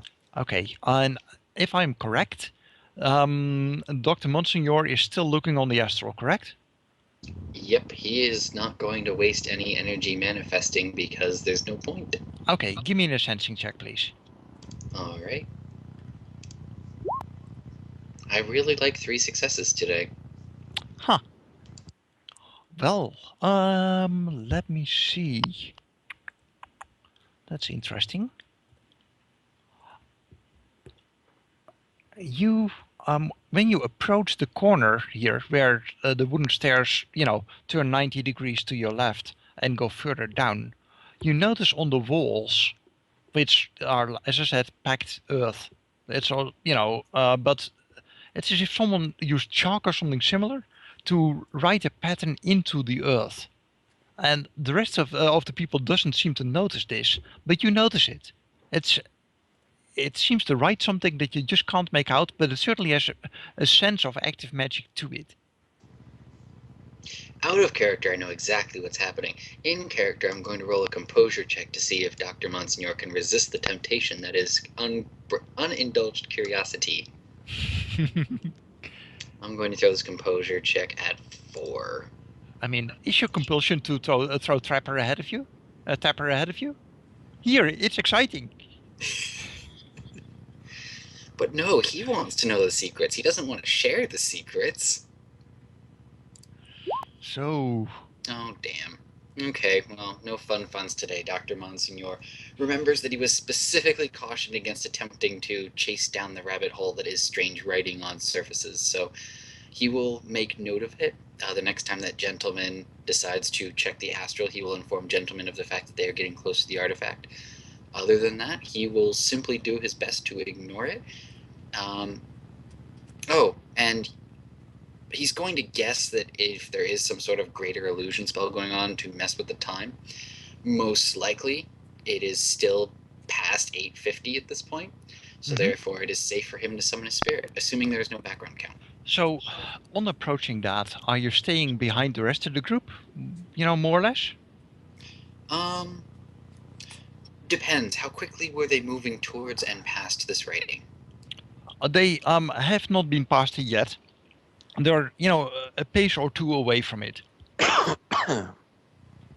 Dr. Monsignor probably would have sped ahead of them a little bit, and then he would have slowed down and stopped and repeated to himself that no, this is an extremely bad idea, and therefore he is probably waiting just ahead of them by a few steps, basically waiting for them to drift back in front of him, and then he will follow them again. Okay. Let me see. So the only one that is not awakened in the party is Quicksilver, if I am correct. Yes. The one that dislikes awakened people. Yeah. Yeah. Yeah. From everyone else, could I have a roll against your magic rating plus charisma? Magic rating plus charisma. Yes. Uh-oh. The one that added so low. Why couldn't I have the 8 successes on that one?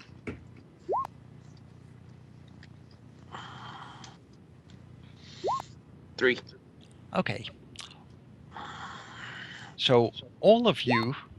Is this roll subject to the -3?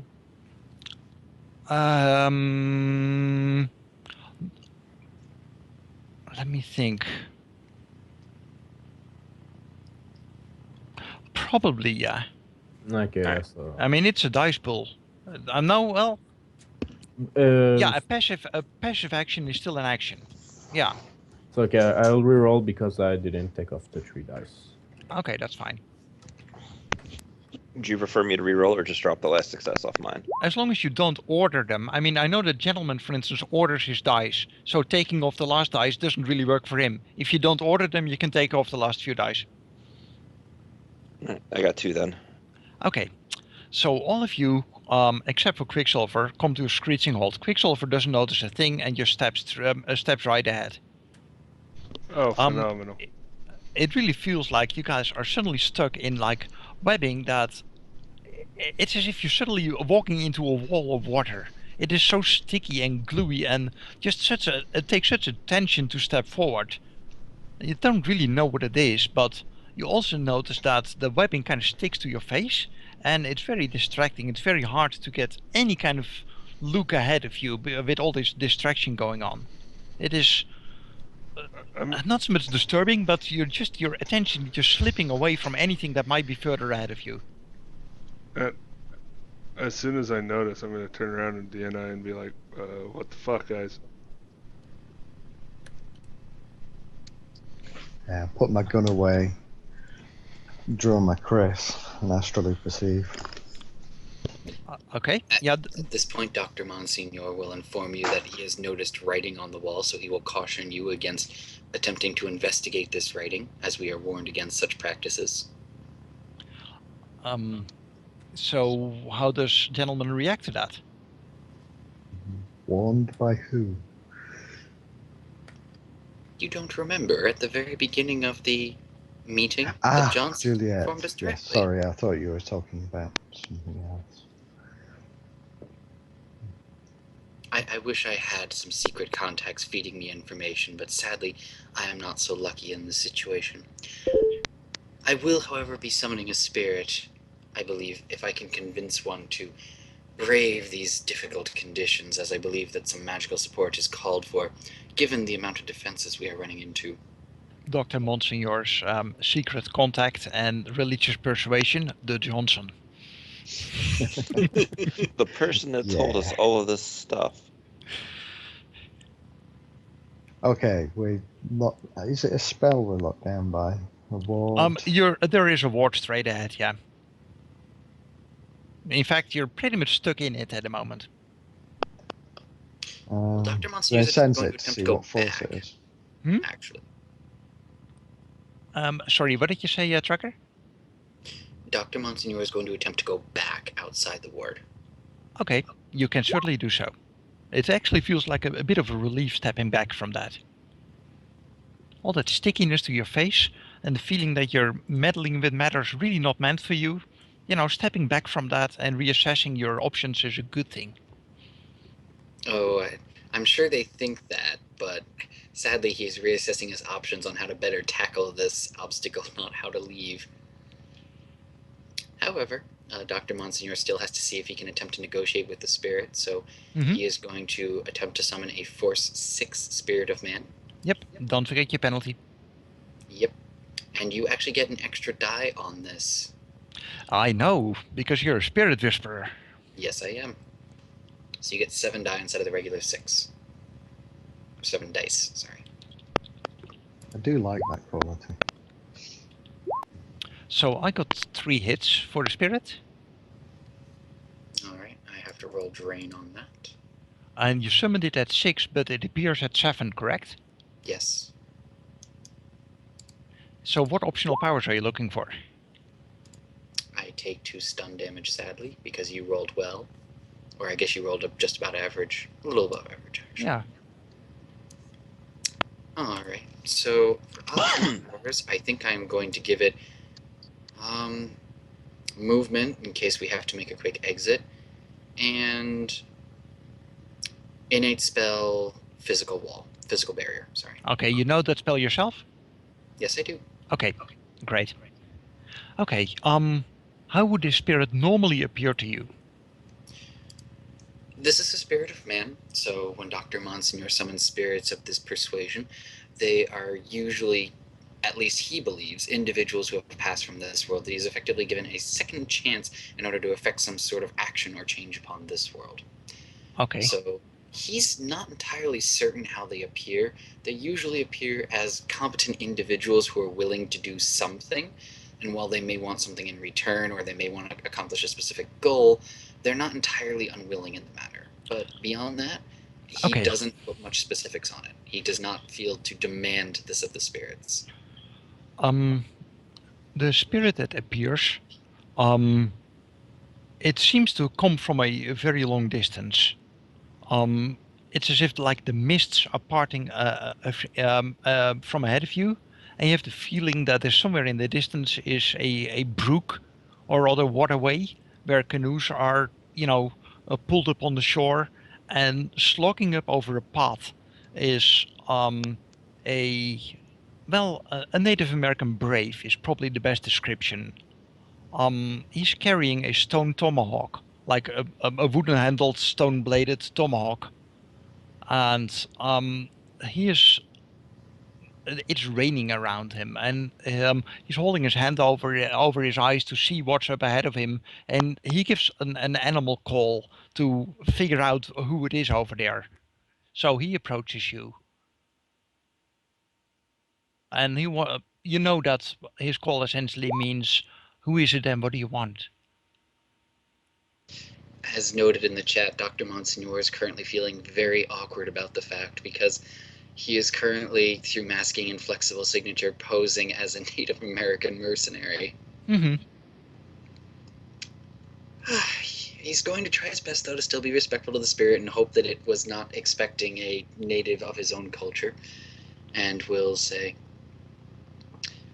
"My name is Dr. Monsignor, and I believe that I have need of your services here as some foul ritual is taking place, and I believe that you will be able to assist us in ensuring that this dark work does not come to a close on this ground. And I was hoping that you would be able to accompany us to brave these treacherous conditions and overcome these vile individuals in order to make sure that we leave the world a better place." Give me an etiquette check. All right. I take it you don't speak any appropriate languages, but then again, you're speaking with a spirit. So, I'll take the normal penalty for the foreboding and an additional -2 for the astral signature that you had chosen for yourself. All right. Okay. So, the brave looks at you, very stoic, and he looks you in the eyes and gives a curt nod. And you understand that he says, I mean, you don't really hear the words, but you understand them. The lodge of my people is many years away. Still the tradition lives on. The dancers do not fatigue if they are left to their devices. That actually fascinates Dr. Monsignor quite a bit because he is very interested by magical history and alternate forms of practice of thaumatology. So he's going to be very tempted to have a long conversation with the spirit after the Let's do that after. present bit is there. But And for he falls into line. But for now, I'm not going to take up everyone's time with this. So he's going to give the heebie-jeebies to Gentleman. He's going to quickly inform him of the fact that due to the spirit that I just summoned, I'm pretty sure that this was once a sacred site for Native Americans of some sort of Native tradition, and therefore that is probably one of the competing forces here. Oh, God. They built a church on top of an ancient Indian burial ground. And now an evil cult has put their hideout in the middle of a church that was built on an Indian burial ground. I see no problems with any of this. Okay. I slash at this ward. Okay, give me well, actually, you automatically hit. Well, yeah, still give me a melee attack. Yeah, it works. Yeah. It works like a barrier for Yep. attacking the ward. Mm-hmm.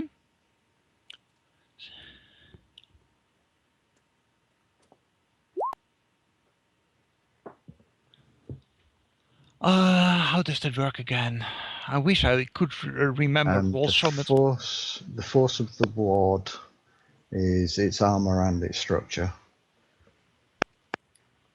So I've got AP -1 for the knife.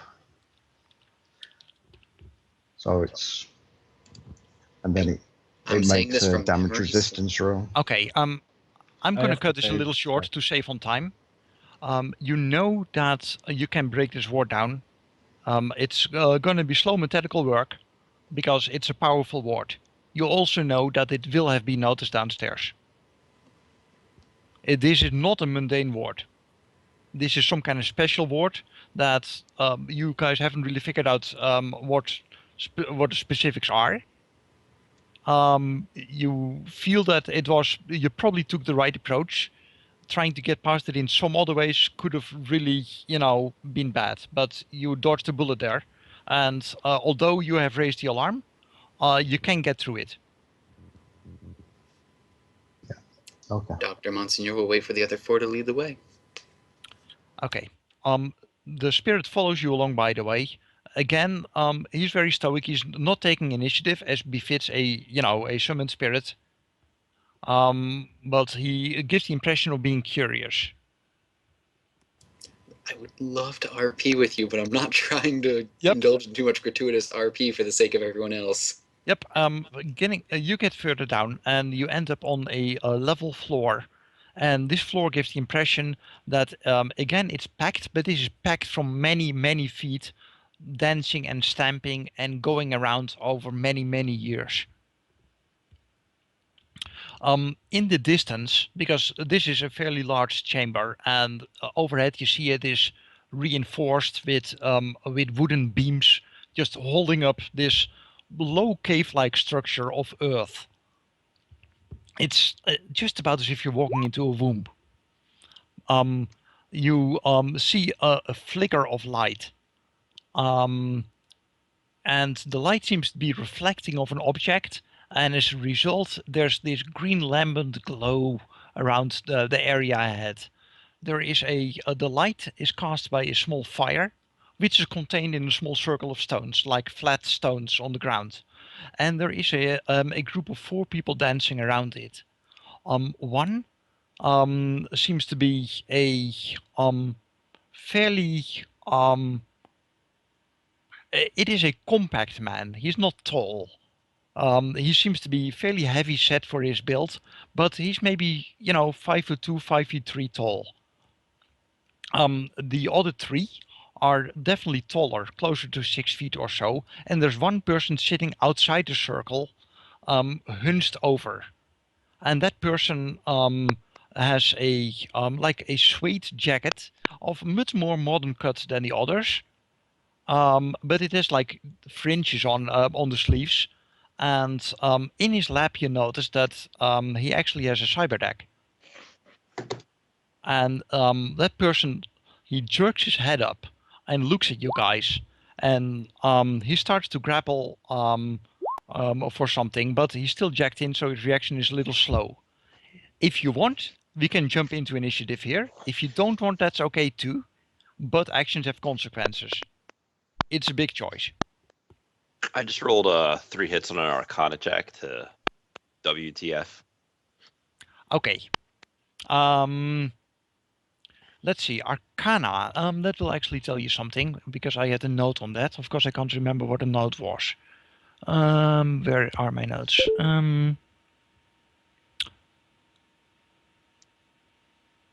Okay. So there is a. You recognize that there is a circle cast on the ground of some kind of ritual material. And just your basic knowledge of how these things work. It is a summoning ritual, and it's been going on for a long time. You notice that the people are sweating with getting close to exhaustion because they've been at this for a long time. And their concentration is somewhat tentative. The only person not involved in the ritual is the decker. I look to the gentleman because it's You really my you guys don't have that much time. I mean, yeah. each of Yeah, you can have you- maybe like 5 seconds or so to communicate something real quick, and then I want a decision from each of you.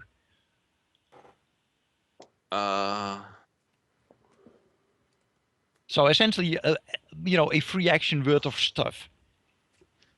So I rolled my Thrill Seeker right there. Oh yeah.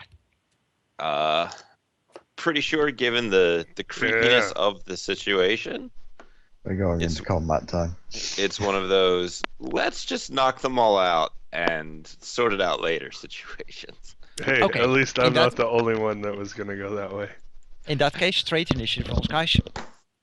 Just a question: does Yep. the negative because of the foreboding applies to composure? Yes, foreboding will affect your composure. Okay. I know that initiative isn't an action, but I find it ridiculous if it wouldn't work. So, unless you say that it really is against the rules to handle it like that, let's call it artistic, freedom. Well, are you applying the penalty to our dice or to our plus number on the end? Oh, no, it will not affect the dice. It's just, the thing is, foreboding only works on actions normally. So And initiative, initiative is not isn't affected. really an action. But So do it's you not just- affected. Just do- handle it as this is a custom spell. Sure. Probably cost So them more I drain. do think, it's not going to reduce your dice, but I could see that it certainly affects your, your reaction speed somewhat. So it just subtracts from the total initiative that you get. The So on the plus, basically. Yeah, just the total value. If you normally would have, say, 25, and you have a 2-point penalty, you would have a 23.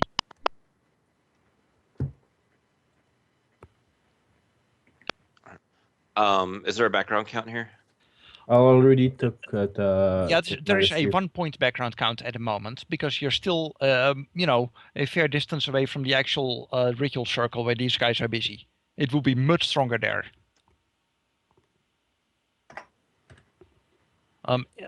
In part, part of the reason that you don't have that much background count is that there are so many conflicting traditions here that it kind of mellows each other out unless you get really close to the epicenter of each of the traditions. Which is why, for instance, the Monsignor felt really at peace and the sacristy. And that faded away again once he moved away from there.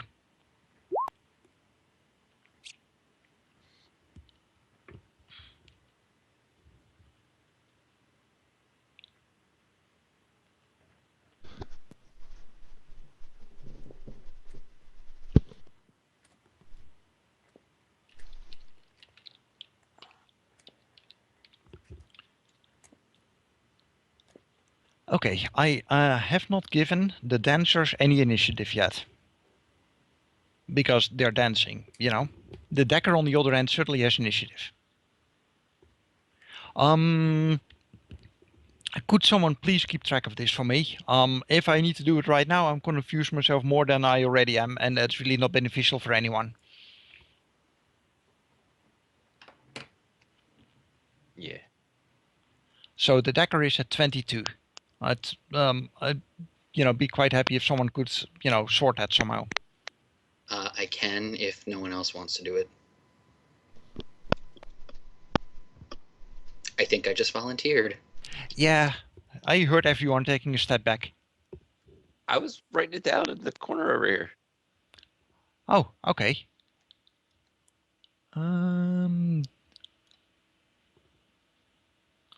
I need to adjust my scaling, I guess. I don't see it. Yeah, it's all the way over on the right, underneath my comments. That's the thing. I don't see it. Oh, there it is. There I see it. Okay. And just to let you know, the 24 is my spirit of man. Mm-hmm. But he can only act as soon once you command him. Yes, but luckily I'm going before him. Yeah, your initiative was good, but then again, you're pure on the astral. Yeah, plus 2d6 does help things. Mm-hmm. Plus, you get to use your mental stats instead of your physical ones. There's a background count? Of 1. 1? Okay.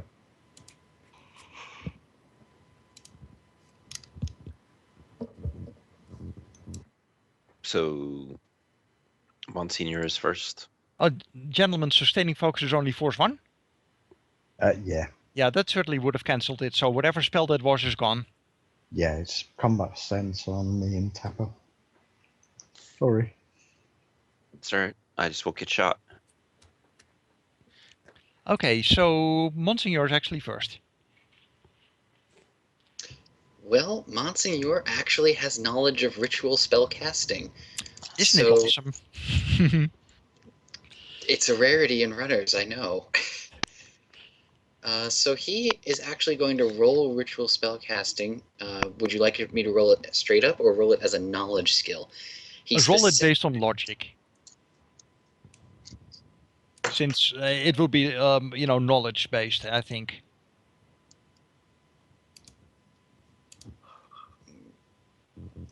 Okay, let me check.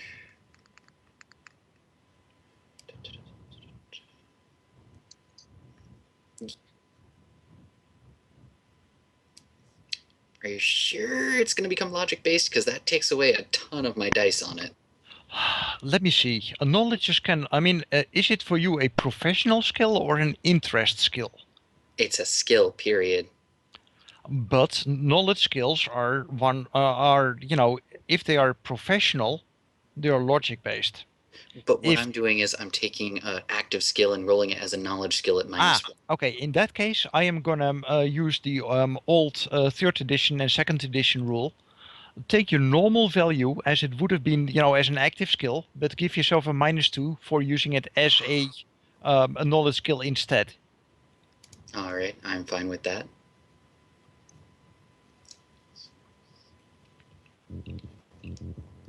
And I will allow that also for people who, want to have knowledge about guns and stuff like that, if they normally are involved with shooting guns.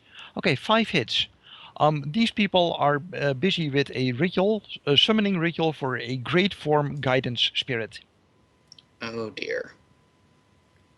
He actually knows exactly what that is because he has the ritual. That's why I gave you such precise information. You may What be the stage only of the one on the ritual are hub. they in?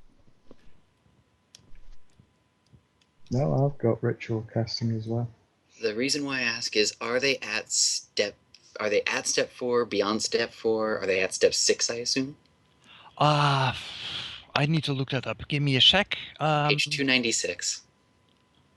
Oh, it's actually in core? Yes, rituals are in core.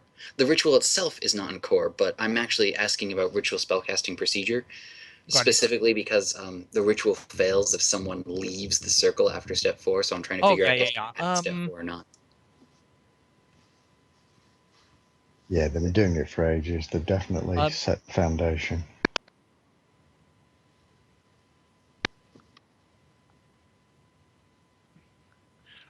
They are still performing the ritual, which is step 6.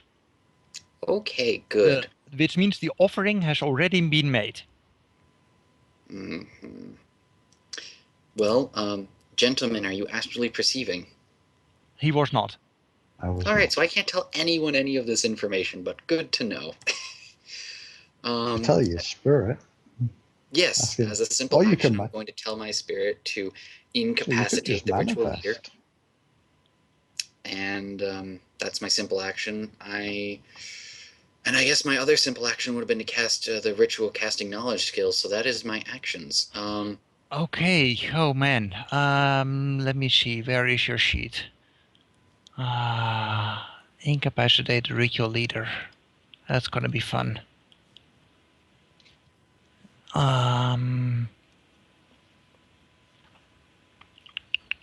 What would you like to know? You have spirit affinity, spirit of man. Your code of honor is not applicable here. Mm-mm. Give me a. Do you have magic traditions as an knowledge skill?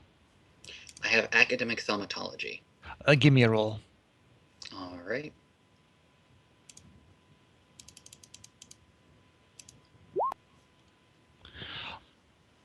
You have the feeling that the people doing the ritual are of a very similar, if not identical, tradition to one that your spirit would have belonged to in real life. You know, when he was still, walking around on his own. Curiouser and curiouser. So Damn it, why asking do you him give to me all do this so. RP fodder when I can't RP? Why do you do this to me? So asking him to do this might strain things a little bit. Just letting you know. Would I know this before or after I gave the command? You realize this when you're about to. Call All it. It's not quite common sense, but with your background and your attention to Loa, even if you call them different, it's close enough. In that case, I'm going to change the request. I'm going to say incapacitate the decker, or the man not participating in the ritual. Okay. The enemy not participating in the ritual. Sorry. Okay. Which that is a free action then? No, the commanding a spirit is a symbol. That's a simple, so it's still my turn. Yeah. So what is your second symbol? That was doing the ritual check to figure out what they were Got doing. it. Okay. So next up is actually the spirit, who is immediately going to attempt to incapacitate the decker. It is. Yeah. Would you like me to run him, or would you like to run him yourself? The spirit, by the way, is at initiative 25, since he gains the background count as a positive. Fair enough then. And you can run the spirit, and he's under your command. All right. Well, the spirit, to be perfectly honest, if it matches the tradition of these individuals, he probably wants to, at the very least, be present for this, which means he wishes to be on the physical world, and the only way he can do that is through possession, so he's going to attempt to possess the decker. Okay, so now is the question, is the decker an innocent bystander? I would say no, seeing as it is almost assuredly in cahoots with these guys. That is fair enough, but it's one of those things, code of honor, need to bring it up. So go right ahead. Possession. It's almost certainly him who just bricked our comm links, which would Hey, definitely put him on the not innocent side. I agree with you, but he has a code of honor. I mean, for the benefit of our listeners, it's one of those things that I just like to poke at people with. Code of honor. Pay attention. Fair Goodness enough. knows that I have code of honors on my characters, and that I appreciate it if they are brought up, even if at times they're a massive, massive penalty. But I'd rather take the penalty than not than being ignored. All So- right, so he gets to roll I roll 14 dice. He gets to roll his 1 second intuition plus willpower to resist. Mhm. That's pathetic. I am going to edge that. Okay, yeah, he has 6 hits because he rolled high. He does not want to lose control of his body. No. As a decker, that is kind of awkward. Sorry, Decker. You blow him out of the water anyway, I don't blow him out of the water. I only get 1 net success. but that's enough. Yes, Okay. but that is a complex action to attempt it, so that is the spirit's turn. Yep. As you guys notice that the Decker suddenly starts to convulse strangely, and then he looks strangely serene and stoic for some reason. Fucking awakened. Okay. Next up was the decker, who is at the moment not doing anything because he's very confused. Mm-hmm. Quicksilver. I am actually going to wait and go directly after Tapper. Okay, Tapper. Sorry, or Gentleman. One of you guys. It'll be Tapper. He's going to have a higher agility than me, I'd imagine. It's probably the reaction, but you're probably right anyway. Yeah, you're right. So, with my 3 hits of Arcana, do I know what shooting these dancing people is going to do? In the No, sense of no. catastrophic explosions or Uh, absolutely nothing? Okay, you have no knowledge skills about magic whatsoever, Nope. correct? Not Okay. unless it's been on the trids. Okay. According to Coral what Combat was it? Mage. Or Suki Redflower 17, the obvious reaction is that Cthulhu will appear any moment if you shoot the ritual leader. And after that, she needs to, go really, into overdrive and deal with that. But that seems to be the traditional reaction. So I'm just going to kind of like point my gun to them, half look at Gentleman, and see if he's going to like nod to me or anything. But I'm about to. Okay, you're delaying until after Gentleman.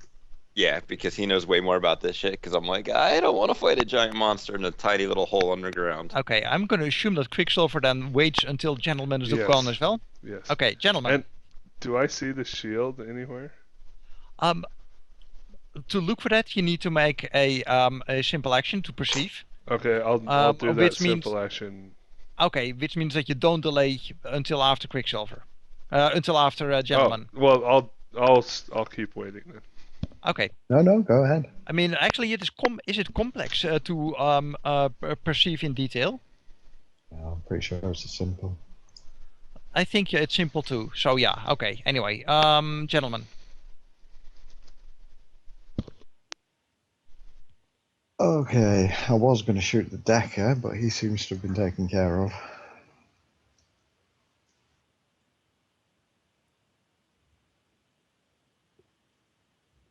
I'm going to look for the. I'm going to move forward slightly. Okay. Walking pace, Okay, free action to Um, walk. Yeah. and try and see if I can find the shield inside the circle. Okay. Give me a. Are you using astral space or normal space? And normal space. Okay, give me a roll. -2, by the way, instead of -1 background count increased. Oh no, that doesn't matter because perception is just you're looking in normal space, so that should not matter. Yeah, just light penalties if there Yeah. are any. Okay. You notice that the green light, as mentioned, was a reflection of some kind, and that is because the shield is laying flat on the ground there, next to the fire. And the shield seems to cause the green glow because somehow the energy of the dancers is kind of woven around the fire, and there is a writing on the shield itself that kind of disperses and warps the light and reflects that back into the room, and that's causing the green glow. Can I tell who the leader of the ritual is? Sure. That seems to be the stocky guy. Going to shoot the stocky guy with a sticking shot. Okay. I'm not convinced it's the best option, but we seem to be on a bit of a time limit. What's the range? You're maybe at 15 meters distance, if that. Probably closer to 10. Yeah, no penalty there. And a cat. I bet it was Rob's. No, that was mine. That's Bruzy.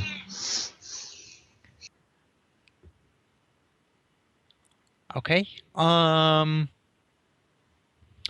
hits. Okay, no dodge. So 4 net hits. In which case that's 10 Wouldn't that be 3 net hits? Because one to hit and then 3 net. No, the first one is still a net hit. Oh, okay, cool. Mm-hmm. It's if you're at 0 that it counts as a glancing hit. Oh, okay.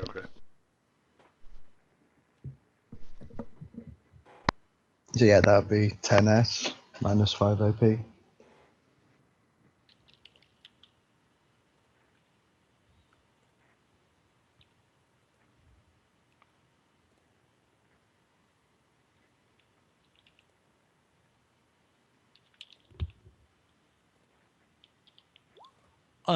Okay, you definitely wound him, but he's still standing.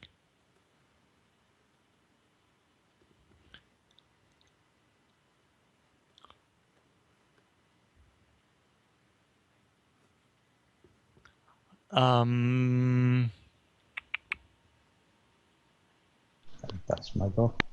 Yeah. Which means that now it's Tapper. Yep.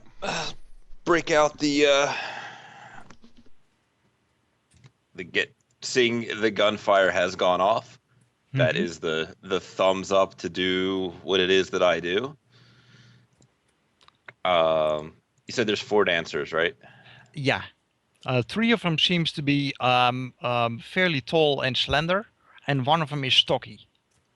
Okay, so the ritual leader is one of the dancers. Yes. All right, I will -1 for background count, -1 for goofy spell thing, right? Yeah. All right, so I 725. Okay, I will pre-edge and split fire 4 ways. Damn it, that's what I was gonna do. Pre-edge and split it 4 ways. Yeah. Actually, don't you take the penalty on each of the splits? So they add up. Yeah, All I think you take the die penalty on post-split, not pre-split. Well, I'll just. Because essentially they count as all separate actions, and the penalty from foreboding and the background count counts on each action. Well, we will just go with that for now because it is too late for that. In my guy who was shot already. Well, they don't dodge, so. And that is literally out of my hand as I shoot them with my cyber light pistol. Yeah, otherwise you would have needed to quick draw. Yeah, because just walked into some crazy shit. Ain't got time for none of that stuff. Okay, so what was that gun loaded with again? Was that lace or was that something else? The light pistol was loaded with narcojet capsule rounds. Ah, okay. So that's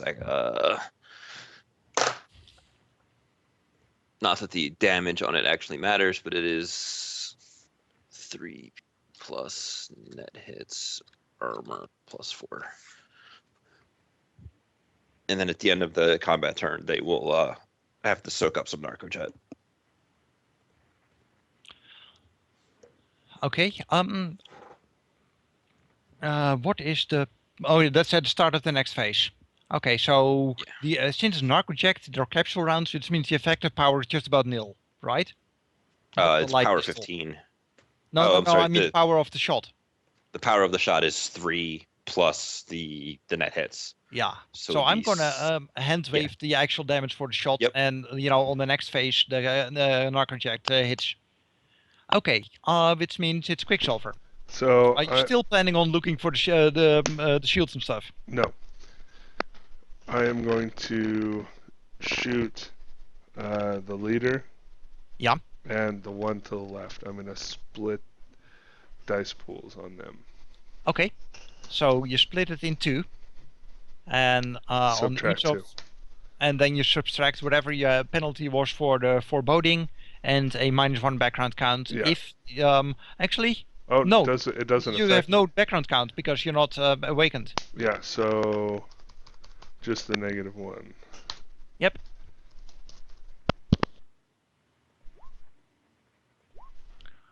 That drain is so gonna bite for these guys.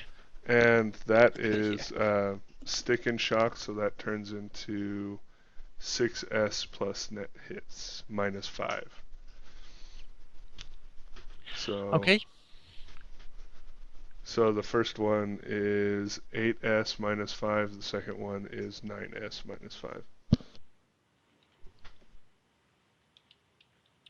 Okay.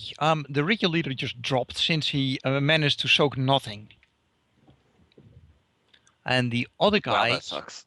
The other guy, he is wounded but still standing. Okay. At this point we're going to Asphodel.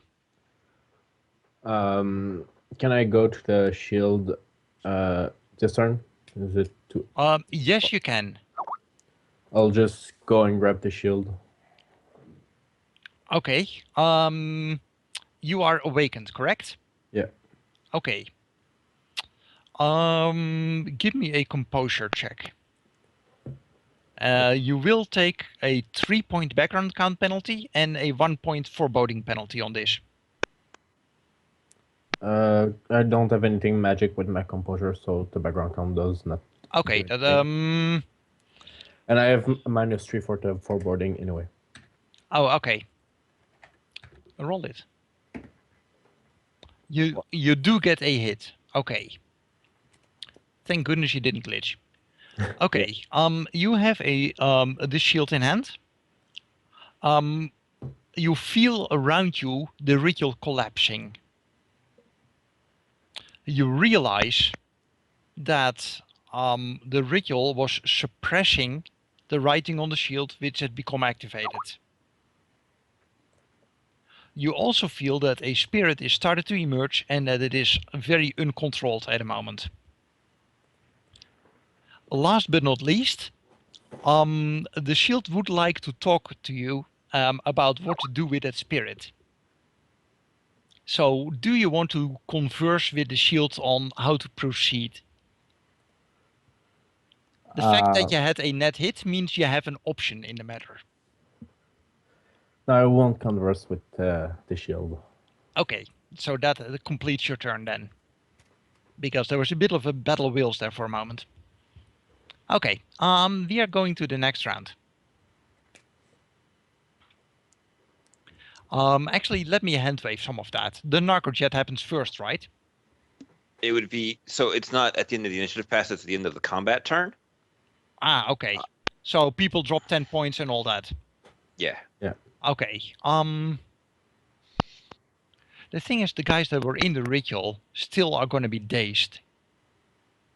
With the ritual collapsing around them. That is the 3 that are still standing. Oh, they may not be standing for long. The ritual has failed, correct? Yeah, so they're taking drain. Yeah. And that's not going Force to be times fun. 2. Yeah, I know. Okay, let's hand wave that. There are some bleeding native people here on the ground. Actually, let me roll for the ritual leader because I don't know whether he will live. Whoops. Well, you shot him into physical with stick and shock. And then he's going to take drain. And don't forget his 15 points of narcojet that will pass into. Well, remember, luckily gentleman shot first. So this is true. This is all his fault. Hey, if in Star Wars they can get away with it, Let's see. The drain.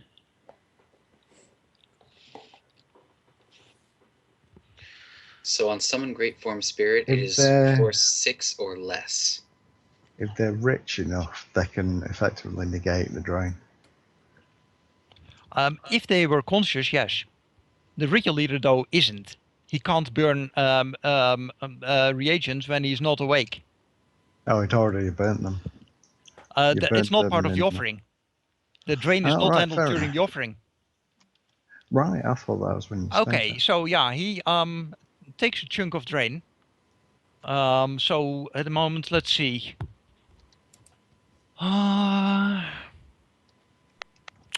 Give me a roll for the Narcojet was how much power? 15? 15.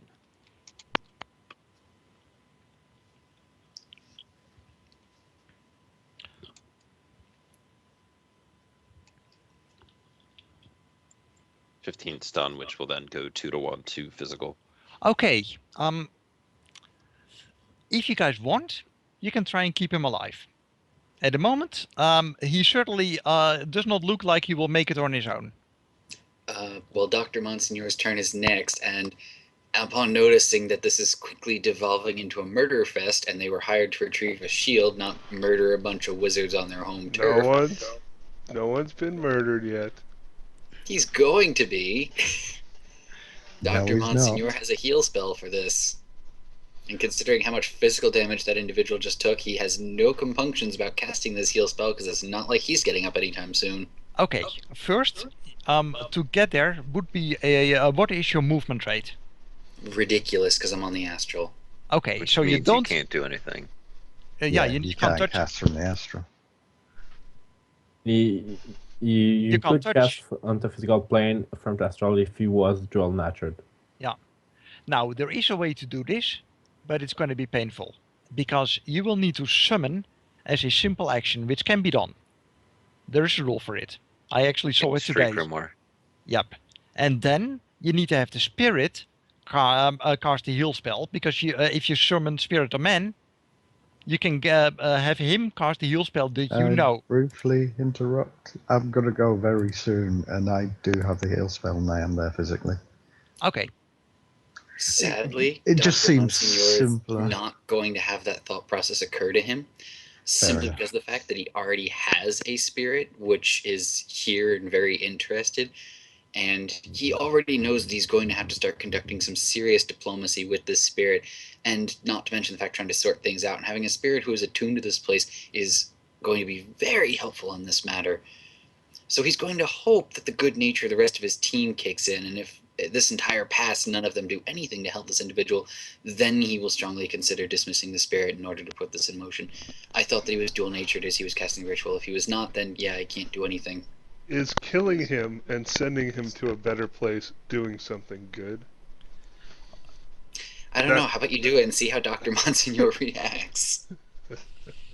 All right. Also, so so your general intent is essentially that you're going to wait for gentlemen to solve the healing issue? On the healing, yes, but he does still have a turn. You're delaying. Okay. No, I'm not actually going to delay. You said that the shield was reaching out to Asphodel? Yes. He picked it up, and essentially the shield started to mess with his mind, asking him to start reading the words right in front of his eyes. Mm. And he just about held on for dear life to say, not yet.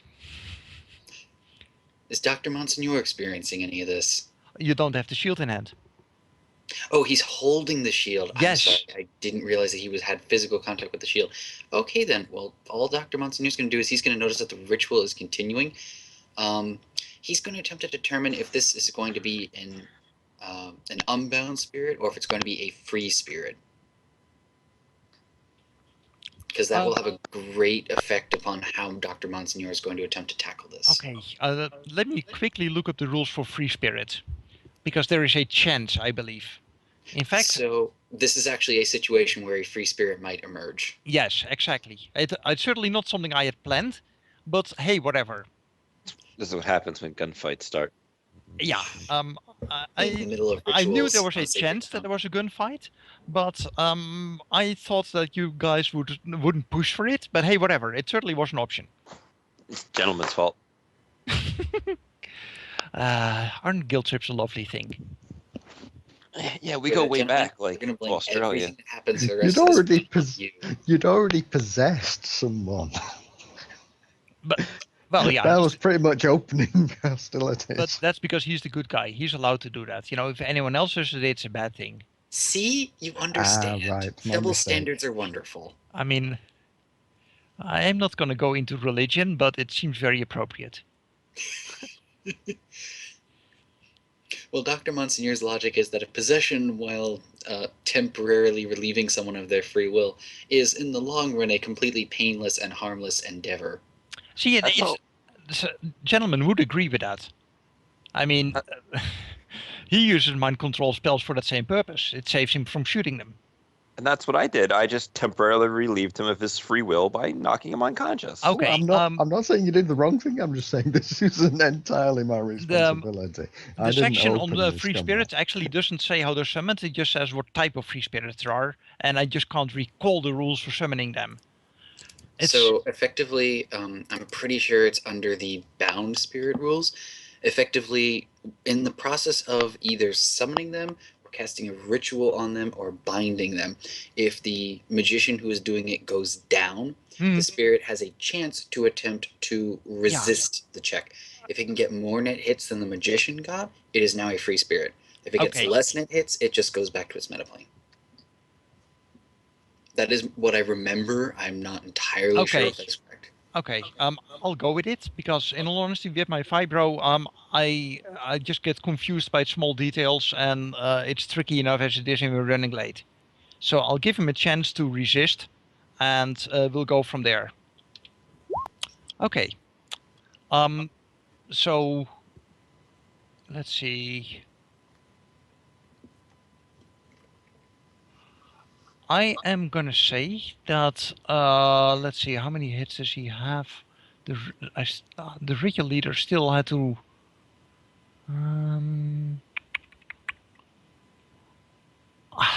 Fuck it, I don't care about the rules. Okay. So on this ritual specifically, the spirit. Oh, I'm sorry. The spirit was already summoned and bound. Summoned Yeah. Great Form Spirit is empowering the spirit. Mhm. So effectively, how many services did it have before it was turned into a Great Form or attempted to? Multiple.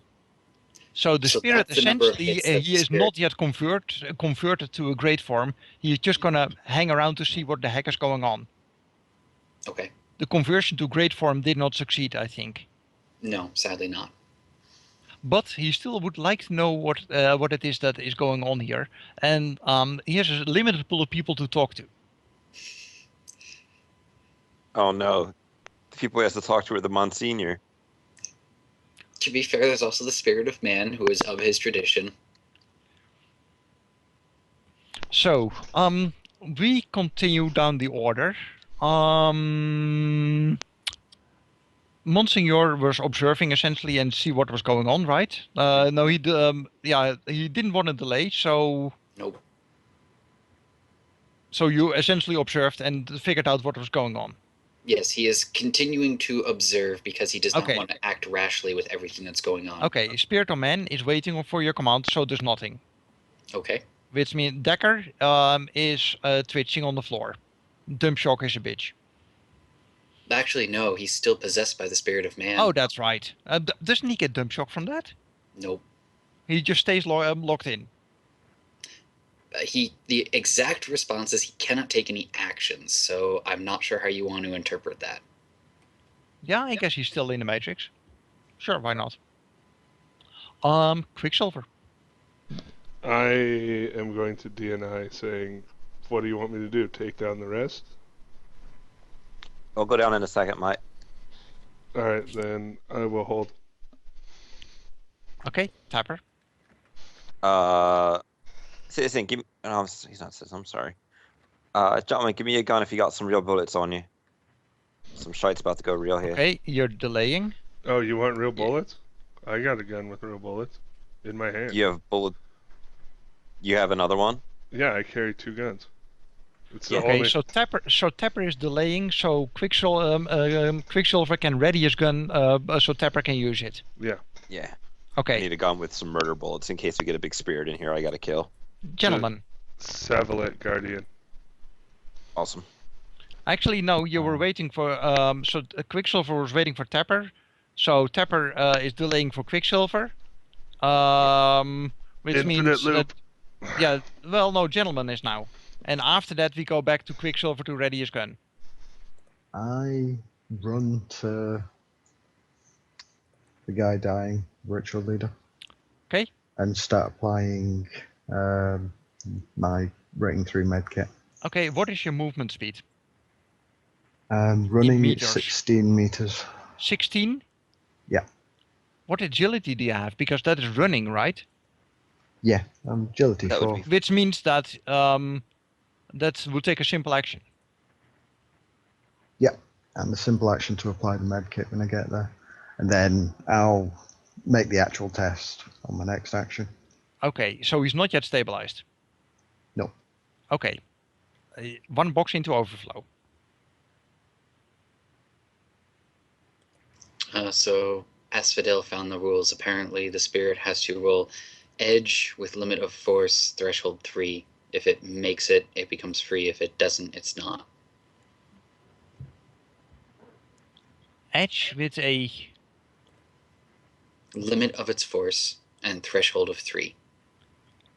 okay. And the edge on it is half force, I believe. It's a guardian spirit. Yeah, it's a guardian, a great form guardian spirit. I I will don't know. No, for- not guardian. Guidance. Guardian. So guidance is 193 in Street Grimoire. Yeah, it's force divided by 2. Yeah, that's what I thought. Okay. It has no hits.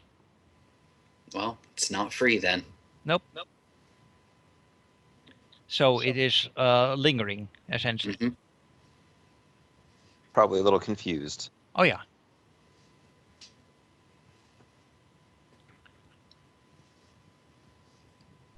Thank you for finding that, Asphodel. You succeeded where I failed. See, normally I do this just off the top of my head, but you know, I just rested this afternoon, so I could at least run the show tonight. I knew that I would have to depend on some other people for details, so thank you very much. Okay, so Quicksilver ready this gun, which Tapper can grab. Grabbing the gun would be a simple action, since it's a ready action. Sounds so good. you have a simple action to shoot. I don't have any targets to shoot at. There is 2 guys still standing of the 4 guys that were part of the ritual. Yeah, but they're not. They have to. They're gonna hit Narcojet in a minute, right? Yeah, but you don't know how. They look pretty healthy. I mean, they've been dancing for a few hours. They're not gonna have a weak constitution. This is true, but Tapper trusts in her capabilities to put people down with one shot. Okay. Because that's. I will, however, fish in my pocket for a trauma patch and approach. I keep wanting to call him Citizen because I worked with him like 6 times already. Approach the gentleman to hand it over. Okay, can do. And I have agility 8, so I can move 16. Yep, as a free action. Yeah. As for myself, I will get the fuck away from the spirit. Mm-hmm. And regroup with the others and wait for what they're going to do because I've got the shield, but nobody seems to be willing to move right now.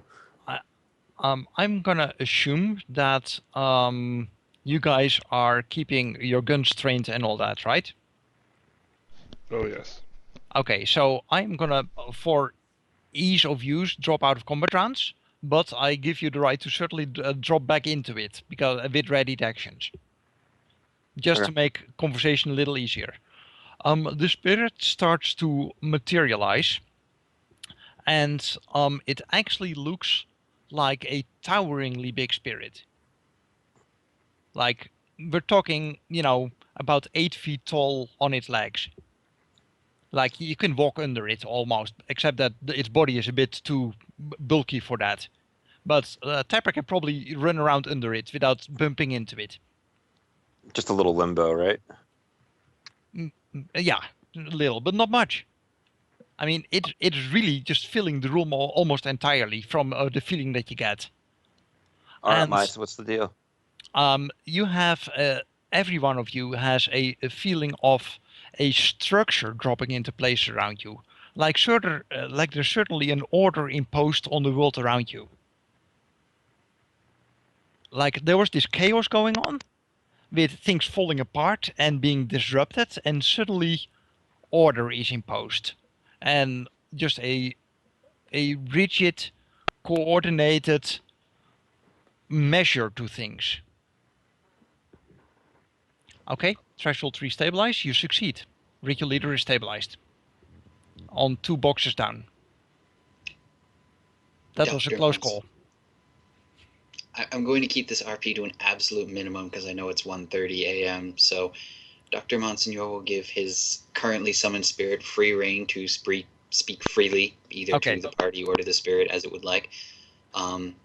And beyond that, he's going to attempt to figure out what this spirit exactly would want and what's going on. Okay, so what is going on here?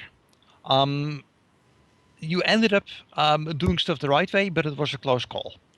The shield itself had picked up taint, and these guys were trying to cleanse the taint. They didn't know how to do so, so they were summoning a guidance spirit of their tradition to inform them on how to deal with this tainted object that used to be sacred to them. The shield initially was a sacred medicine shield of their own tradition. They had found this in the museum where they had contacts, so they spirited it away and then pulled a ritual group together to deal with it. The spirit itself still feels bound to help with cleansing the shield, because that was its purpose, and it wants to do this. It is a very orderly spirit. Its guidance is the structure of its tribal tradition, and that's what it will uphold. You guys can attempt to replace the ritual leader and fulfill its purpose, but that's not going to be easy because it's the wrong tradition. Which means you're going to roll at a -2.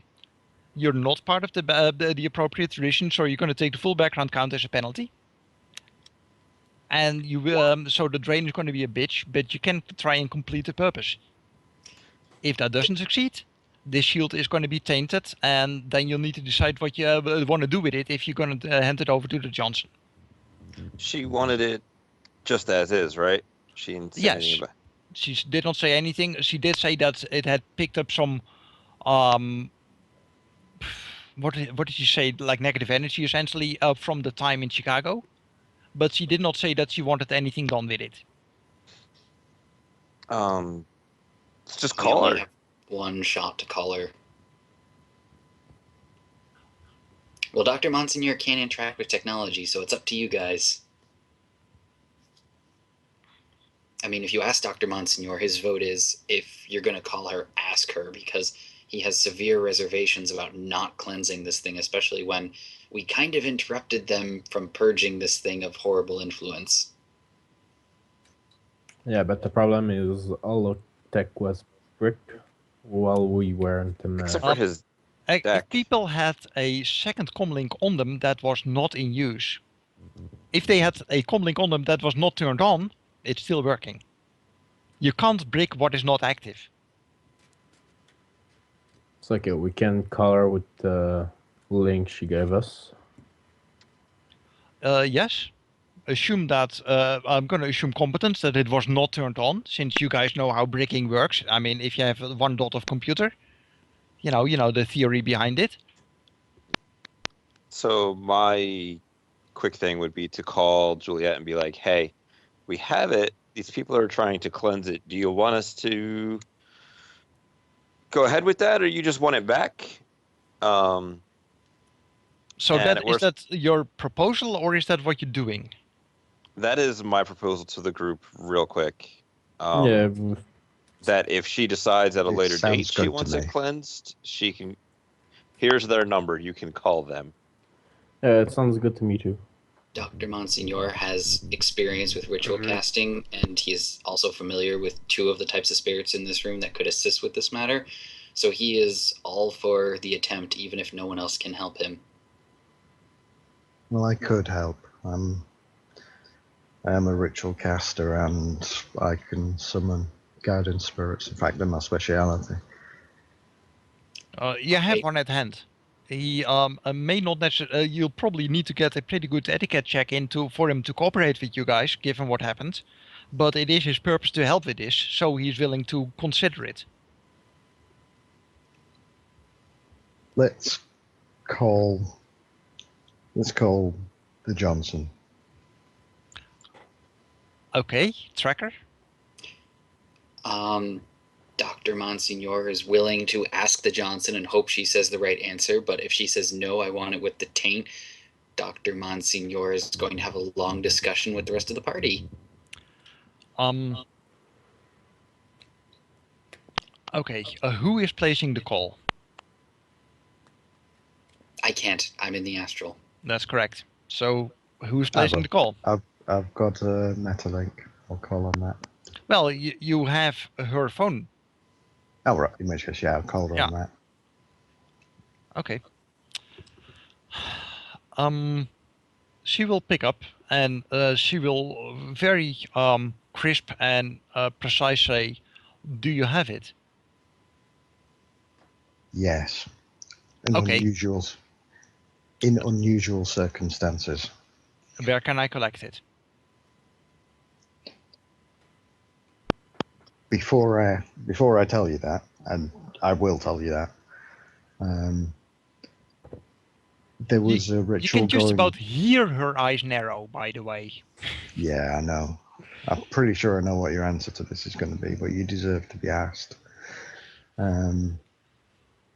We interrupted a group of Native American shamans attempting to cleanse the shield. The spirit there was something is still here and wants to carry on the cleansing. Do you wish it to continue?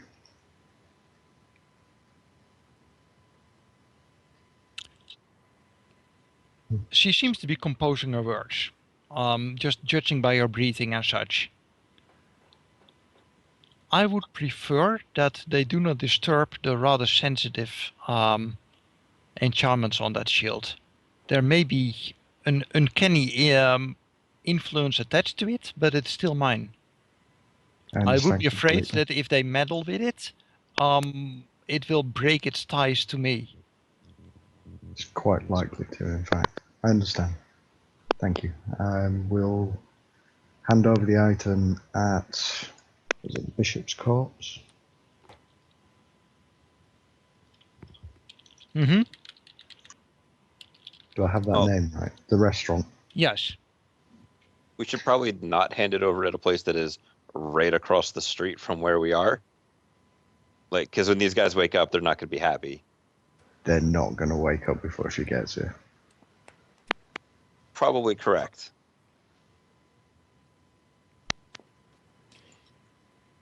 Well, do you tell Dr. Monsignor this? The result of the call? Yeah, I'll hang up at that point.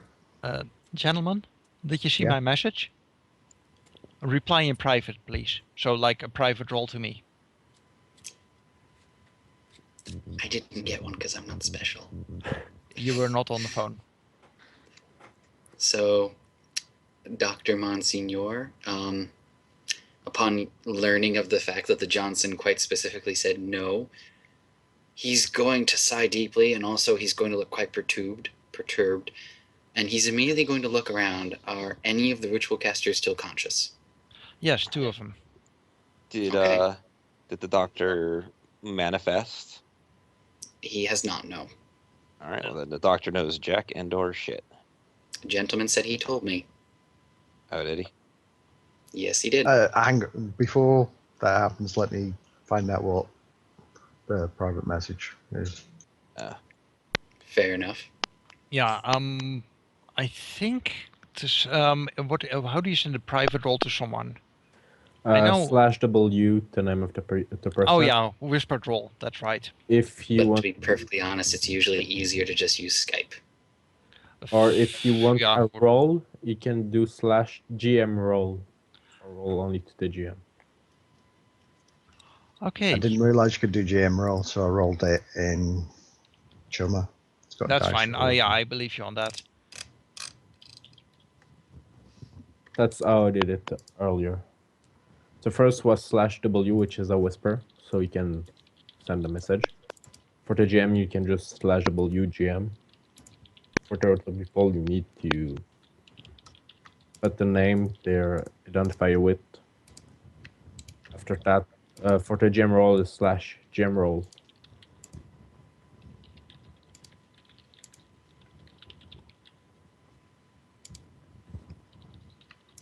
Deeper down the rabbit hole we go. Oh yeah. The amusing thing is, of course, that Rob will know some of it, but that's entirely out of character. It is. And Tapper's lack of actual bad heebie-jeebies. Anyway, whoever was holding the shield, by the way, Yeah, is that person still holding the shield? I would have put it on the ground while he was making the call, but it's near Okay, me. so you're trying to release it and put it down on the ground, so it's like no longer, in the hands of anyone. Yeah. Okay, give me a new composure check. You're very Still with reluctant the negative to let go of it. Still with the negative modifier from the foreboding spell. No, for actually,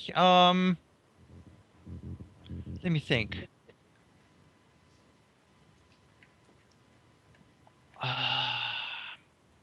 No, the foreboding spell is gone. I would think by now. Well, no, it's anchored, so it's still there.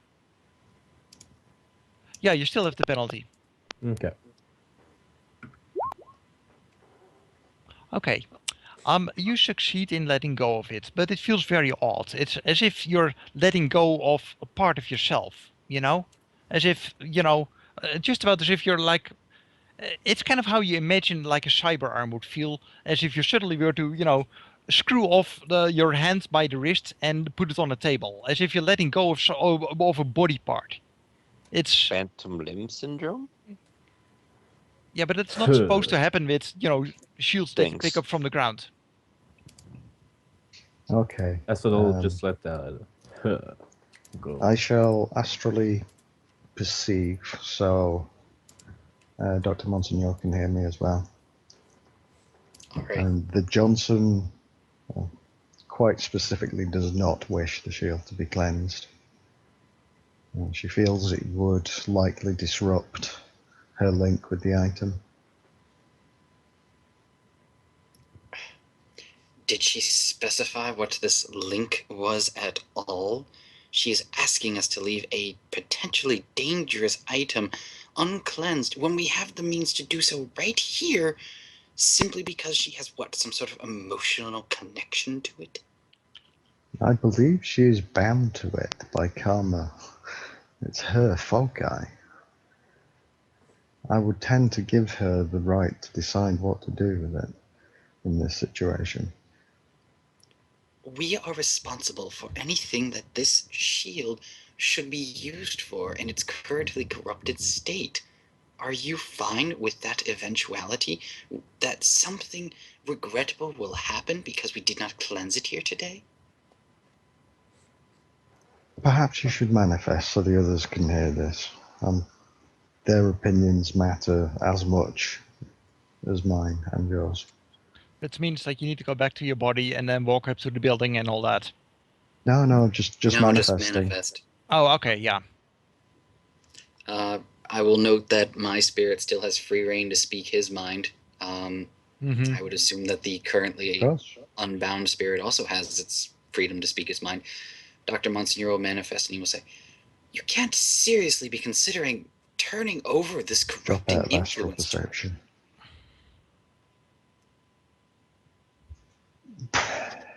We don't know what it is. We don't know where the corruption came from. We don't know if she intends to clean it.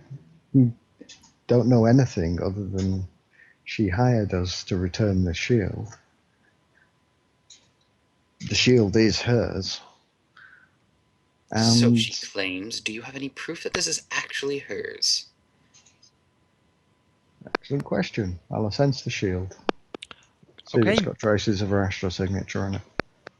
Give me the roll.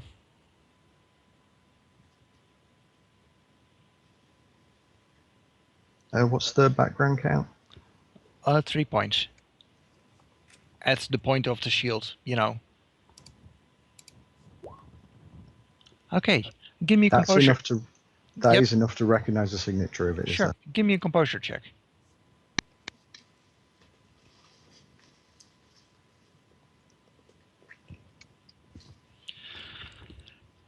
And I prepare a new message to type to gentlemen.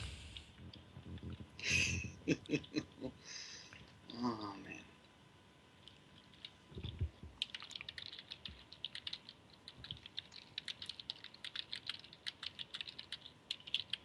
I'll see what the big deal is. Just a shield. It doesn't feel like just a shield. If you had no idea what a gun was, you were completely ignorant of their existence, and you looked at it, what would you see? Well, A piece of metal? I had a thing I had to undo. It's just be one more thing I'll have to undo if it's a horrible beastie. And what happens if this horrible beastie, due to our actions, ends up wreaking havoc and terror, corrupts this Juliet woman, and she becomes an instrument of it?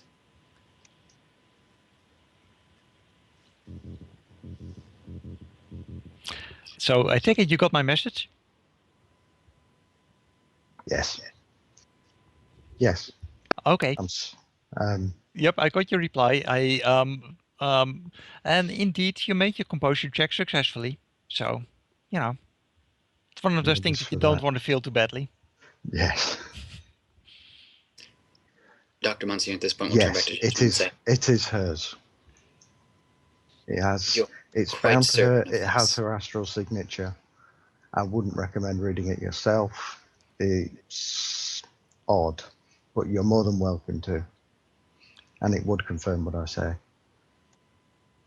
At this point, Dr. Monsignor is going to turn back to both his summoned spirit and the great form guidance spirit, and he's going to turn them and he's going to say, I am in agreement with you that I believe that this item in question should be cleansed, but if she has a claim to it, which apparently she does according to my associate, this greatly complicates matters.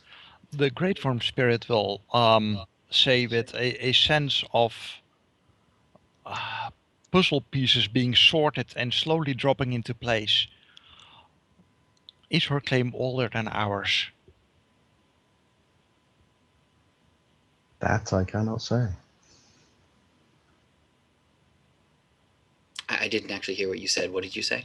The spirit said, and the spirit actually is female, but it's kind of academic. Is her claim older than ours? I cannot say who the original owner of this was. That would require an extended an extended conversation with these individuals over here, and things are quickly coming to a head. Spirit herder, and he addresses you, spirit herder. You believe in freedom for each individual within the structure of cooperation, within the structure of being one people. Am I right? Dr. Monsignor looks genuinely impressed with the spirit, and he is taken aback, actually, and all he can manage to say is, yes. Well then, do you feel that someone who holds herself above others and wishes to determine the fate and the purpose of others has a greater claim on a medicine shield created for those who protect the people? Dr. Monsignor is stunned at this level of rationale and conversation. So once again, he simply looks absolutely impressed and says, I concede your point. In her attempts to dictate your purpose and your actions, she is overstepping her bounds by impinging upon your ability to be an individual. Hey, this spirit has twice the logic rating and some of Dr. Monsignor. He can be well spoken, you know. I was gonna say he's got the sapiens power, so he's fully intelligent. Intuition, charisma, logic, all it's about 8, isn't it? It's 4/7 great form. Yeah. It's, you know.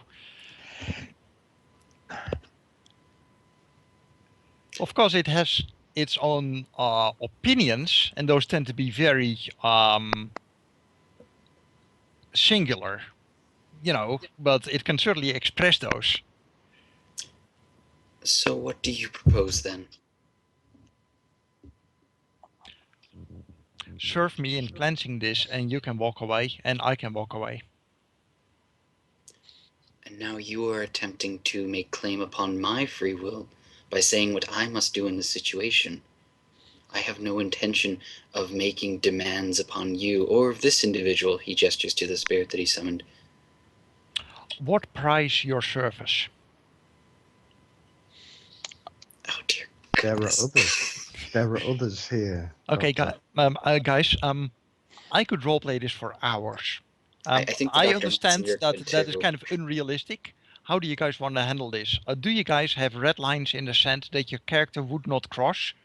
If so, I can make claims and we can handle details later.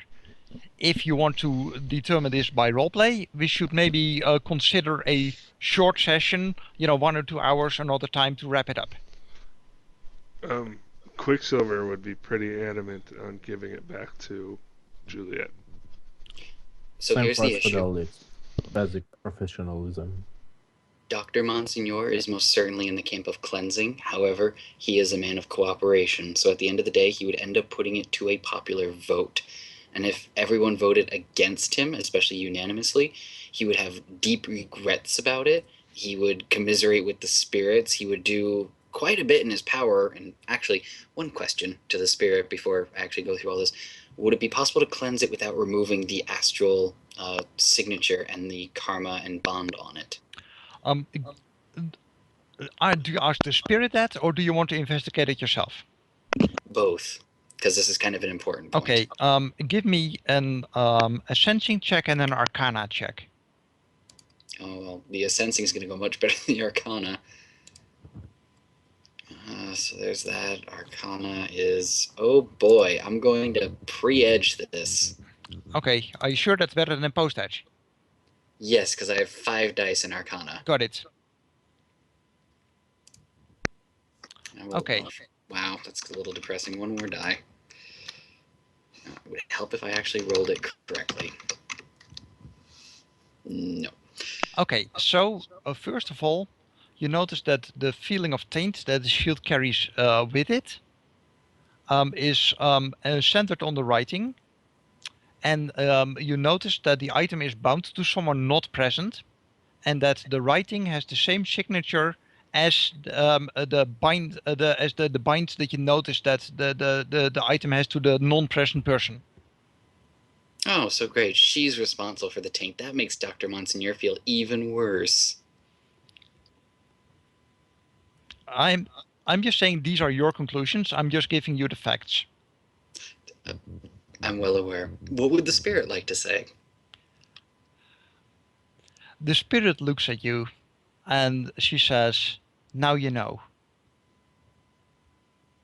I do not make claims on you. I'm willing to offer you a price for your service. The decision is yours.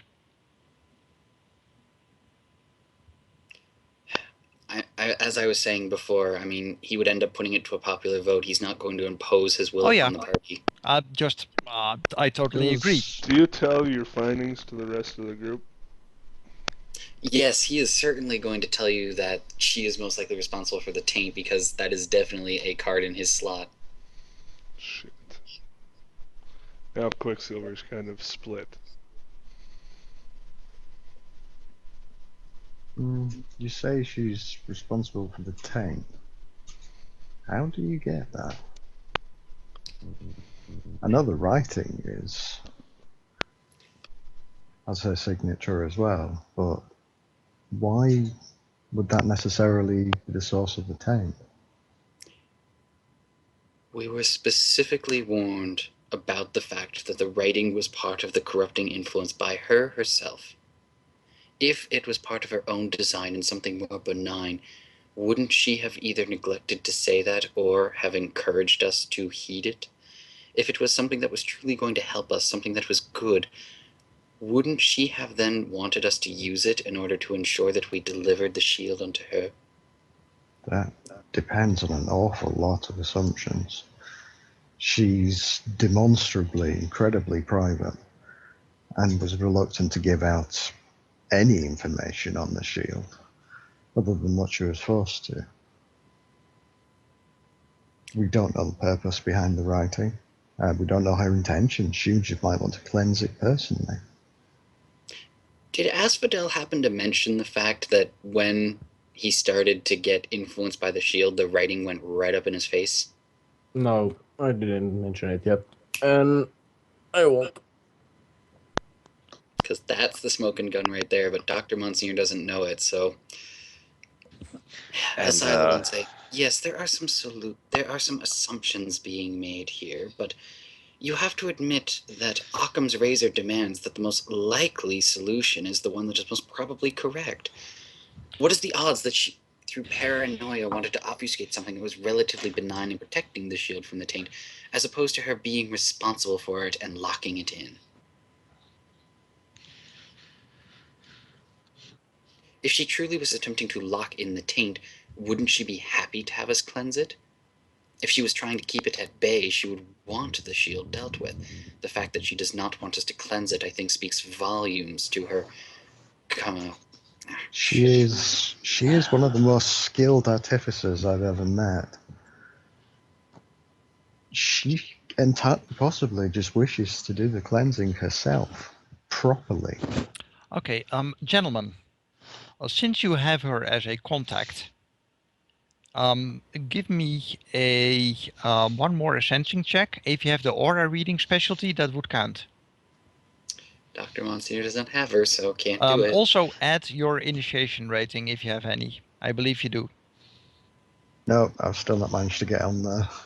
Oh, Get a wow. solo run to do it. I have all the initiations and I can't roll. You can't because you don't have her as a contact. Mm-hmm.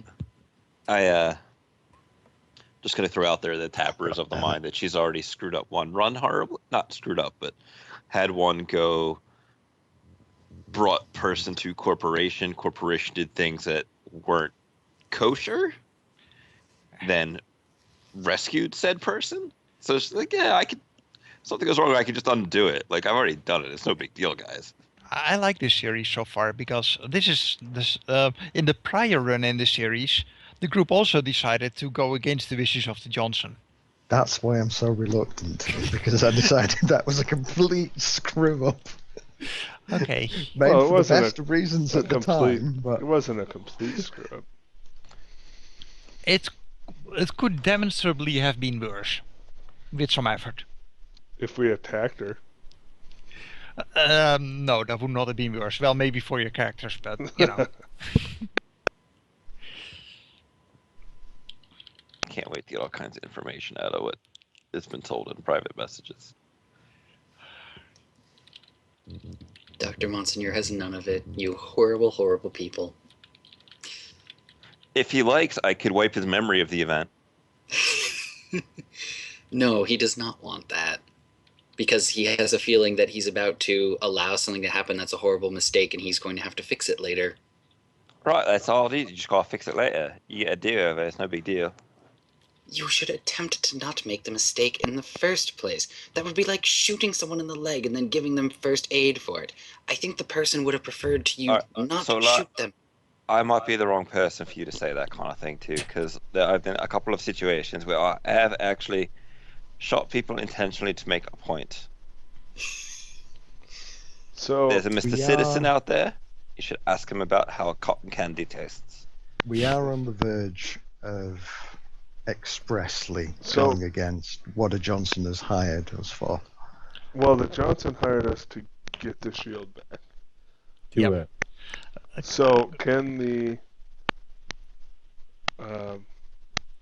taint be washed away without significantly damaging the rest of the stuff? We don't know. That you guys don't know, and you could feasibly find out, but at the moment, it seems there is a reluctance to investigate the shield with good cause, but all the same. We are standing in the middle of a deep, dank pit, surrounded by a bunch of unconscious people trying to make this decision right now. Yes, So, and in theory, with Juliet still on the phone. Right now, Quicksilver wants to No, I cleanse hung up the after I made the shield deal and give it back to to him. meet at the Bishop's Corpse. So did I hear correctly that Quicksilver's proposal was to try and cleanse the shield and then give it back? Yes. Okay. Juliet expressly said not to do that. So that is going against the wishes of our Johnson. Oh, she's not that bad, mate. I had a talk with her. She likes to hit people with guns. So do Oh, I. I know she's not that bad. I know her. and she seems to be able to fend for herself, so I say we give it back to her as it is. Is she still on the phone? Indeed. Well, in theory, I got to assume by now that she may still be on the muted phone, unless she has hung up on her end. No, I she? hung up. Oh, okay then. Remember, After it was I a came to the one-time. end of that. It was a one-time phone call. This phone is no longer functional. Yeah, but he told her to meet us at the restaurant near the place we Okay, got. so you have an hour to decide what to do. That's not going to be enough for a cleansing ritual.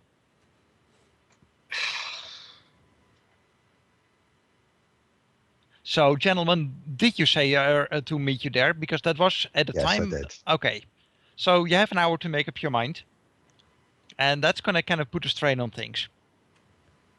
If you're going to try and cleanse it, with all the spirit help in the world, you're not going to do it in time.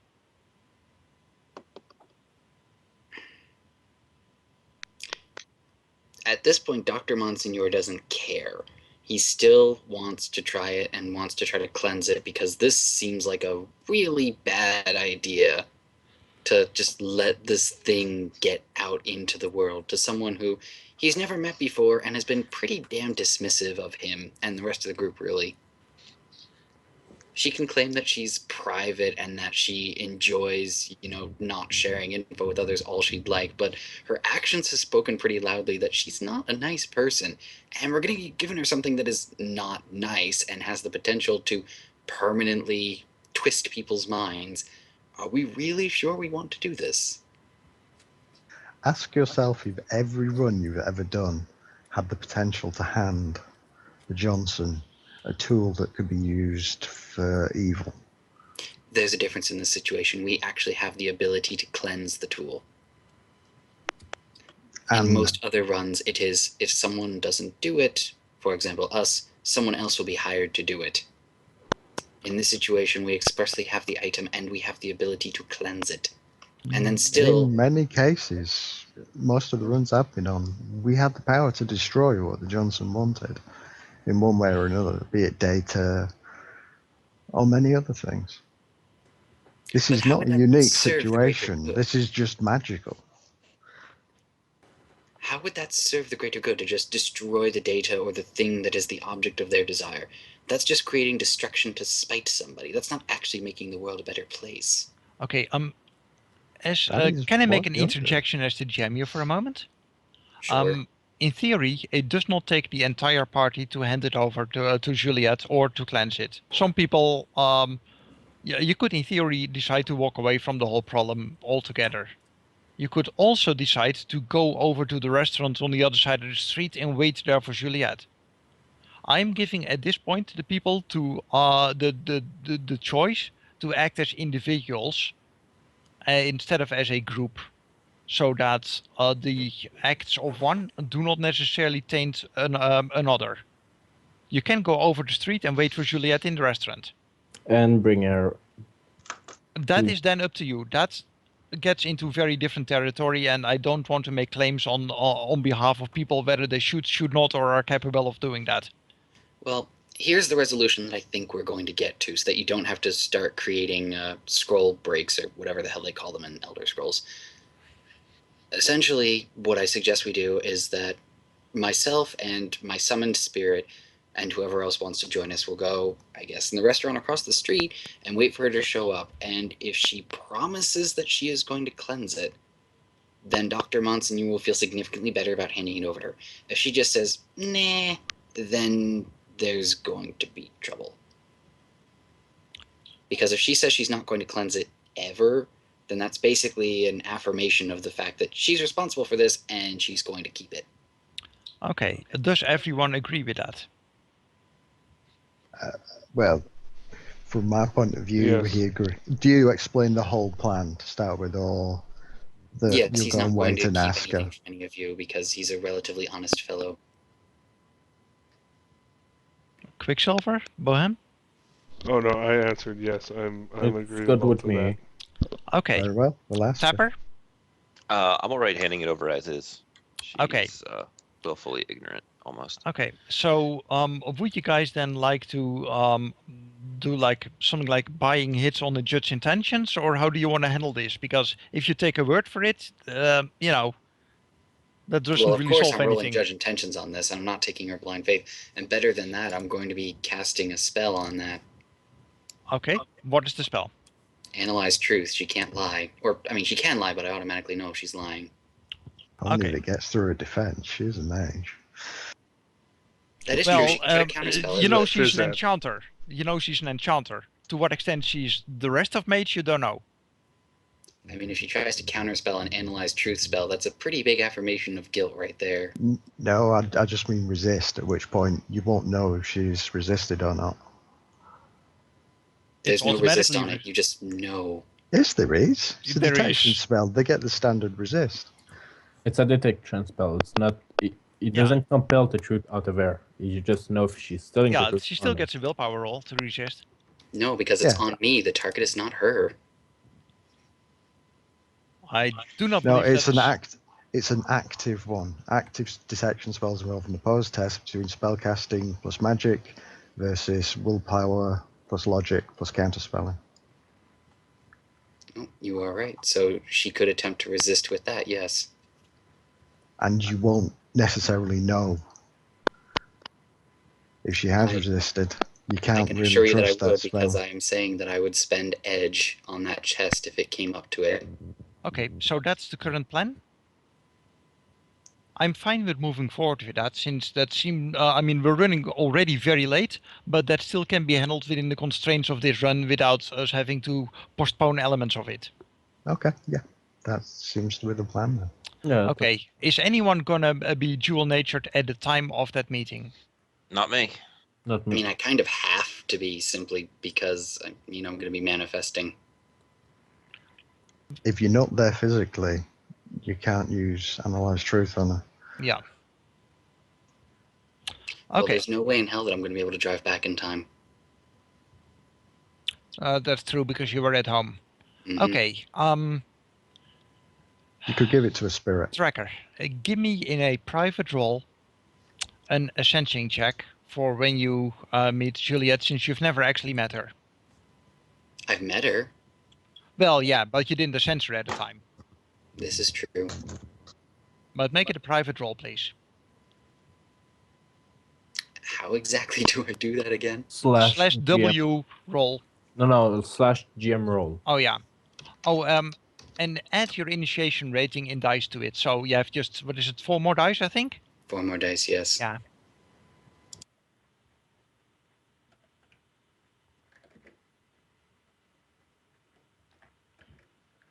Okay, I will count that up.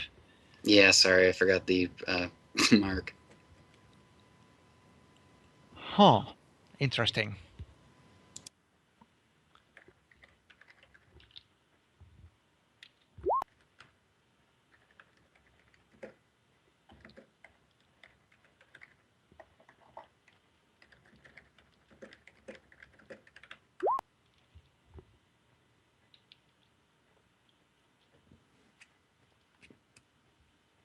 for whatever reason, I can't seem to whisper tracker. That's really annoying.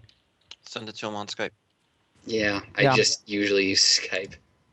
You should, because you'll need to use Dr. Monsignor and tracker in parentheses in full to whisper him.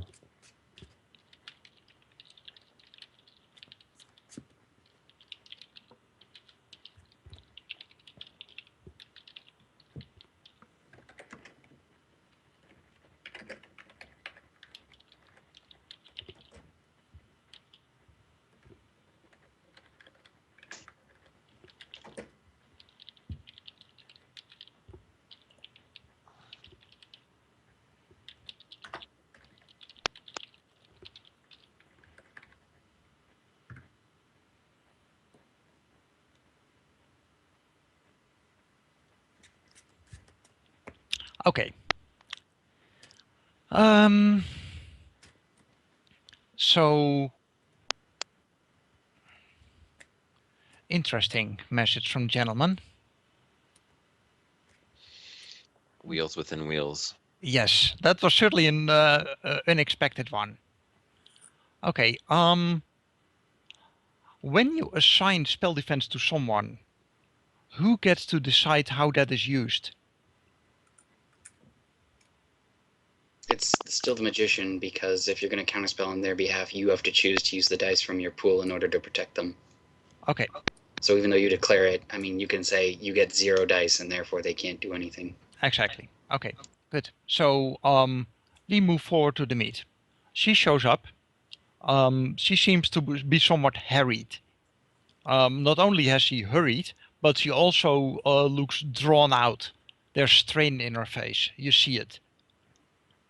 Part of it seems to be emotion, but part of it also seems to having to be under immense pressure and thinking on her feet and just, you know, a lot of strain.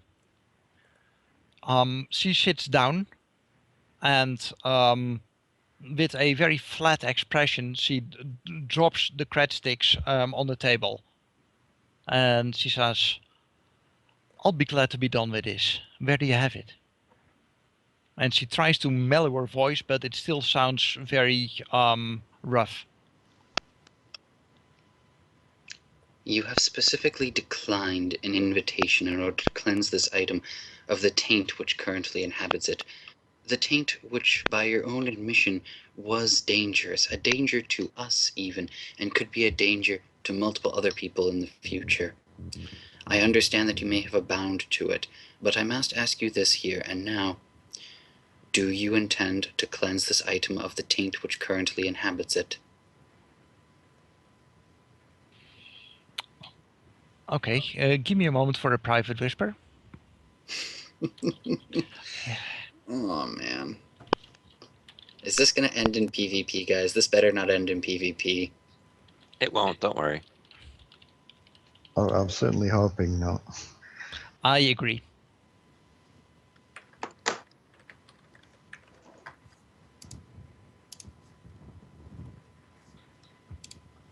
Oh, by the way, I assume that that was with the spellcasting on your end going on? The compelled truth? Sadly, it was correctly pointed out to me that unless she is also dual-natured at the moment, I cannot affect her with that spell. But if she is dual-natured, then yes. She is dual-natured. Oh, hey, well then yes. If she wants to resist that, she can, but I'm rolling edge to overcome her resistance to that. Oh, she will roll edge too. Yeah, Don't but you he's doubt. not using. Well, actually, she spell won't truth, pre-edge. Analyze truth. Resisting's automatic unless you deliberately choose not to. It doesn't actually imply anything, necessarily. Is she attempting to counterspell this? Yes, in fact. Oh boy. It's A Johnson. What do you counterspell or really expect? Counterspell or resist? Oh, sorry, resist, not counterspell. My excuses. Because one's active and he'll notice, and the other's just he cast the spell. Okay, so how many hits did you get on the spellcasting? I have not actually rolled it yet. I'm doing that at the moment. I'm sorry. Yeah, that's fine. And it is logic plus willpower plus her any assigned defense dice, right? Yes. If she's going to actively resist it, yes, she can use counterspelling if available. And I'm going to post-edge this because... yeah, I'm on the astral, so I'm at astral limits, baby. So I'm going to reroll failures. 9 hits. Wow. Okay. So to what extent is compelled truth literal truth? No, it's not compelled truth, it's analyzed truth. So if she's rolling con, it auto-fails. Okay. Against me, at least. She will say that she will attempt to cleanse it of the taint. You realize that what she means is that she will cleanse it of the taint indeed, but she considers the shamanic crap that is on it the taint. The writing is not the taint in her eyes. Oh. Don't you love people post-etching for 9 hits? I honestly think we may have to take this to a separate session because Dr. Monsignor is really not okay with this. Okay, so what is everyone else going to do? I mean, you can still talk DNI with the rest real quick. I So sadly people... can't. Oh God. Okay, guys, it is very late. Since I know how is this going to go on my end, I can roleplay this out. But gentlemen, I'm baffled that he's still, functional given the hour, and I admire your willpower. I can't speak for anyone else, but I have to be up for work in 3 hours. yeah. So you will probably want to take a quick nap and a shower, right? Pretty much. Yeah, let's take this to another session. I'm open for that. Okay, so let me quickly look.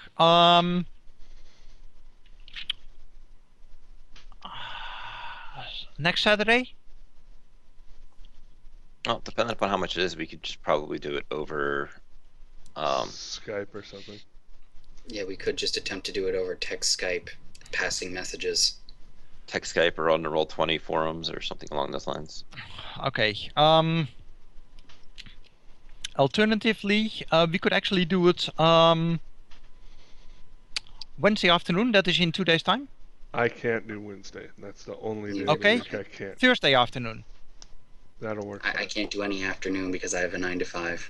Got Oh it. God, it's one of those. Friday. Let's see. Friday night doesn't work for me. Saturday or Sunday both work for me. Yeah, either one of those I'm good with. I'm good with either of them. Okay. Why Same would you time. hand it over and be done with it? There are some people that are just about falling over, right? Including you, Rob. I mean, Not exactly falling over. I'm worrying about my capability of getting up in 3 hours for work, but I really do apologize for this No. so ridiculously out of hand, but I really try to hurry people along, but, it's all Dr. Monsignor's fault for not wanting to just turn over somebody's thing to them. I'm sorry, it he has is. a conscience. I'm shutting down the stream right now. Okay. Just because we're not gaming. I mean, my suggestion is that since almost all of this is now going to be roleplay,